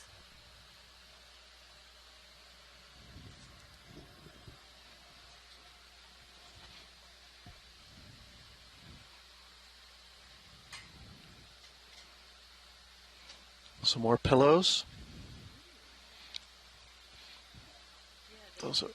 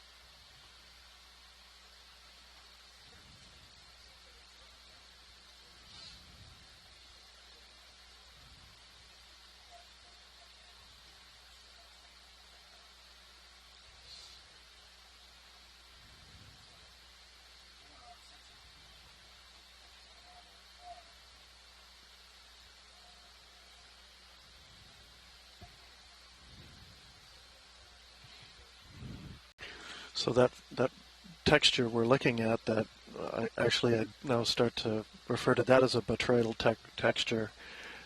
Now that I know what the definition is, botryoidal, grape-like.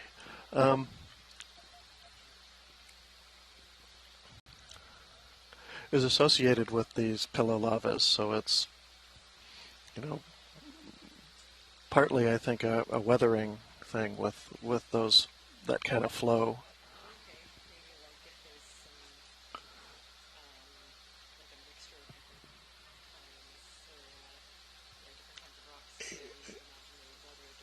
Yeah, I don't know if it has to do with the cooling or some sort of flow textures that are part of it. Don't know. Maybe I don't see any real volcanologists in the chat, so we'll just have to listen to the stories I make up.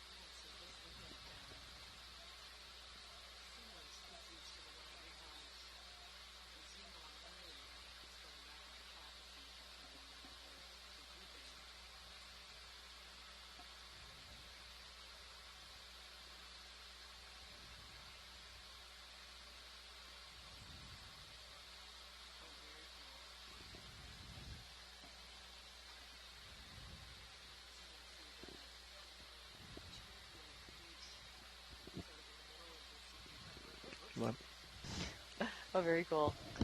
Then looking at the like tube-like feet in the middle, and then these modified, appendages that are branched at the ends for feeding and scooping up, I would assume, a lot of detritus and dead organic matter towards the mouth.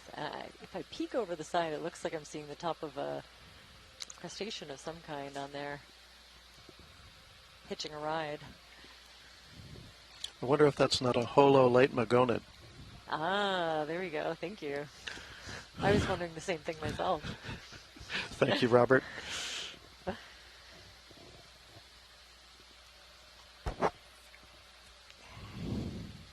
Late Magonid holothurian.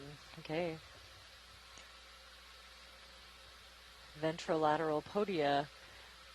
So podia is kind of a term that I associate with like a foot-like. Oh, look at that. It's a little baby. It's a juvenile crab. Kind of like what we were seeing associated with those sponges. It's a teeny tiny one. Just sort of hitching a ride. I'd imagine it's kind of seems like a dangerous place to be, but I guess it's a little bit bigger than the kinds of things that the sea cucumber is looking for. And I think it's just, seems like it's along for the ride. Very cool. Yeah, lithodid crab. I have a seconded on that ID.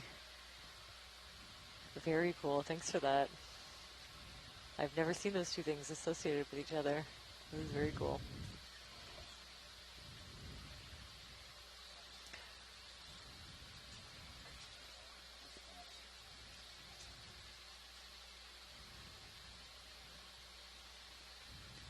Could we get the lasers on just to be grabbing some measurements from this video? Thank you.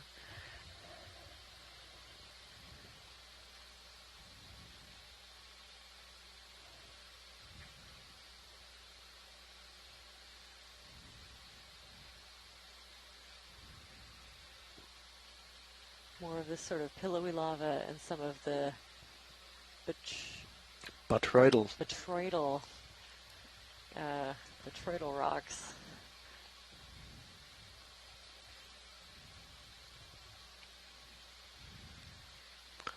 That is really cool. I mean, we're looking at tops of flow surfaces right there.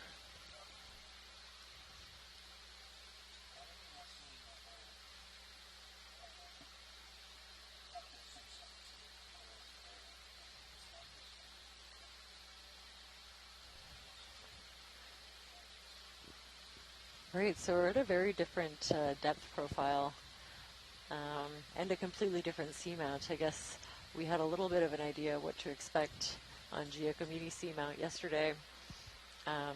We actually had a few dives from the HOV Alvin from 2004, and this one, we're kind of in pure exploration mode where we don't know exactly what we expect to find, but we're at a different depth profile, so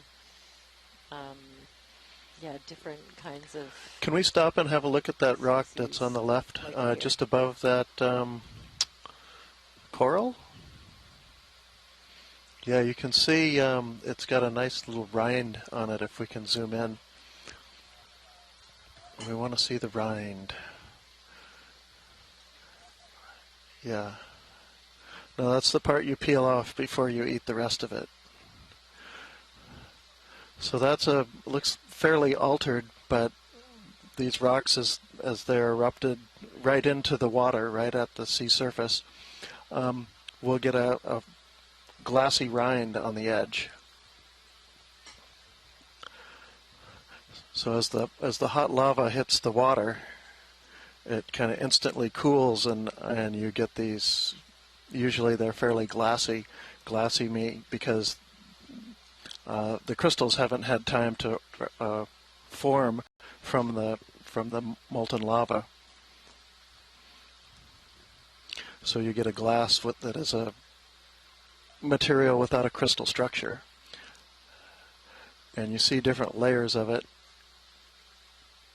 perhaps associated with some inflation of these things. They kind of, as the lava fills this pillow, it kind of tends to inflate it a little bit, and you probably get varying levels of kind of flow features on the edge that, I don't know, I would, for lack of another word, call flow banding on the outside edges.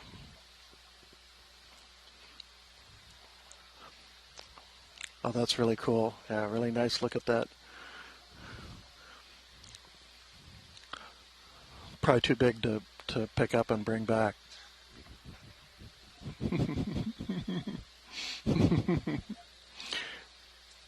We're happy about that. Looks good. Alrighty. Thanks. Thank you.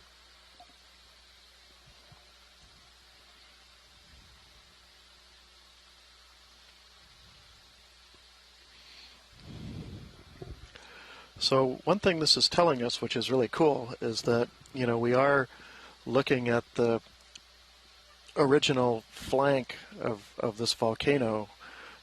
Most of these seamounts have, you know, variously but fairly large sized landslide features, and are probably, we don't see it, but ringed with landslide debris around their edges that mostly gets covered up by younger sediments, because we are in an area of pretty high sedimentation rates down on the abyssal plain.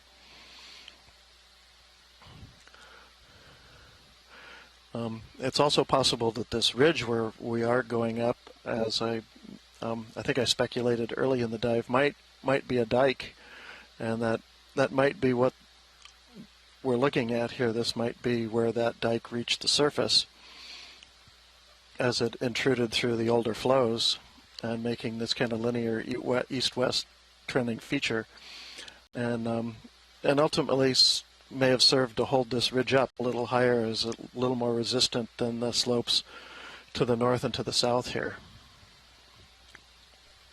This is probably the most, you know, sand, or is that sand, or is it a crust, actually? Good question. Looking here. Yeah. Yeah, ROV, could you get a close-up of this?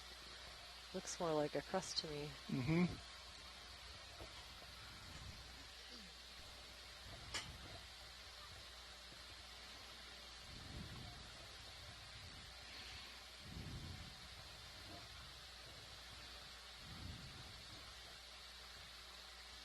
Yeah, I wonder if that's not associated with some maybe kind of fluid flow, seep of some sort. Either, I don't know if it would be associated with, that would be the, if it's hydrothermal, associated with the initial eruption, or it could be slightly later or even long later.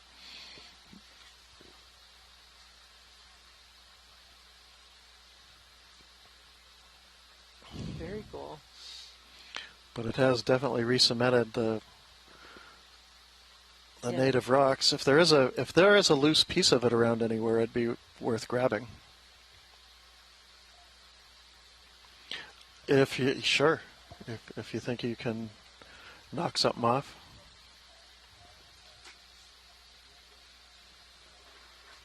Mm-hmm. Sure.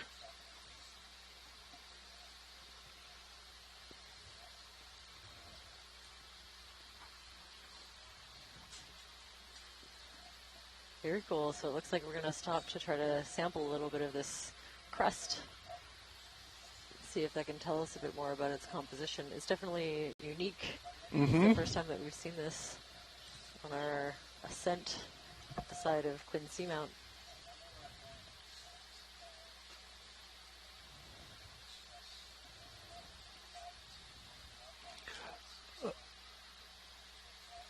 Right. I think maybe a bio box just in case it's really delicate. Sure. It's not anything we'll confuse with the basalt, so yeah, it could go in with a rock. But if we have an open box and you don't think you're going to use it, it might be pretty hard. Ooh. Oh, it might fall apart.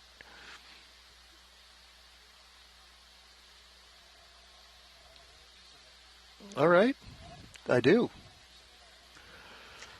Maybe one of the smaller rock box, bio boxes. Yeah, we'll need to put it in a bio box. Starboard.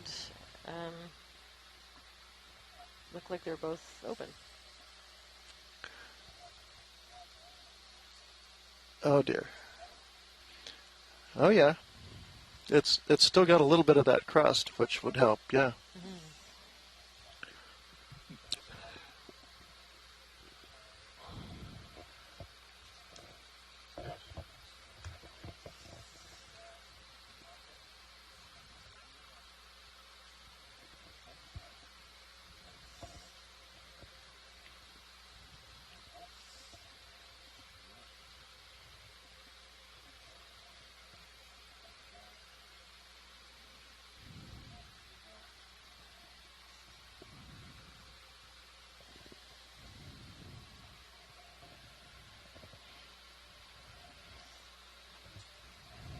Which location?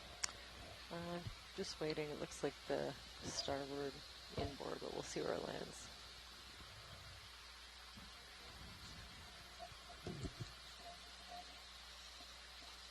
Okay, port side outer. Oh. Yeah, that'll work.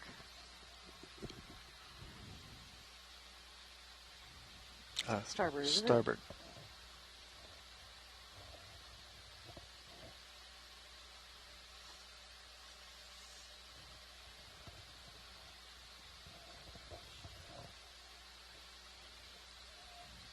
It's kind of sticky almost, looks like.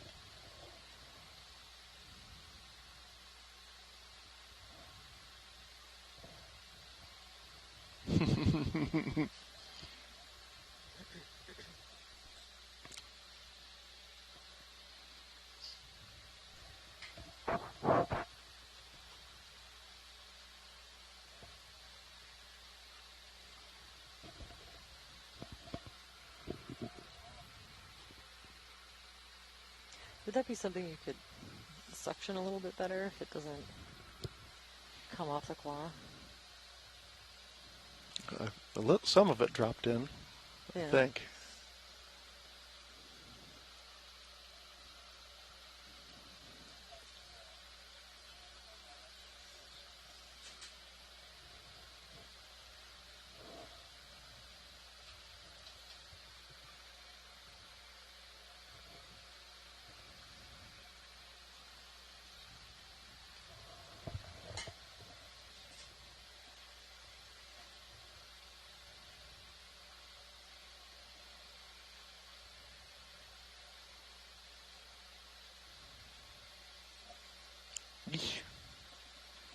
Okay, well that There we was... go. Very nice.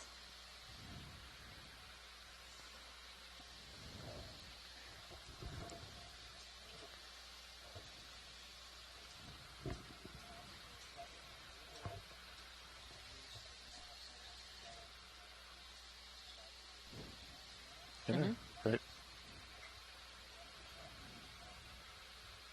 Sure, okay. It's good to note.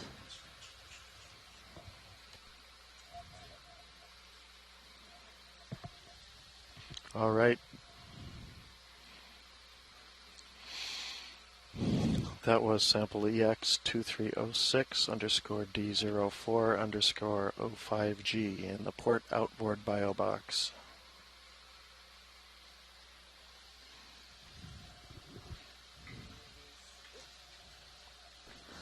One of those Bersingids as we're taking off and continuing up the side of Quinn Seamount.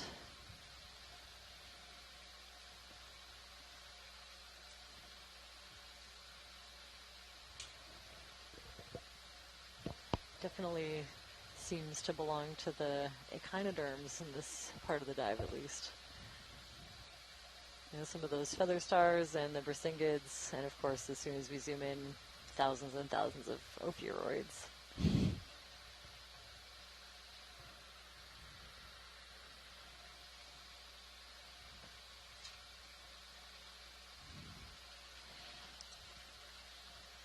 That's an interesting rock, kind of a rosette look to it almost.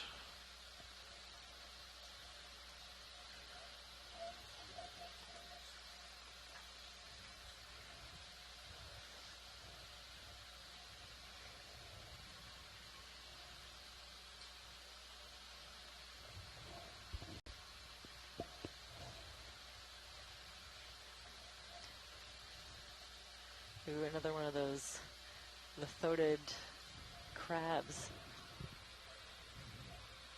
Kind of spider-like, crawling up the rocks.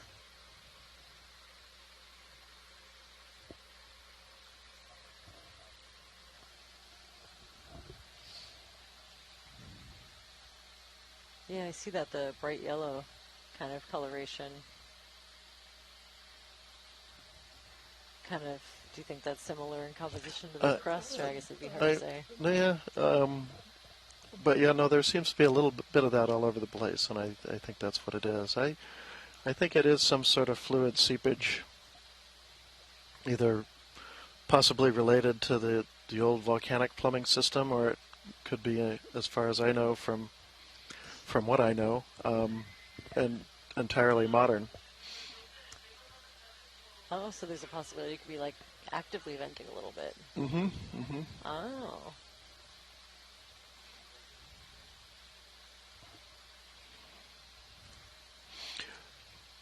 Yeah, I was looking earlier with Amanda. There was some hints of maybe some seepage up around the top edges of this thing, and it wouldn't be unheard of, right. for the fluids to be making their way up the sides of the volcano and coming out wherever they find a way through. Yeah. Right. So you saw that in the mapping a little bit. Yeah. Oh, very cool. I know we recorded that on the Wilson Seamount this year, and we actually took the temp probe and recorded the slightly elevated temperature. Mm-hmm. And that particular part of the seamount was covered in skate eggs. It was a skate nursery ground, so they were taking advantage of that like slightly elevated temperature to help with the incubation. Oh, neat. Yeah. Yeah. These would, I assume, be cold seeps. I think this volcano is probably older than 50 million years. Mm-hmm. And unless it's come across a new source of heat, and magma has been long dead. Mm-hmm. But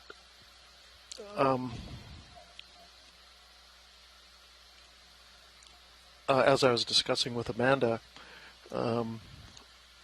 out here, no, it was Amanda, the sources of fluid seeps out in a place like this, would be the basins, and because you're accumulating a lot of sediment and organic matter in the basin. Mm-hmm. And there's a nice jelly making his way. Let's see. Oh, it's very difficult to see. There he is. He's hard to focus. Oh wow! Yeah. Oh, it's beautiful. We saw a teeny tiny, like less than a centimeter wide, jelly that looked a lot like that, but smaller, in one of the samples that we got yesterday. Mm-hmm. I think it came in with maybe the corallid. Woo! Looks like it's getting really tossed around in this lake current.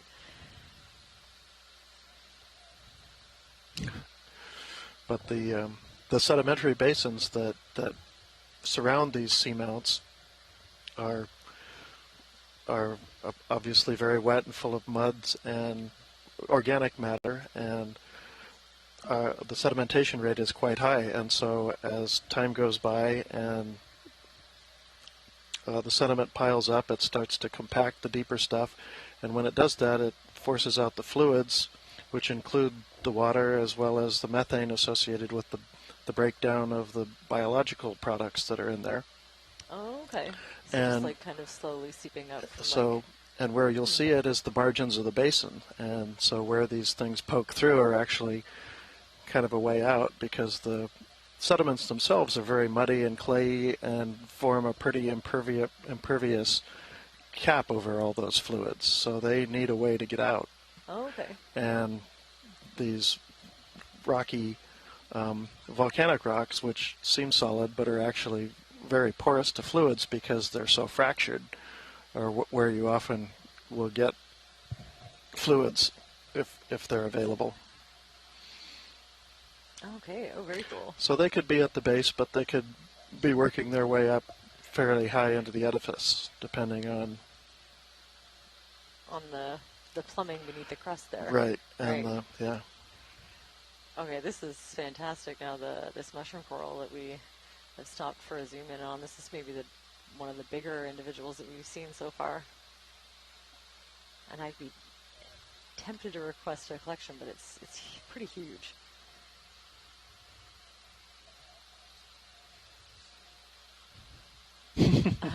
No, I think it's pretty massive, and it will be very tightly adhered to that rock. So I think maybe we can keep an eye out for a smaller individual attached to a smaller rock.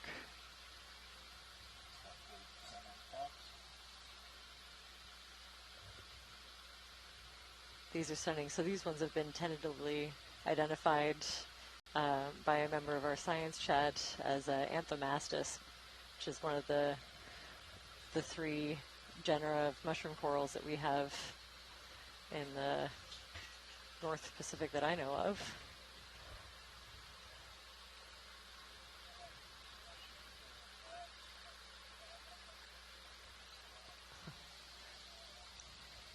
So you can see the individual polyps. Some of them are kind of retracting. If they get a little more agitated than they like, they can curl up those tentacles, and actually the whole polyp can retract into the cap of this mushroom.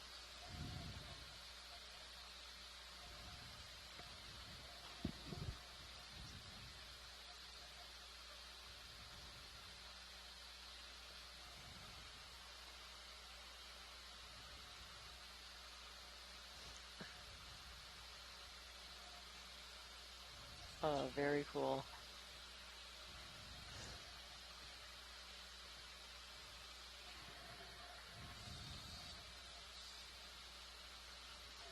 This is pretty cool to see it a little more active than the other ones, and they get a little bit blown around in the current. They react pretty quickly. Also gives us a view of some of the other structures. Oh, this is fantastic. Yeah, this looks like a little, hand kind of balled up. Oh, very cool. Wow, so some of these darker reddish, pinkish red spots are probably concentrations of those sclerates in the tissue.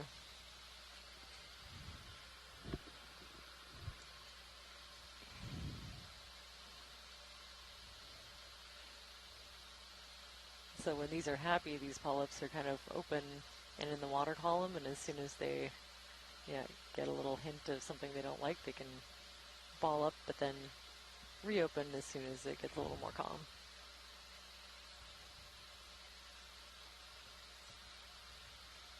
Wow.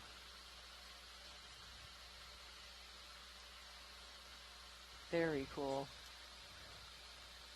So I wouldn't be surprised if this was one of the new species that's currently being worked on for description. There's the depth range, I think, is about right. The one in our Coral ID guide. Unknown Anthomastus.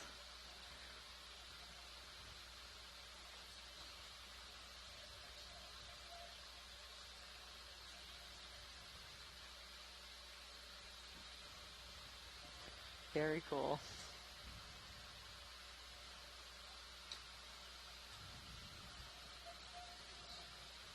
No, I think we're good.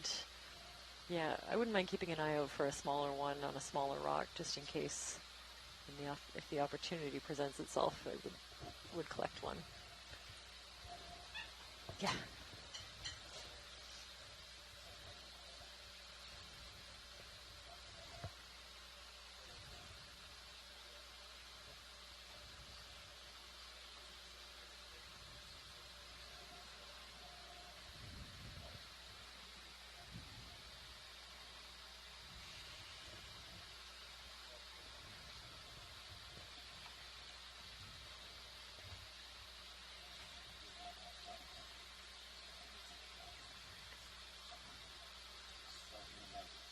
Yeah, that's another big one. I'd like to see if we can scan around a little bit for a smaller one.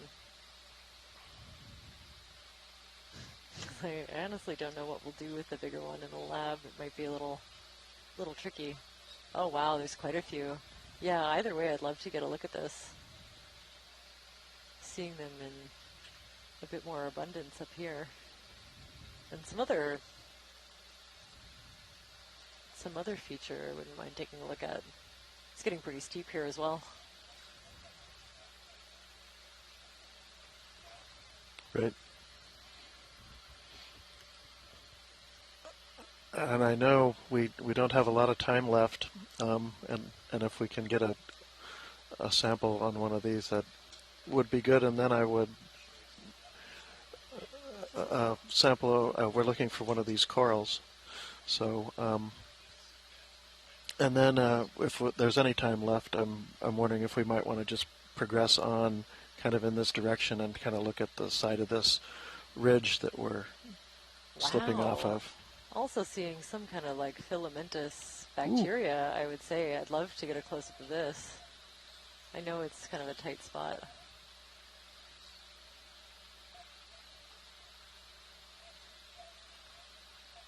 Wow. That's a good question. What is going on? Yeah, I'm just, well, let's get a good zoom in before I take any guesses. But from here, it looks like a bacterial mat.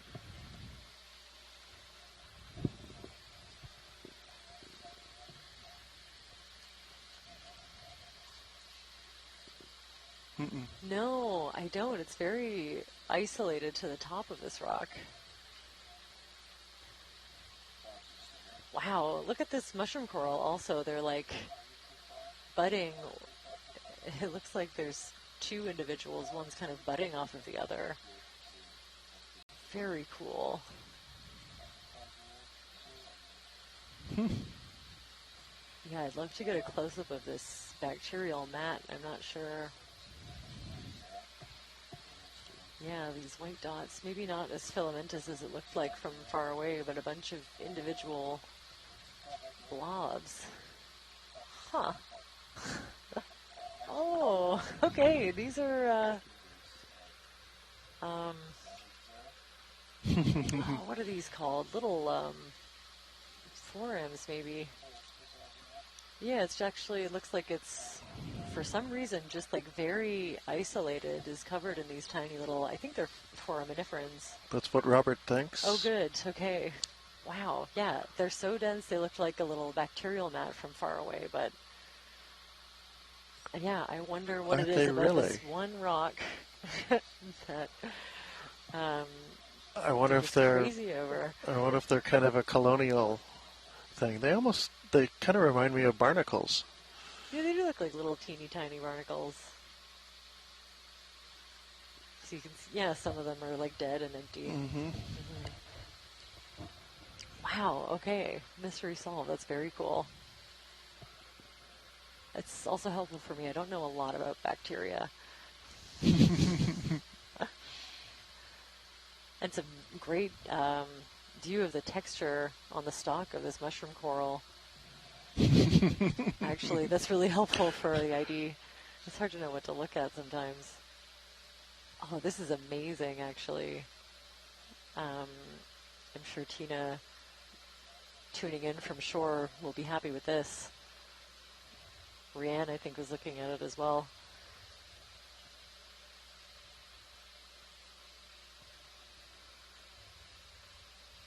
Possibly a small verrucamorph. Very interesting.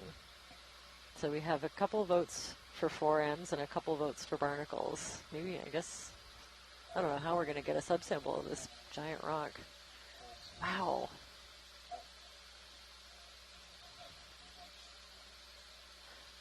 So you can see it's a lot easier to count the individual tentacles when they're kind of retracted like that.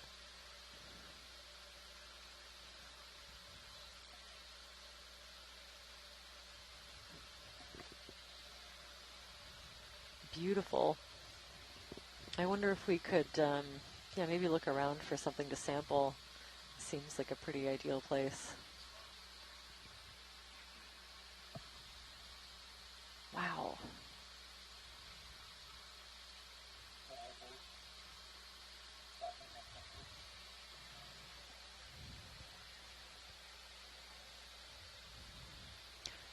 Yeah, a lot of chatter from the science chat room about those, you know, the little barnacles slash forams. I'm wondering if we can't find like a little piece of this rock, maybe something that's already broken off in the vicinity.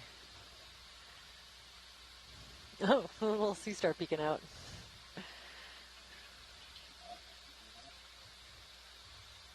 That's amazing. What a cool area.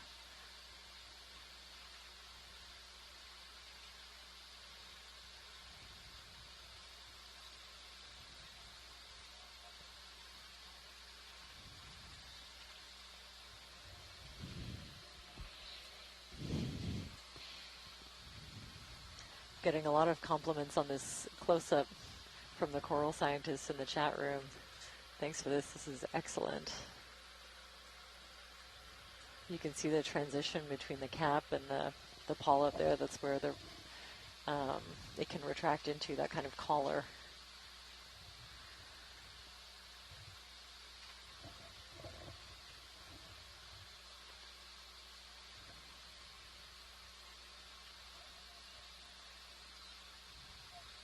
So we're just going to spend a bit of time framing these up.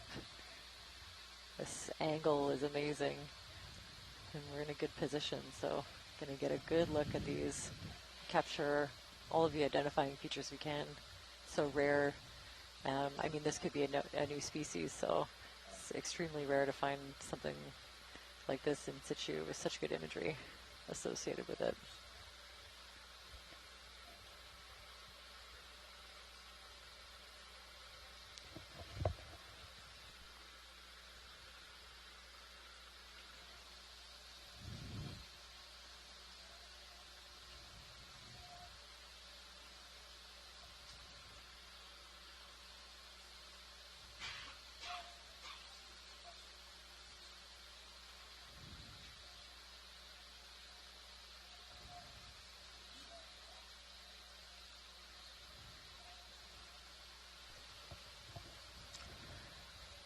Can we focus on that tiny, yeah, perfect, that tiny little polyp in between? That's a very helpful identifying feature.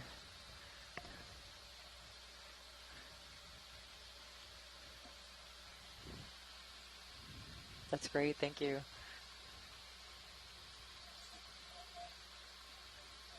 Oh, there's another one, perfect.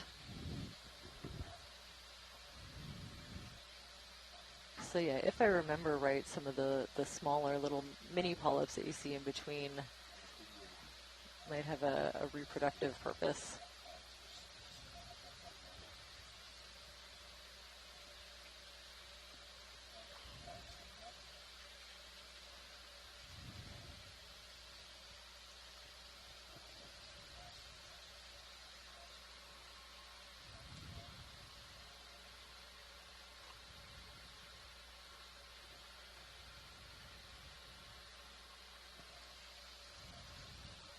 Very cool. Oh, I was looking. Teeny tiny. And yeah, like, looks, you know, to my eye, very similar to just a little mini version of the bigger ones, but maybe not as long of a neck, and yeah, I think a different function.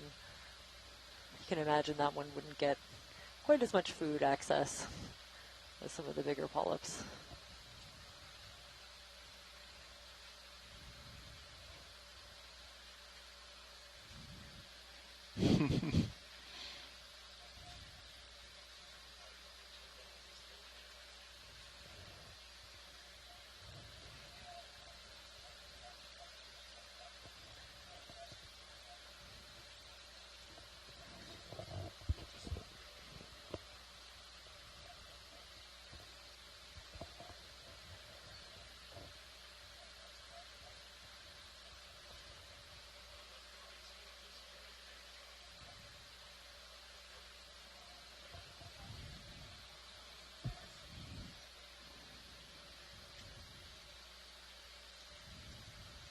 That's great. So we're getting some more detail on that stalk.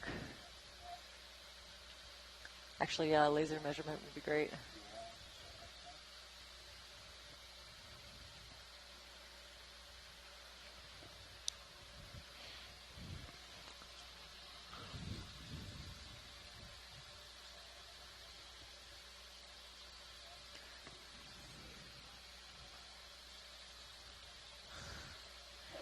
Do you see a small one? Not really.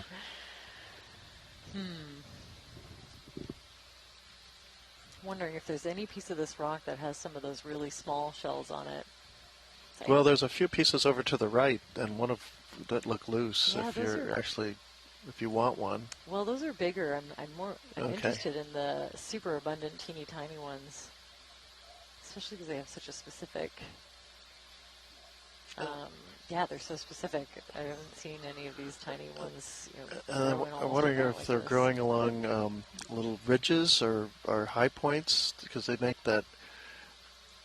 They have those little kind of linear effect to them.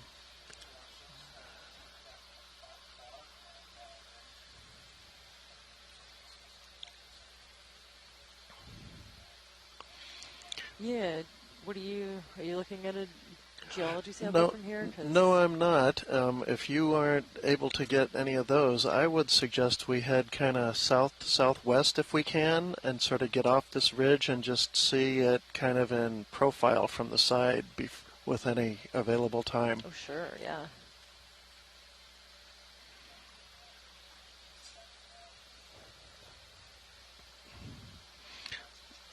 I believe we have a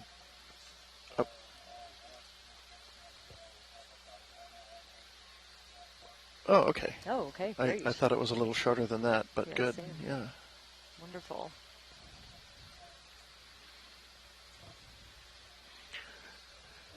Yeah, so if we were actually to now start heading towards waypoint 2, or maybe just a little bit this side of it, and get down in that kind of lower spot just to get the character of it by the time we are ready to get out of here, that'd be great.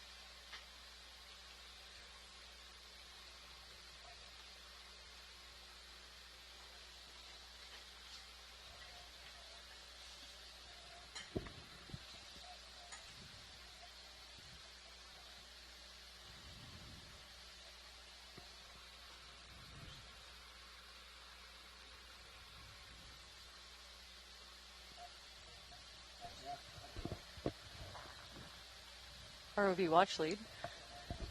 Could I get a zoom on some of those rocks down lower half of the screen, just to see if they also have these small little barnacle-like forams or foram-like barnacles on it?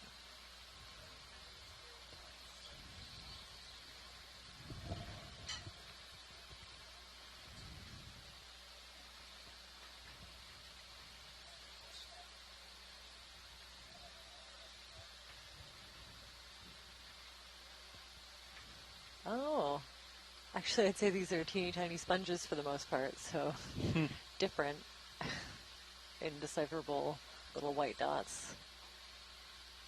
That's great for me, thank you.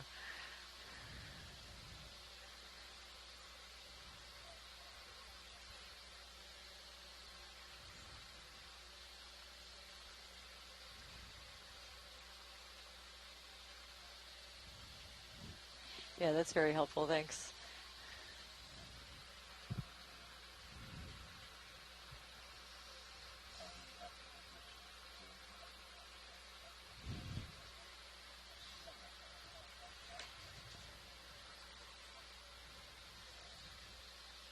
Ooh.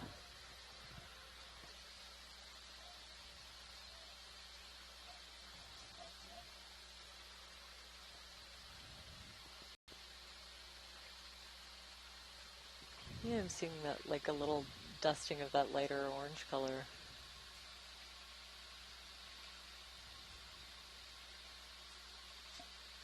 And Brisingid that looks like it's missing one of its arms, or is slowly growing back.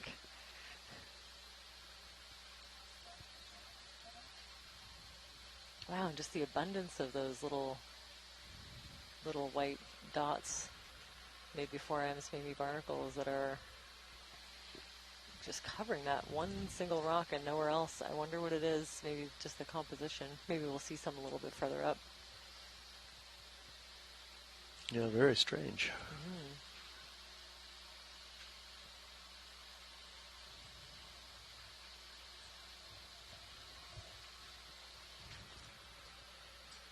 Maybe the conditions are just right. Oh, there's a little rock that looks like that one might be loose, a possible collection target. Just to the left. Mm. Yeah, what do you think? Yeah, absolutely. Yeah?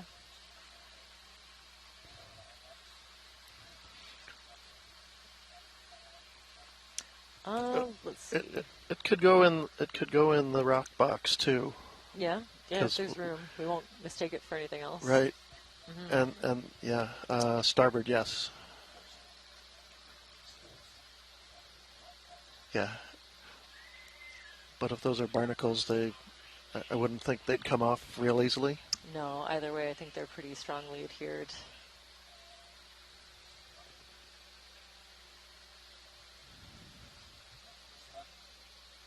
A biology collection with some bonus geology for you.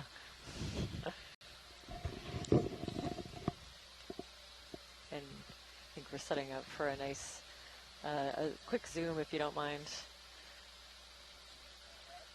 Thanks.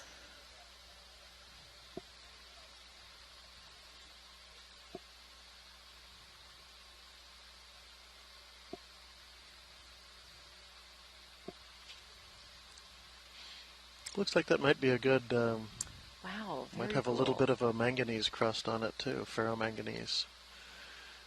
Okay, so something for everybody. Maybe. Now, how am I going to collect these?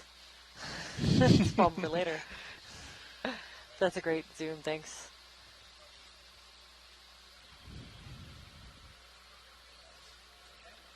Yeah, we're good to go. That's perfect.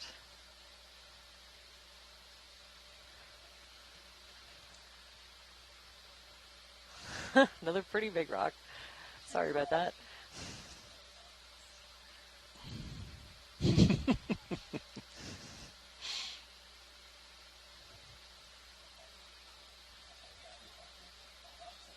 Beautiful. Look, there's a shrimp underneath. Kind of hiding out. Oh, anemones on that side. Interesting. Wow, at least 2. Maybe more. Yeah, I think there's probably, I think I see 4. Wow, just hanging out on the underside of this rock.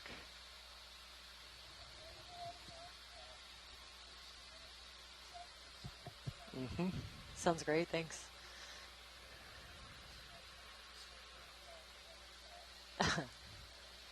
Right. Yeah, it seems pretty distinct. I'm a little worried about the smaller one, but...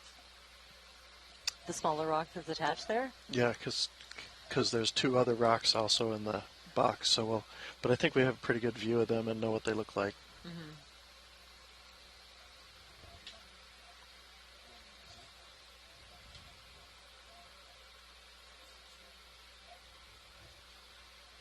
Yeah, I think we have a small, medium, and a large one, and the medium size is your other sample. How did I lose the sample collection? Okay. I think it's safe to still call this a geology sample. You okay with that? Fair enough. It's mostly geology.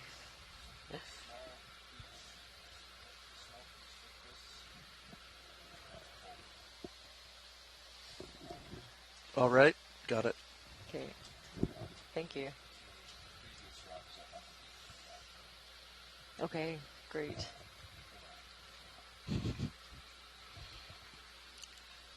06. That's right.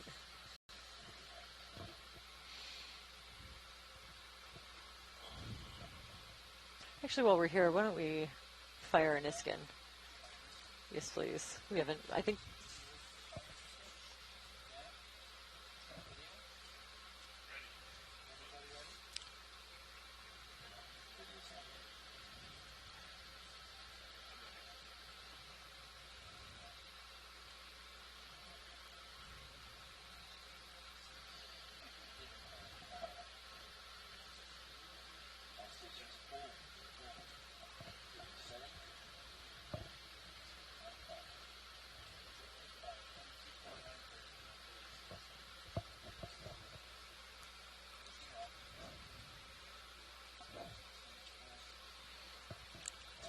Oh, 7W.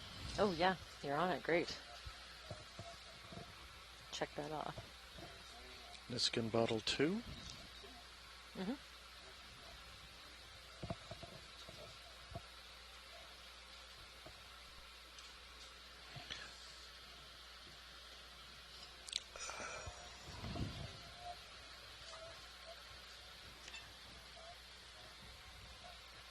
Sounds good, thanks.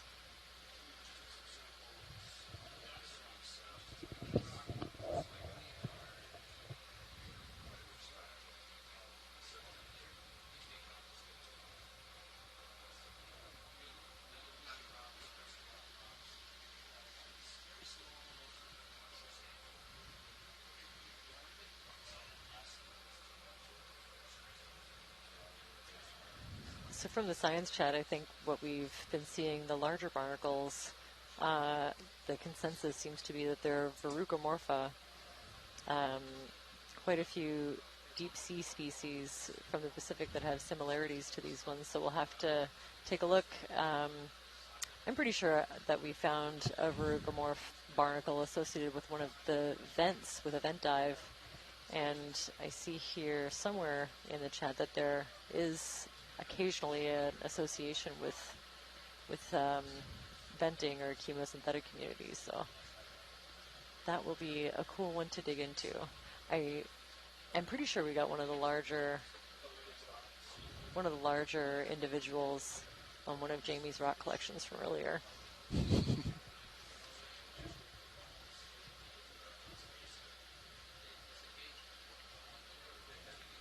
So as we switch over pilots, we'll just drift and take a good look at the rocks and all the little critters hiding in and amongst them.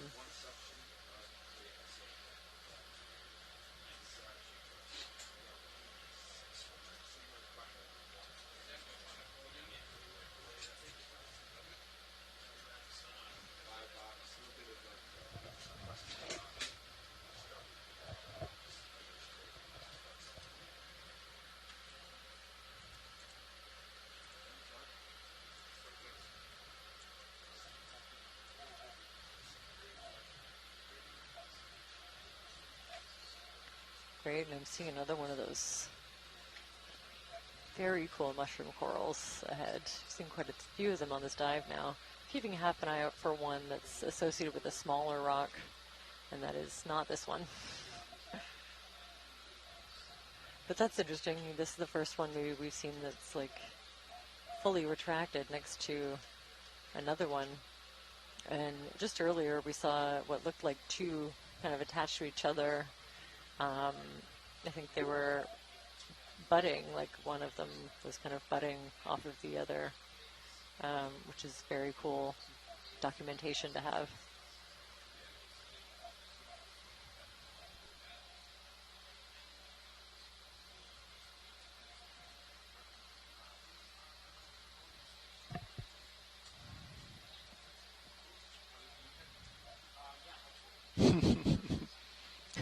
Yeah, you wonder if the smaller one is getting bothered a bit by its neighbor.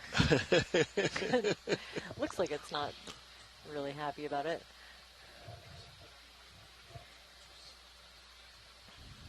So I wonder, they're so close together, if this is two separate individuals or if they're kind of finishing off the budding process. They may be separated. Will be either way good documentation to have for review.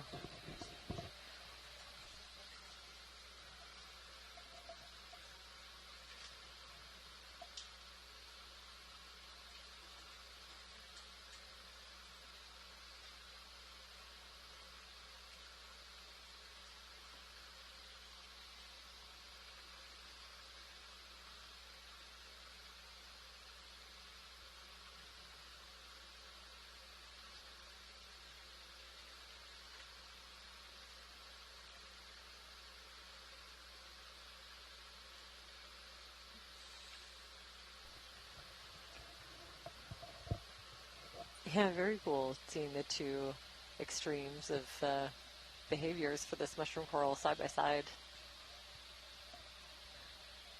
Yeah.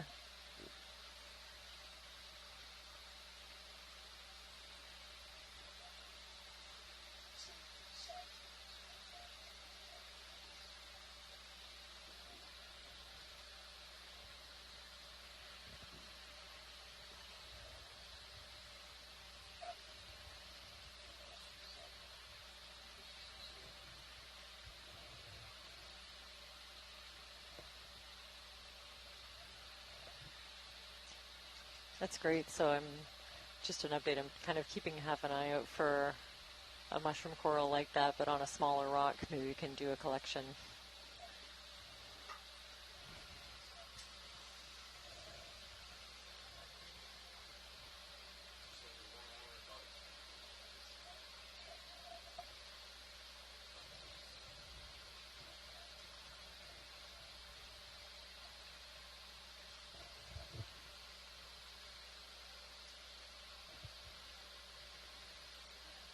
So it's another one of these lithodid crabs that we've been seeing, probably either the golden king crab or maybe the deep sea or scarlet king crab. Yeah, it looks like it's been maybe for a ride. It's got a bit of sediment on one side.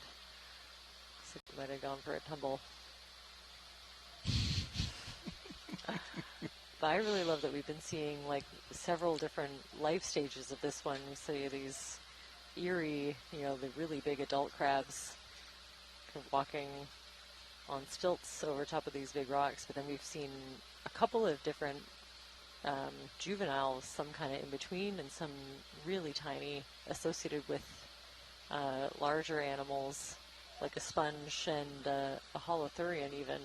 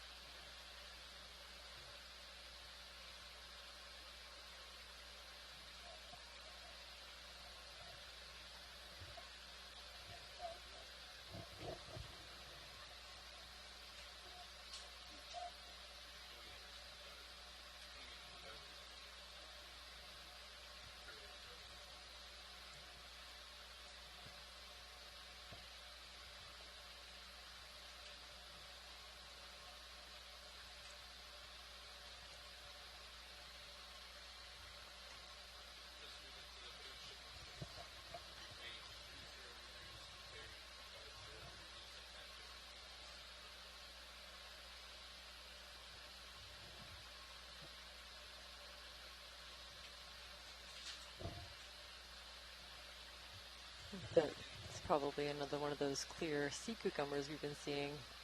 Then a Brisingid. Can we get a quick zoom to see the size of the rock? Yeah. Depends on the size of the rock, I think. Actually, that's probably pretty good. Yeah. Yes, please.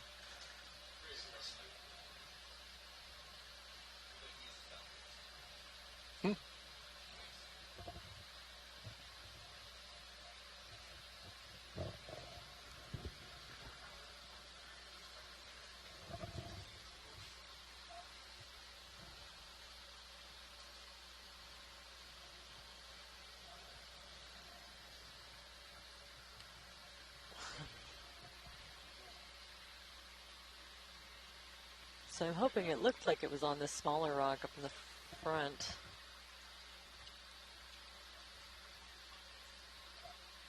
And I think they're so strongly adhered to the rock that they're on that it would be difficult to get it off with the ROV arm. It's better to keep them together. We'll just get a nice zoom for the record. Very nice. Ooh.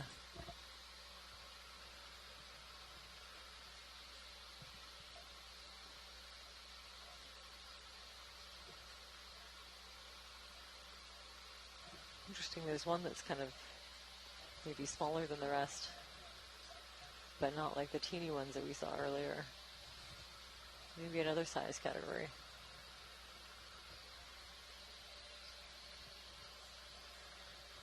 Huh.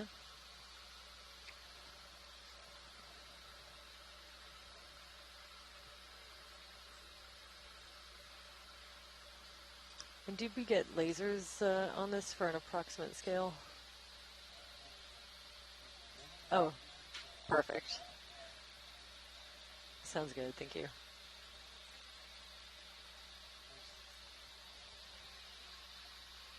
There. Nice. That's great. Thank you.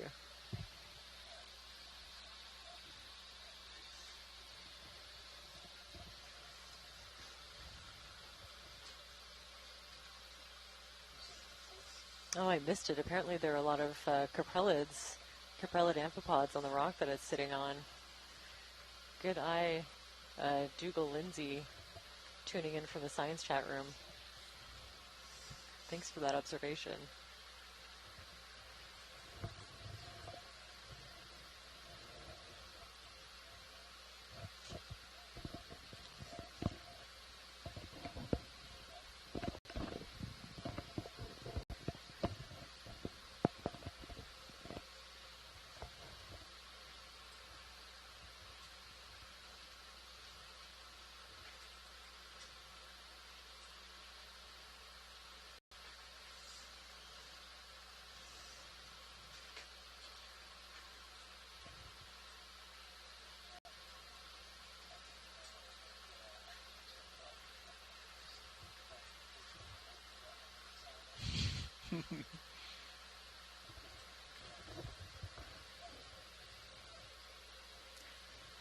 Sorry, can you repeat that?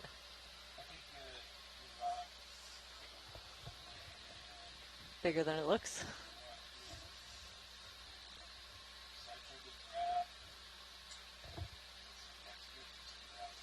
Sure.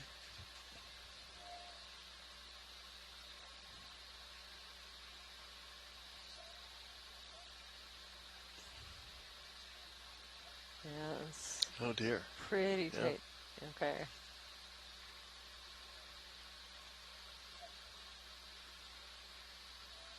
Okay, it's going to be a tricky angle.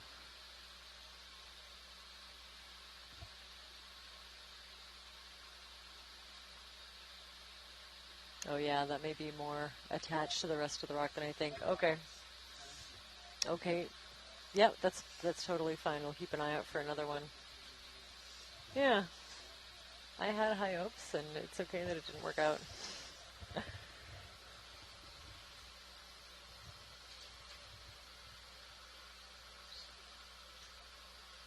Thanks for that. So it was just, yeah, the composition of the rocks was a little bit different from what it looked like from far away. I think that rock was a lot more attached than it looked. And either way, it was really wedged in there, so we're going to continue trying to find something else. Yeah, though those look like they may be separate boulders, that may be just kind of the way that particular unit is weathering. That face we just scanned looked like they were all kind of sticking out, but all part of the same thing. Mm-hmm. Wow, it's fairly steep right here, hey? Yeah. And that looks like a, you know, maybe a trail where things have fallen down. I don't know.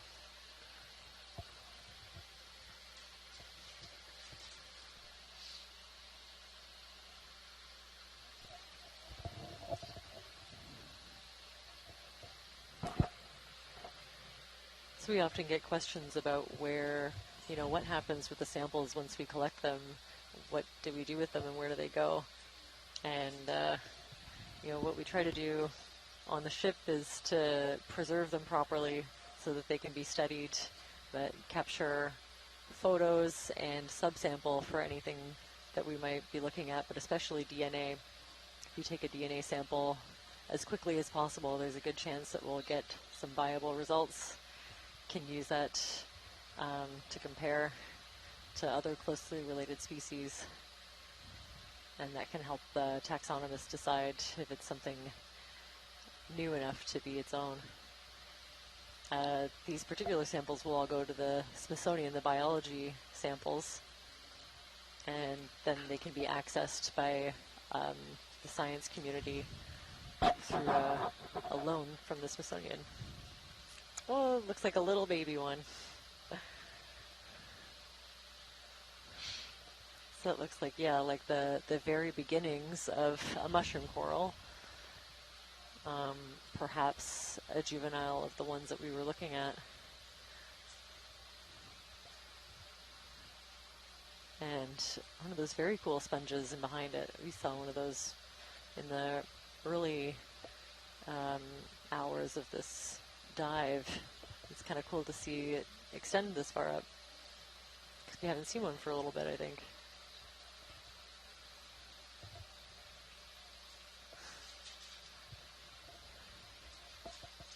Huh.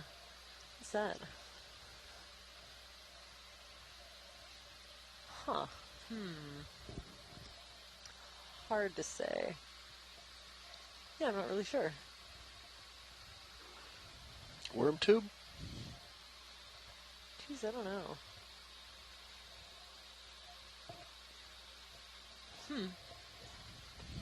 Could be one of those barnacles from a funny angle as well. You know, it's kind of interesting in this overview. You can see these kind of bands of different sizes of rubble. So those are a little bigger, a little different background, and these are all bigger than all these in the middle. And I think you're looking at different layers, different flows, and each one of them kind of fractures up into different sized pieces that we see on the surface. Yeah, a lot of silt off to the right as well. Let's take a look. Oh, that might be could be a different kind of barnacle, maybe a gooseneck. Okay, yeah. Yeah. Yeah, assuming the gooseneck is way down there in the crevice. Very cool. Yeah, I think we had someone in the science chat pipe in that they might have seen one earlier, so that's nice to confirm.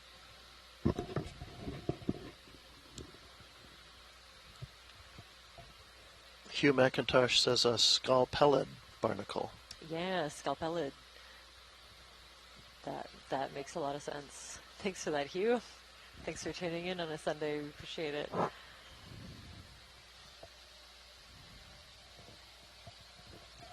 Hugh will be excited to go back in the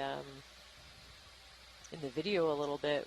I think we made a couple of barnacle collections, opportunistic ones on geology samples, and then another rock that was covered in little teeny tiny barnacle-like structures. So check it out.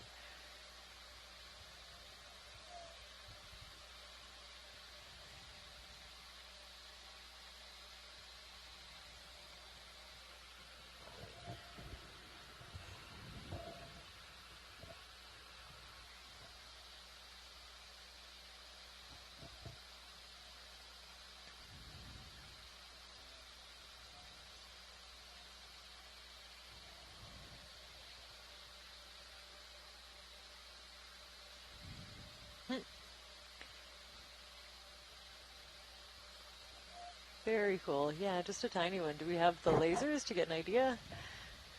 What do you think? Less than 10 centimeters? That's my guess. Huh.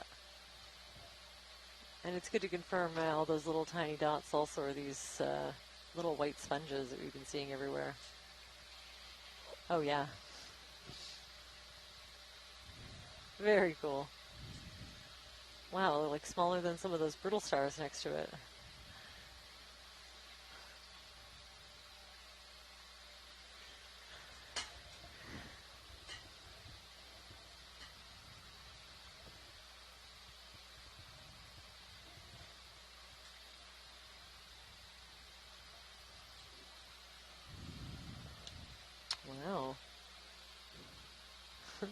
Nice massive outcrop.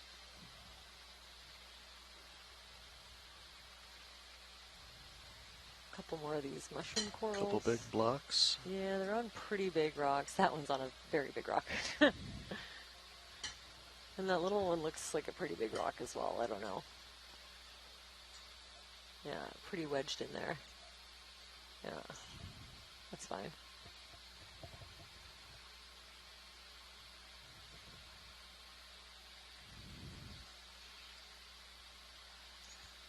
Cool little butterfish. That almost looks like a flow surface, the top of a lava flow.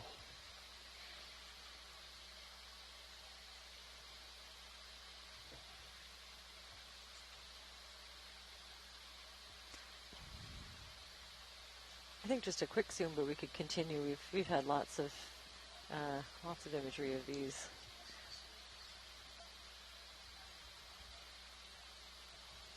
Thank you.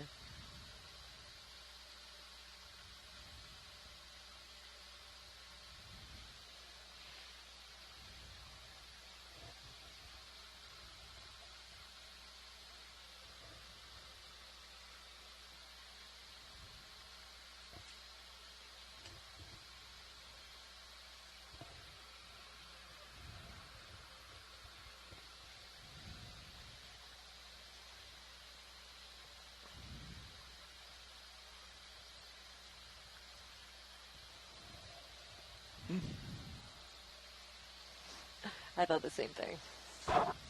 Yeah. A couple of very fishy looking rocks. Another one of those sea cucumbers. We've been seeing them sparsely but consistently throughout. Actually, there's two right there. Oh, I think I'm seeing something up ahead that's a little bit branching. Love to go and take a look.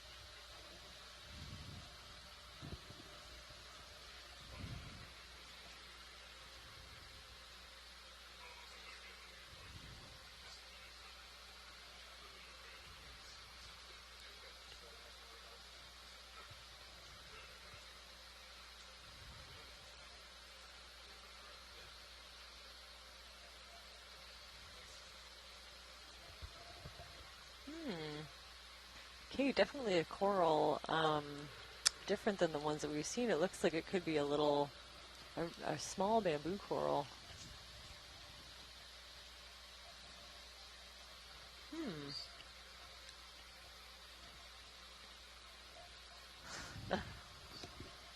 Yeah, definitely. Yeah, different from the chrysogorgid that we saw earlier in this trip. I think I can see some slight banding. I'm pretty sure this is kind of a bushier bamboo coral. And if so, it's a very interesting one.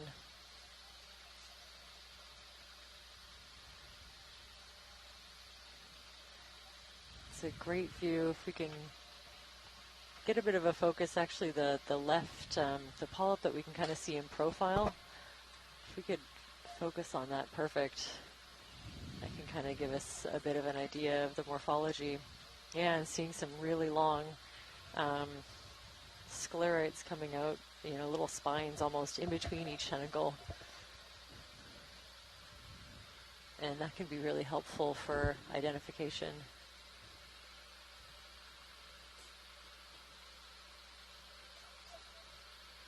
Very cool. Thanks for that.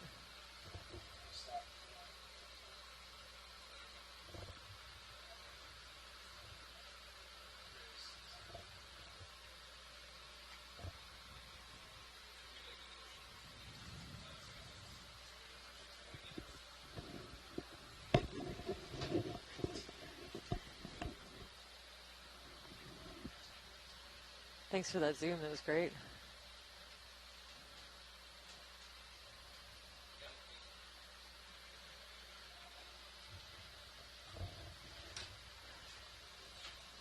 So I'd say that's a juvenile, kind of a smaller version of maybe a larger branched. I keep on saying acidid because I'm stuck in the past. I know that it's been updated to think it's keratoacidid, but it takes me a long time to change, especially with the higher taxonomy. So yeah, maybe we'll find a larger individual up and around, but that's the first one of those that we've seen on this dive. Very cool. Maybe just a quick zoom to see if this is a suitable rock.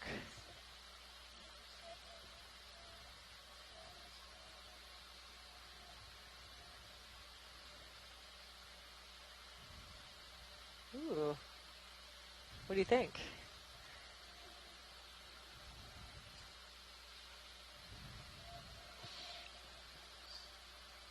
And it might not be loose. Yeah, it might unless not be it loose. comes off at that upper fracture. Okay, that's sounding like a no, which is totally fine. Yeah. Yeah, thanks. Okay.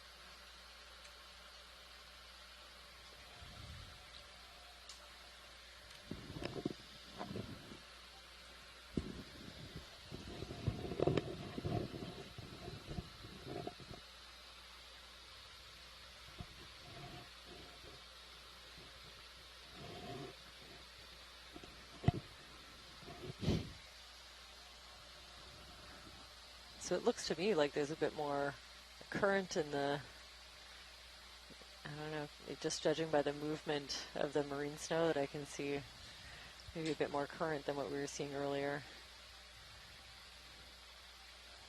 Or it could have been just us moving. Yeah. Oh, okay. Maybe that was just the movement of the ROV. Here we go.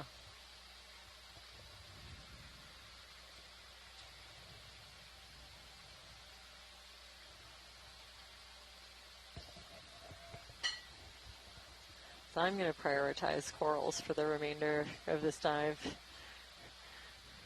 Unless you have some rocks on your wish list, I'd like to go coral hunting.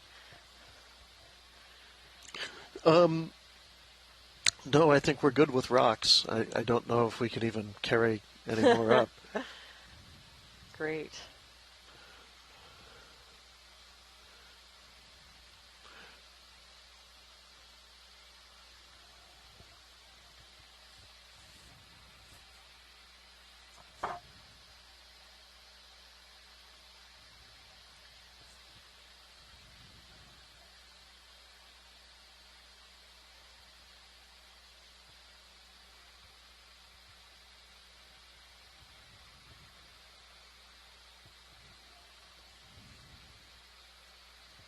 Wow, it gets really steep up there to the right, hey? Huh.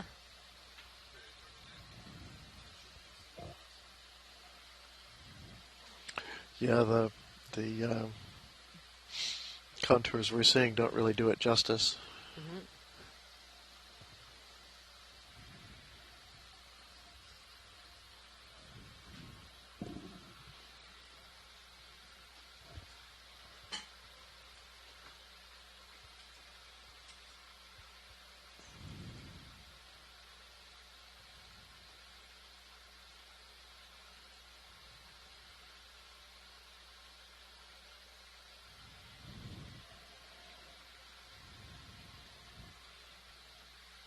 It's interesting that brittle star does look like it's experiencing some damage at the tips. Yeah. Yeah. Frosted tips. Oh, terrible.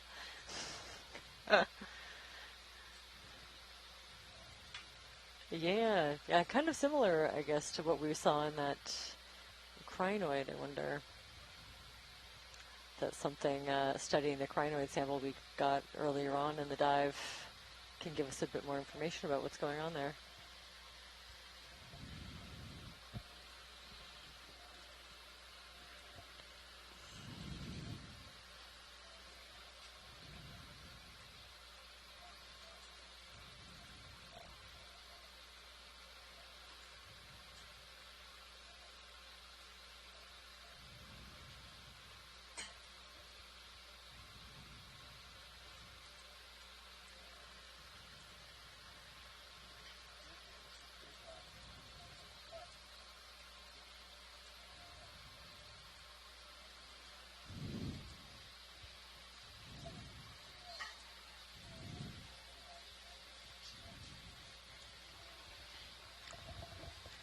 I feel like some of those rock faces have some pretty good manganese crusts on them.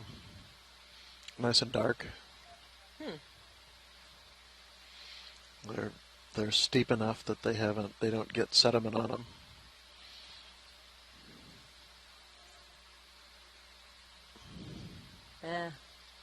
Yeah, a little too big, hey? Yep, that's fine.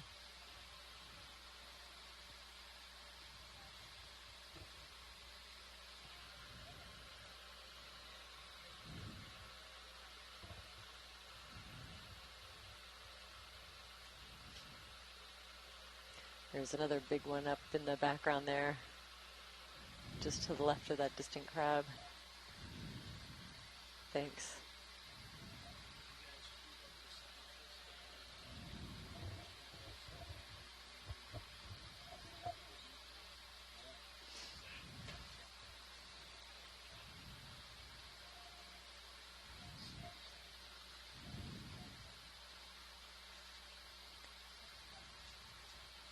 And I won't be too sad if we don't get a sample, because the imagery that could be collected over multiple individuals, I think, is enough to get it down to genus, if not to a species, assuming it's been described.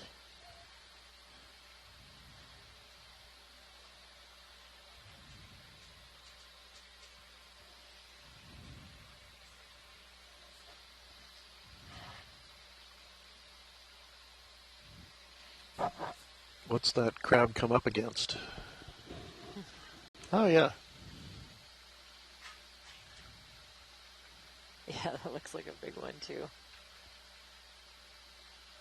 I guess if I was a mushroom coral that was growing that big, I'd want a pretty good sized rock to grow on. Huh. Swimming things.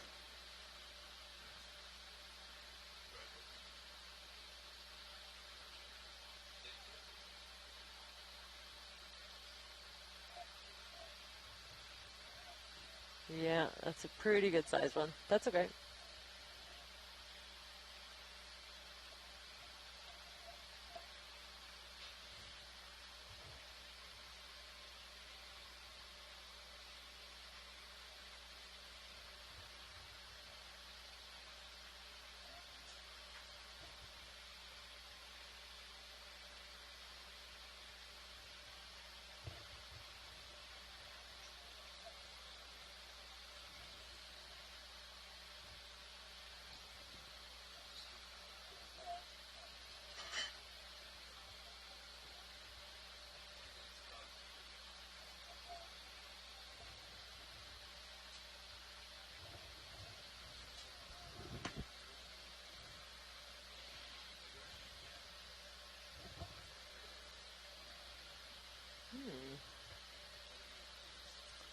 Let's definitely take a look. Who knows? This one also looks a little bit different.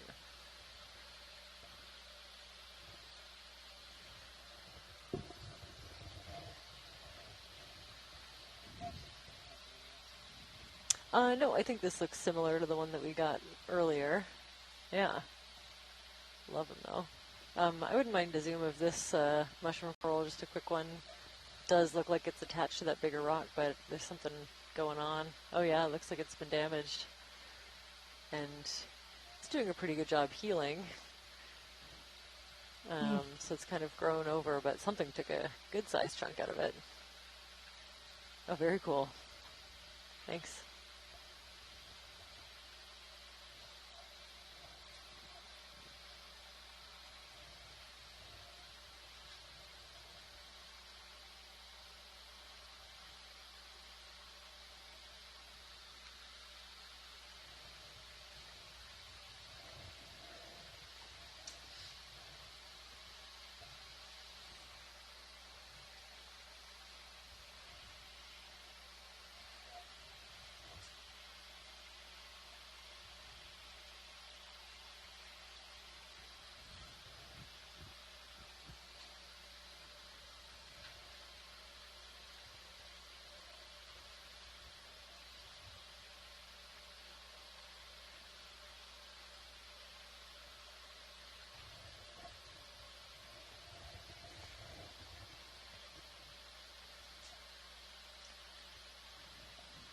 How do you feel about checking out this one? Great, thank you.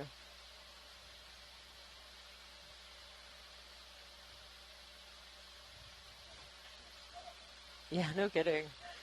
Yeah, an excellent view.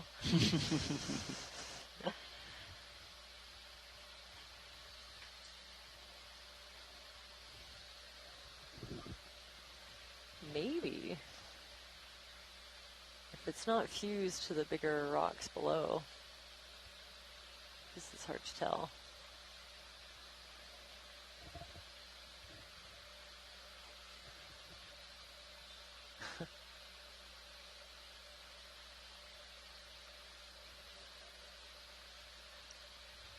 What do you think about this rock?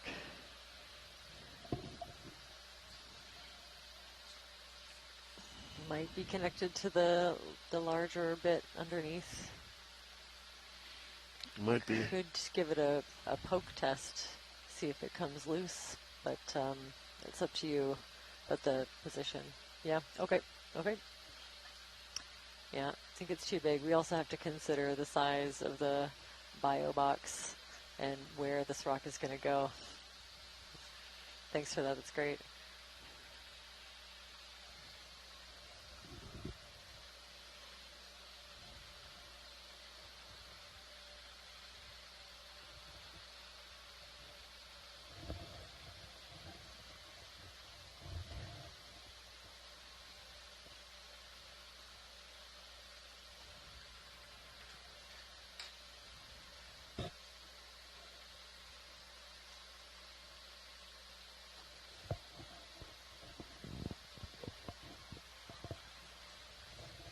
You just pan over to the right there? What's that?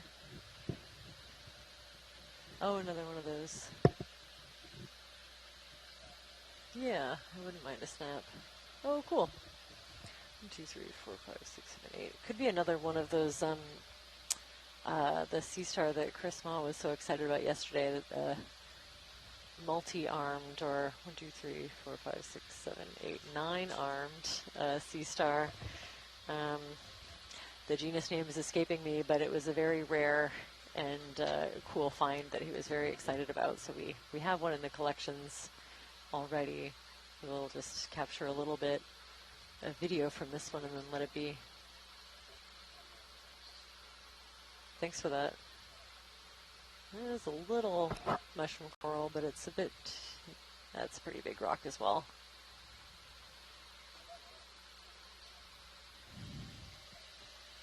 Yeah, it's, I think it's too small. It's kind of the juvenile of the one that we're looking at. It's a potentially undescribed species. It'd be nice to get the adult.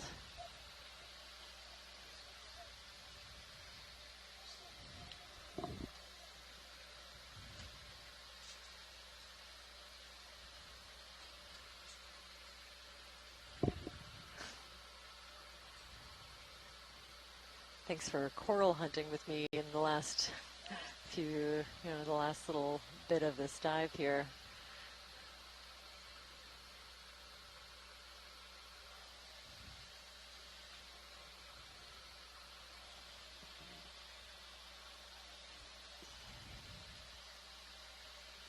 This is a good size for me. Let's see if the rock is... Yeah. Well, maybe. That sounds great, thanks. So I think we'll set up for a poke test, see if this rock is attached to a much larger one or if it's kind of loose. Ooh.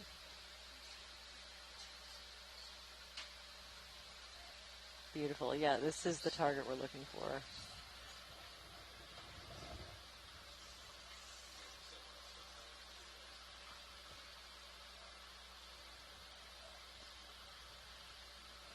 And if we can't get the rock, we'd maybe also test and see about scraping it, but I think it's pretty stuck on there.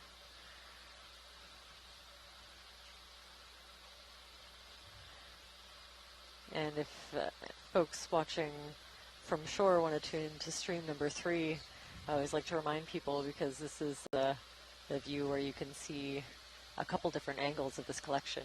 You can really get a feel for... Ooh, there are 2 rocks. Oh, there we go. Oh, one of those little juvenile crabs underneath.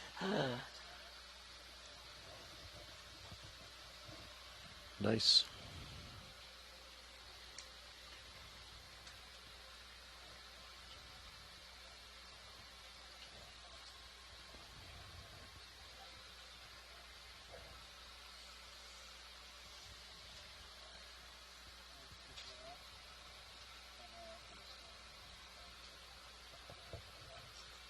Yeah, it looks like we have port inner and outer free.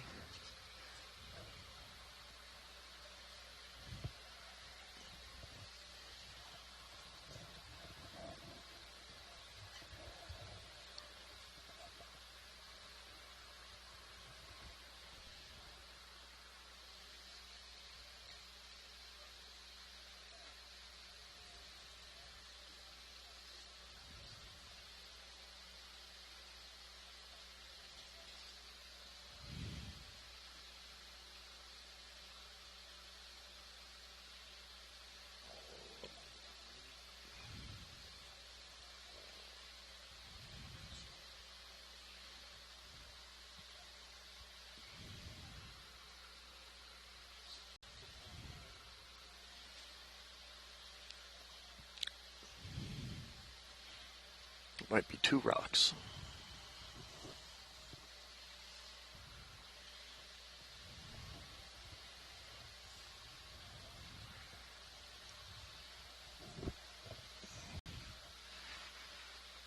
Port outer.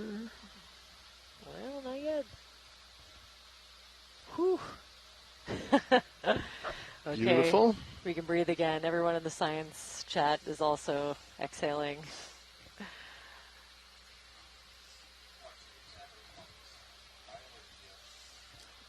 Bio, I think this one. Yeah. Thank you. Excellent collection. Very excited about that one.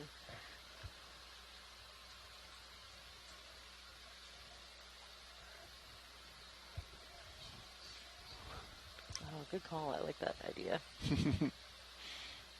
So much easier to keep track. Yeah.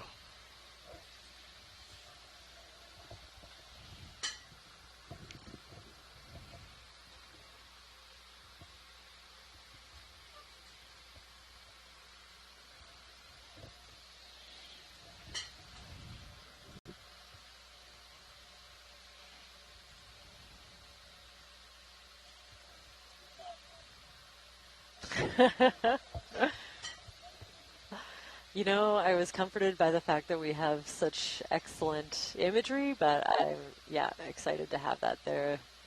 Chatter in the science room is that it could be a new species, so very exciting.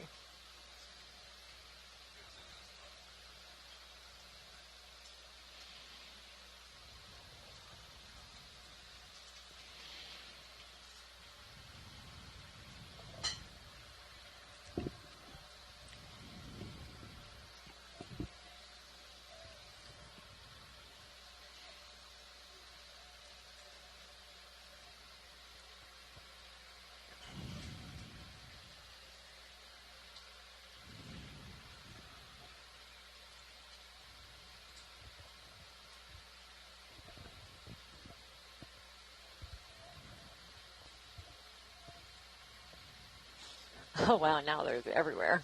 Sure. Hey, look at me. Yeah. Look at me. Actually, yeah, this would be a great spot for a Niskin if that's a possibility. Great.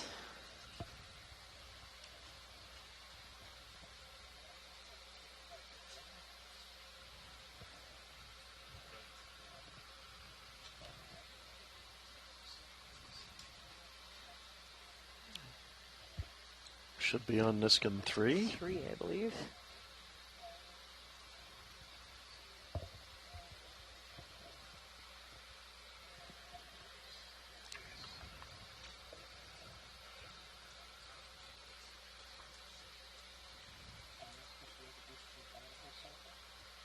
We did. Yeah, we got the one with the tiny barnacles on it. And I think one of the geological samples had the larger species as well. Not the stalked barnacles yet. So if we happen to spot one just before the end, then I'd be definitely tempted to grab one. It's a lot of rocks for our biologist to deal with.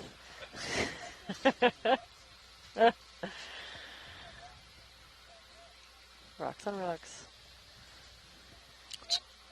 It's good to see. It's very good to see.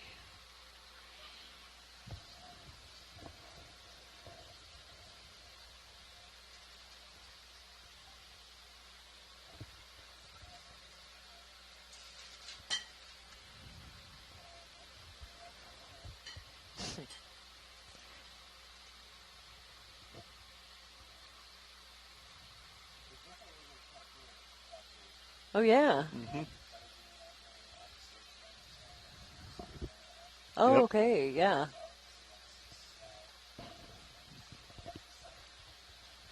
Interesting, and now we're kind of seeing a whole lot more of these.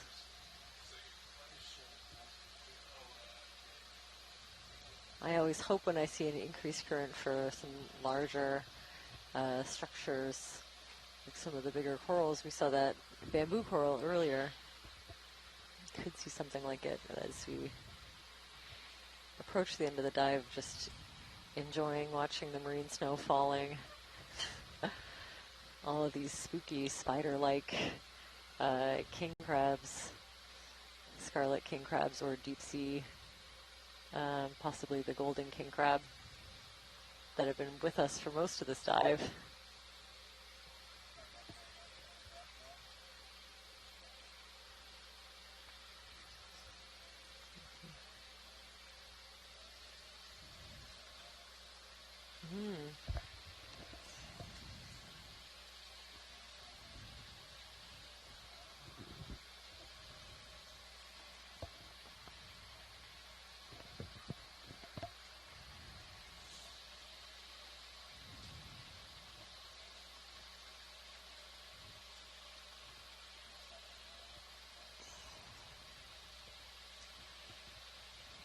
Yeah, I think probably a different kind of encrusting sponge, if I had to guess. Yeah, and we're seeing a lot of those little white dots that are those tiny white sponges. Yeah.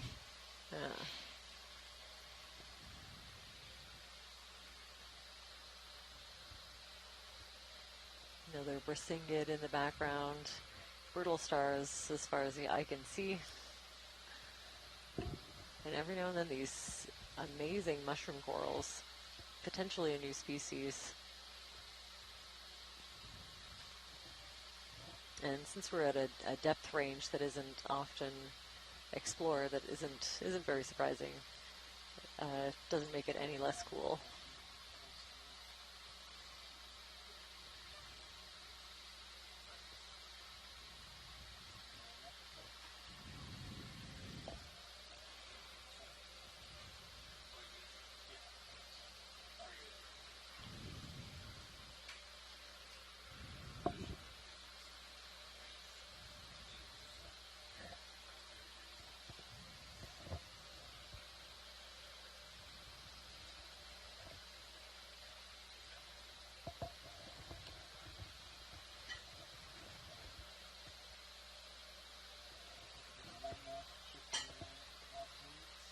Okay. Already?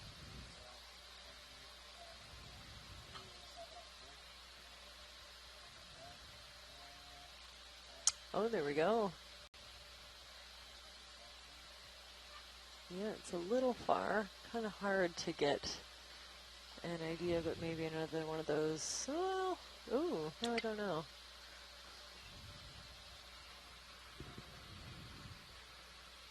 Yeah, kind of like one of those cusk eels. I know that there were also eel pouts. Yeah, but we should be able to tell from that imagery going back and pausing to look at some of the diagnostic features we just saw.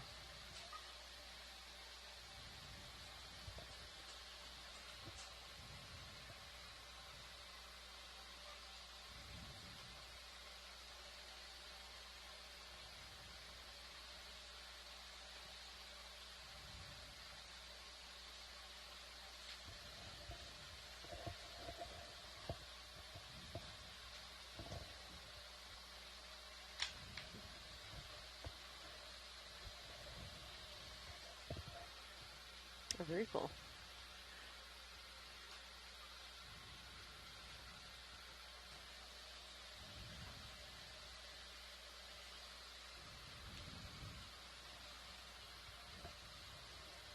Pretty much right where we said we'd be, so that's about 180 meters from where we started. We're at, I'll have to squint, 1845 right now. That's right.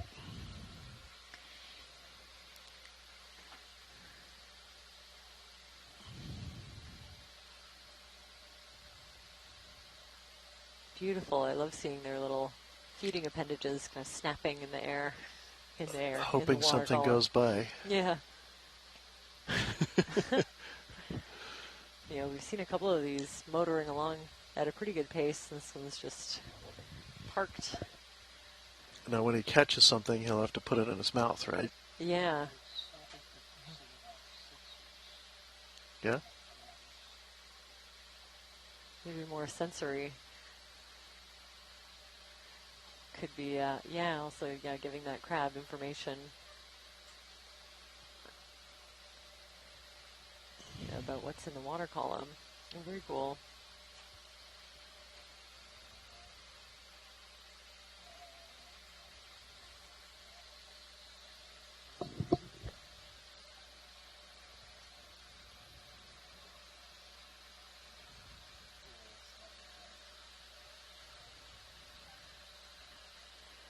Oh, thanks for that. I wasn't sure we had time, but I'm glad to see this close-up of, yeah, my guess is probably a little bamboo coral, but hard to say from here. No, I think that's great. Yeah, thanks. Yeah, we should be able to tell a little bit more about it. I think I saw more of those large spines in between each of the tentacles of the polyp that can help us to narrow it down.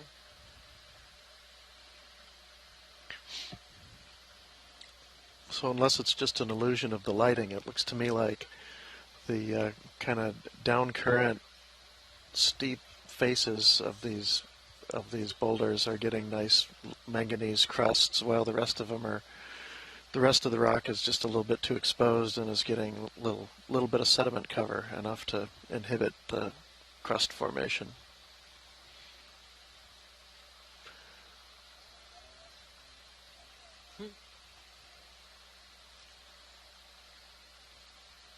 So that's great. We'll take the one last minute to enjoy the view.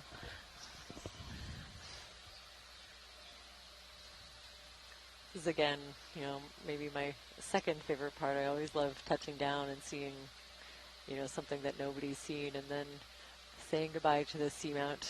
You know, who knows the next time this may be visualized by human eyes, but it hasn't happened yet, not at least from an ROV like this one. And we've seen some pretty cool different kinds of corals, some small sponges scattered everywhere. a lot of echinoderms on this one, and these big lithoided crabs kind of throughout at many different life stages. So from juveniles to medium-sized all the way up to these big individuals you can see eerily crawling around in the background.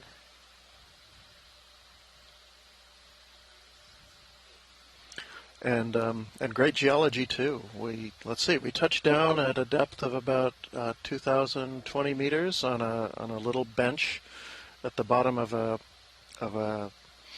kind of a ridge or a spine along the side of this volcano, which we kind of followed up. So originally we at the bottom we saw kind of a lot of debris, looked like things that had fallen down the hill, but we pretty quickly got into some basalt flows. Looked like they had been flowing down the side of the volcano. And as we got up a little higher, we encountered some pillow basalts, which is very exciting. That tells us those were eruptions that were right out onto the seafloor and have been preserved for 15 or so million years for us to come back and have a look at.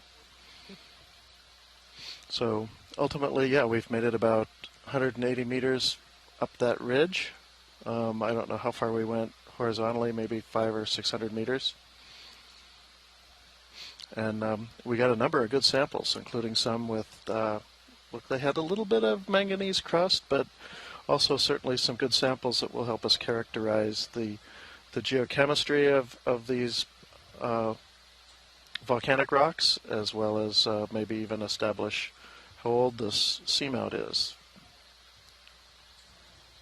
with a little better precision than we have, which is now just a guess, based on seamounts to the east and west of here that have been dated. So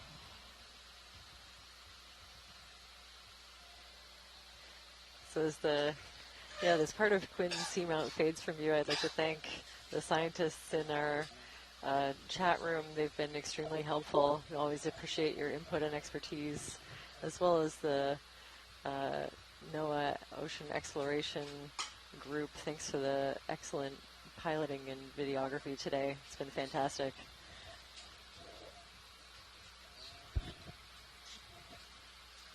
If you're around tomorrow, you can tune in for another seamount dive, probably a different depth profile of Surveyor Seamount, so stay tuned.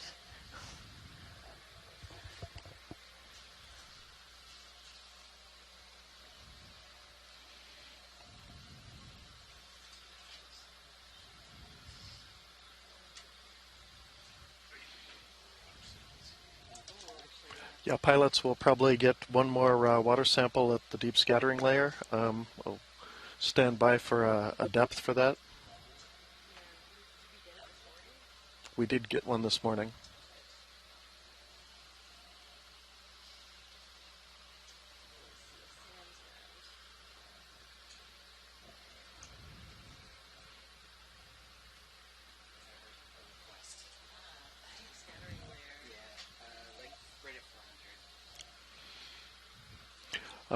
Pilots, looks like the deep scattering layer is at 400 meters.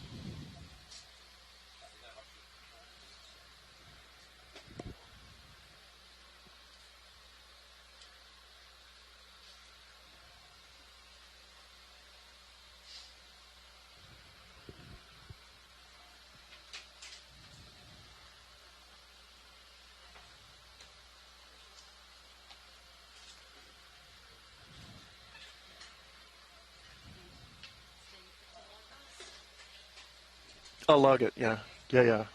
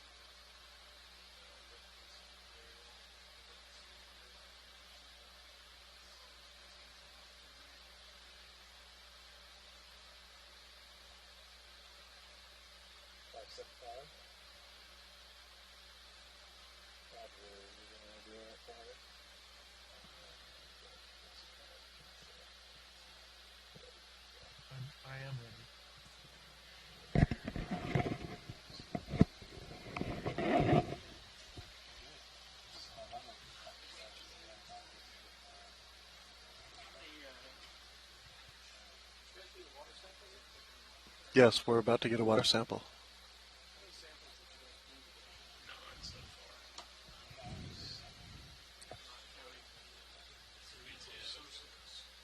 Not counting associates, you're right.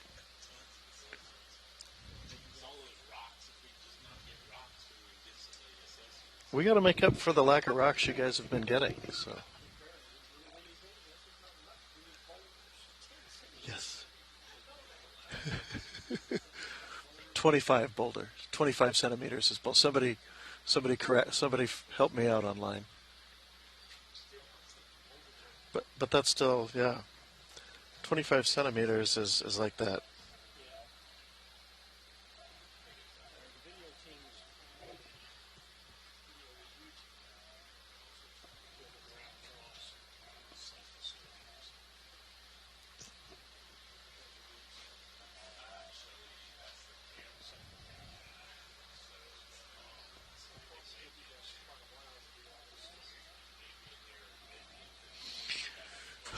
Probably till 6.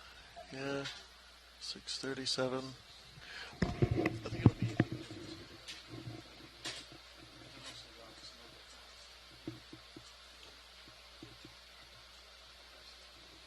don't have quite so many biosamples in Merlin.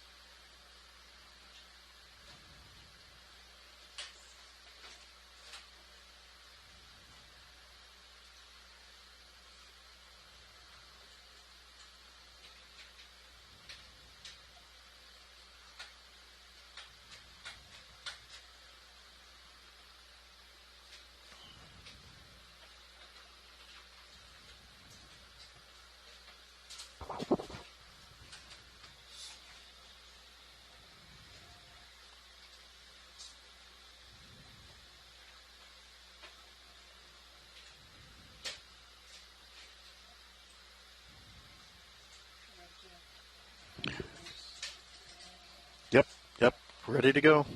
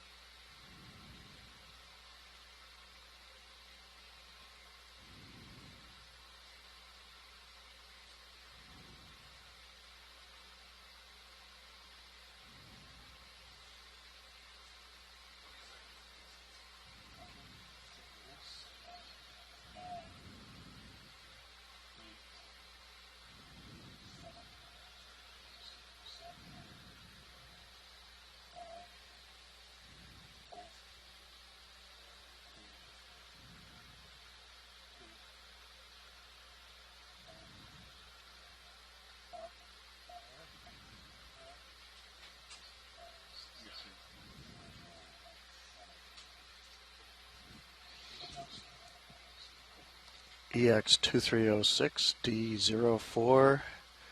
D0410W. 10 samples, very nice. All right, thanks you guys.